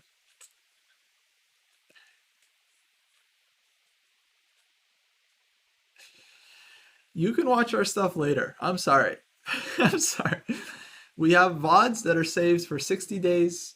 Of course, I want you guys to watch the streams, and watch the YouTube videos, but like, I just want to be real. Like, if you want to work and improve your chess, you gotta not multitask. Like, you have to focus on what the brain is not like. I'm not a neurobiologist, okay? Not a neurobiologist, but the brain does not learn when you have like a ton of sensory input. You're allowed to do whatever you want. You can watch whatever you want, but I just want to be clear. Like, you're not allowed to like multitask while you're playing and then, you know, complain that you're not improving. Those are the two things that you're not allowed to do. Either you do whatever you want, you have fun, or you focus on improvement. But the two mixed together, I think they don't mix. I'm sorry. I'm sorry. I'm sorry. But that's how it goes, guys. That's how it goes. I'm just speaking from experience. The main times where I improved my chess, I was sitting at the table, right? No screens, solving problems, working an hour, hour and a half per day, calculating, trying to do better, reviewing the solution, visualizing the solution over the board, trying to see like, oh, what did I miss? Right? And then if I got something wrong, just try to visualize the full solution just to feel like, just to see what it's like. And that's what I was doing when I actually got better. Yeah.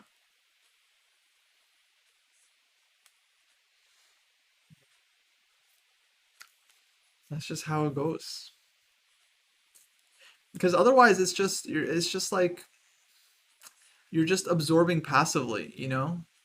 Like if you're playing and you're like watching some chess video on the side, you're not going to be as focused for your game, and you're not going to absorb anything from the video either, you know?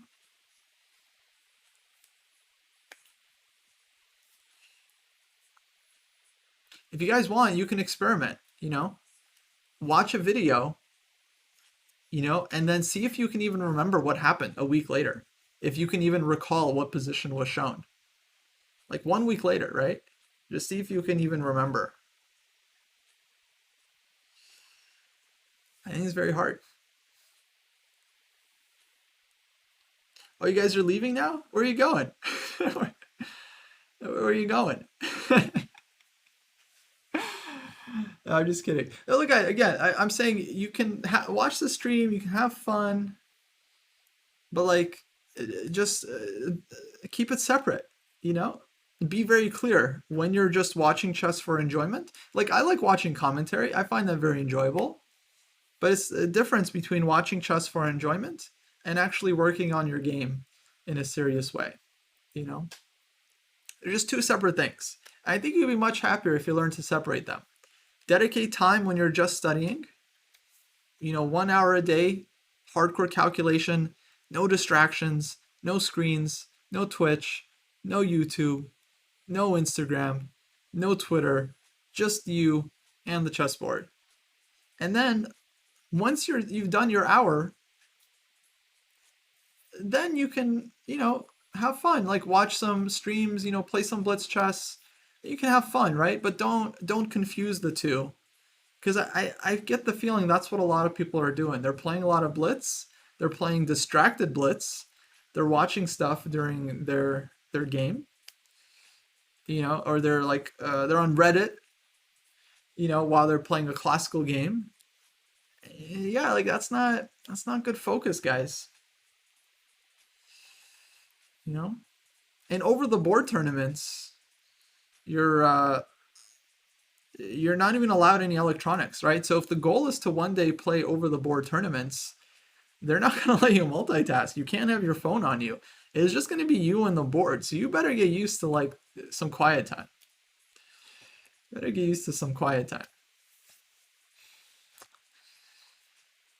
I feel like I've upset everyone in the chat. I'm really sorry. I'm really, but I honestly have your best interests at heart. I'm just telling you what you need to do if you like really want to like up your level. It's my opinion, okay? My opinion. You guys are free to do what you want. I'm happy to have you here. But let's not pretend. Let's not pretend like distracted chess is good. Thanks, guys. Sorry to get so heated.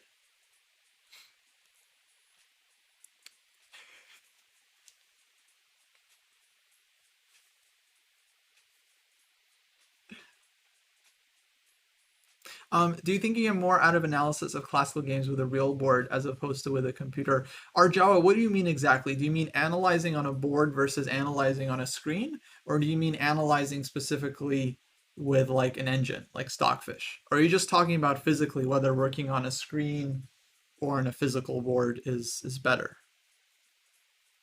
Because the Stockfish question is kind of a separate one.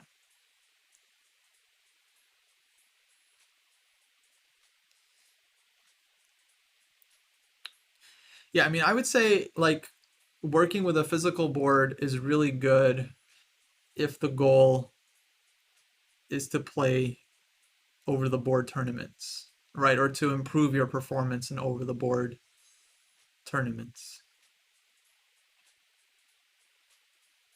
So if you're playing over the board tournaments or your goal is to play over the board tournaments and you want to improve your skills over the board, then I think the more work you do on the physical board, the better.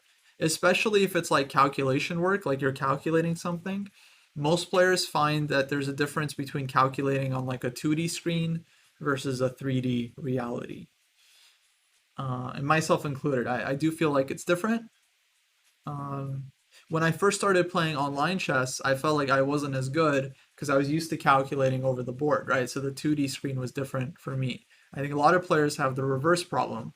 They're used to the 2D screen, then as soon as they look at the 3D board, it's like completely different, right? So I think if the goal is to play over the board tournaments, then using a physical board as much as you can is better.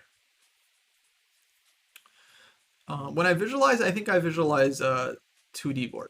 Yeah. Um, but if you don't really care about over the board chess, if you're just playing online mostly, then I would say sticking to online analysis is totally fine. And you don't even need the physical board. Like if all you're playing is online events or online tournaments.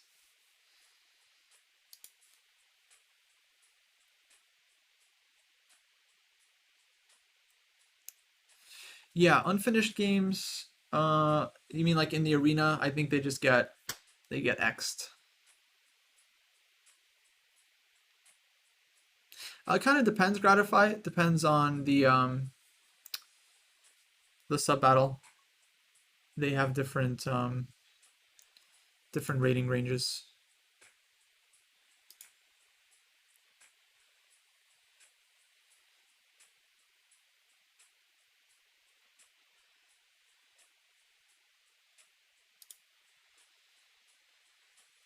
When is the game analysis coming up? So we're gonna be recording YouTube videos, Cartier Tank, on the games submitted. Hopefully in the next few weeks we'll start getting some of those out. Now that I'm back in town. Lit finish with the sub. Thanks so much. Welcome to Dojo. Yeah. All right, guys. I think I'm gonna take a break here. I'm actually scheduled to do a lesson with Door in about 25 minutes. So I will be back in a little bit. I think I'm just gonna keep the stream going. And you guys can enjoy some music. Opening lab, we made a post on that, Cartier. That's gonna be next week. There's a post where you can answer or ask some questions, and you should see it on. You should see the schedule there.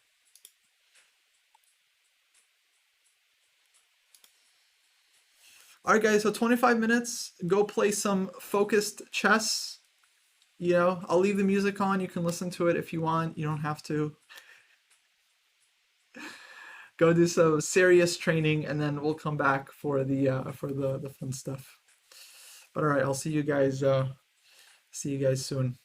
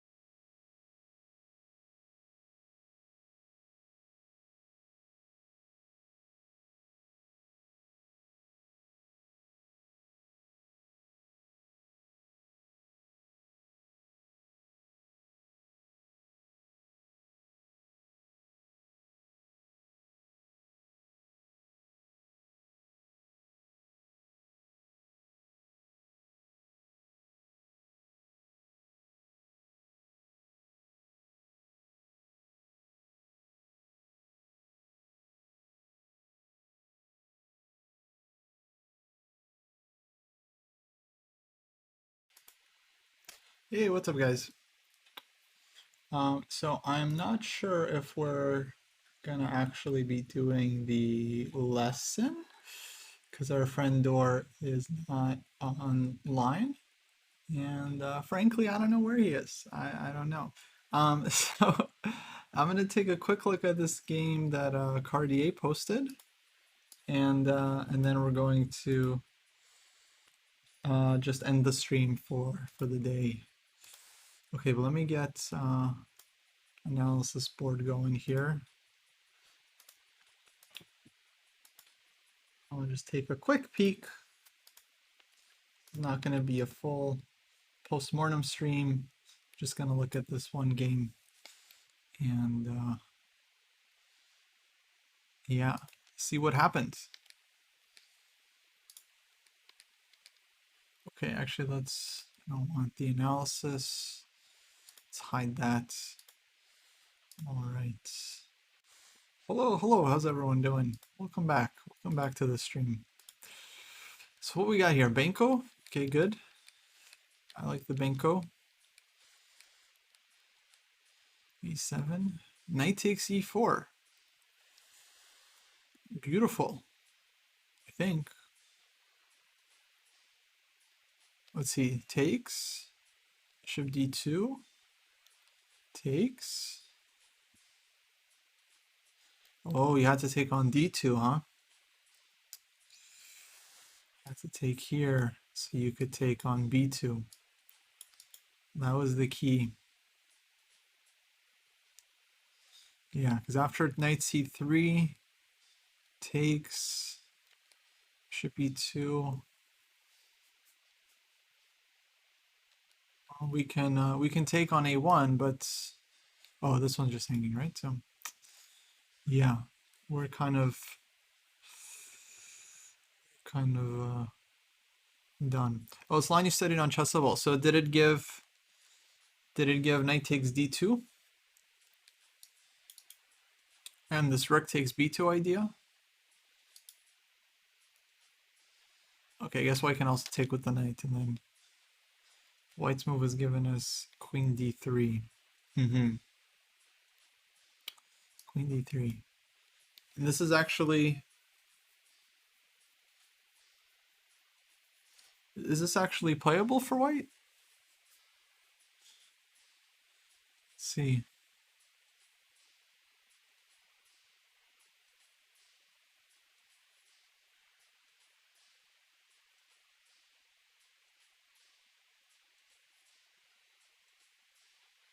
Okay, black is winning, but you still have to know what to do. Yeah, I understand.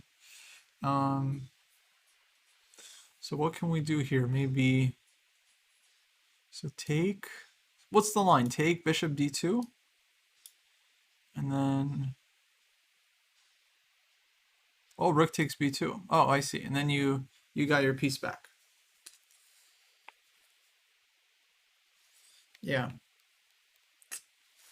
Well, it happens. I mean, opponent plays something different, and then, right, you have to think for yourself. I mean, it's very hard in Blitz, right? Because you don't have a lot of time to figure it out. Now, you know that the line is supposed to be good for black, and you know that you're down a piece, so you have to you have to take that into consideration. I would say this is not too hard to find. Like, I think in a rapid game, you would probably be able to calculate this one out. Take rook B2. This is a pretty thematic tactic for the Benko. But well, I mean, this is the process. You play a game, you review the opening, and now hopefully next time you you remember this trick, you know. Because this could happen, you know, in a classical game, right? If anything that happens in a blitz game, I think could happen in classical as well. So on knight takes d2, I think anyway black takes here, and it is a piece sacrifice, but white has a lot of stuff hanging in the position. So for example, let's say white plays like knight e4. I would definitely consider f5 here for black. And then if this knight moves away, Then we just have rook takes d2 and bishop c3. Rook is hanging, looks over. So after rook takes b2, hard to find the move here, because if black wins the piece back, then this is also a threat. Then black has a great position, but I don't see a way for white to save the piece. Let's say knight b1. Feels like you can move the rook somewhere, and then rook on a1 is lost. Yeah, well, it's very helpful to analyze your games, because of course this could happen again, and you might find similar tactics in the future. Yeah.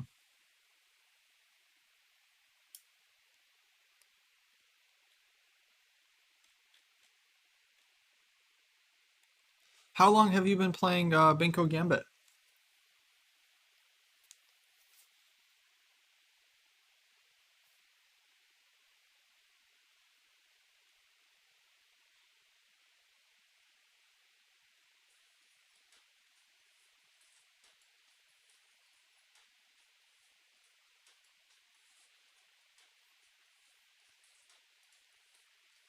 Six months. Nice.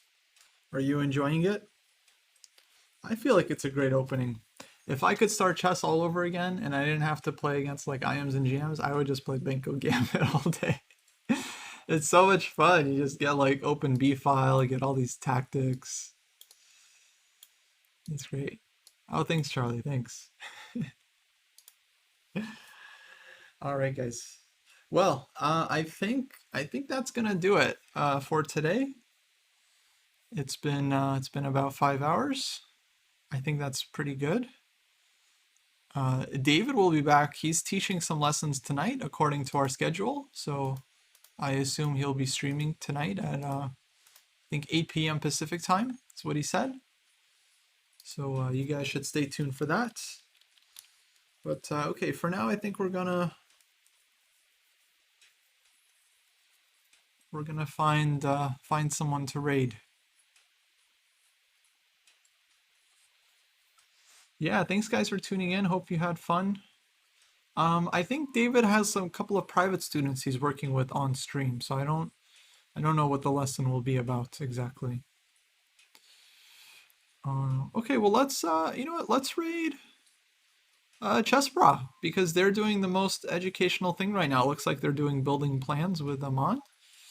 And by the way, guys, Aman, maybe I shouldn't say anything, but Aman might be visiting the dojo very soon. No spoilers. But it looks like they're doing an educational stream, so we'll raid them, and you guys can go learn from the chess bros.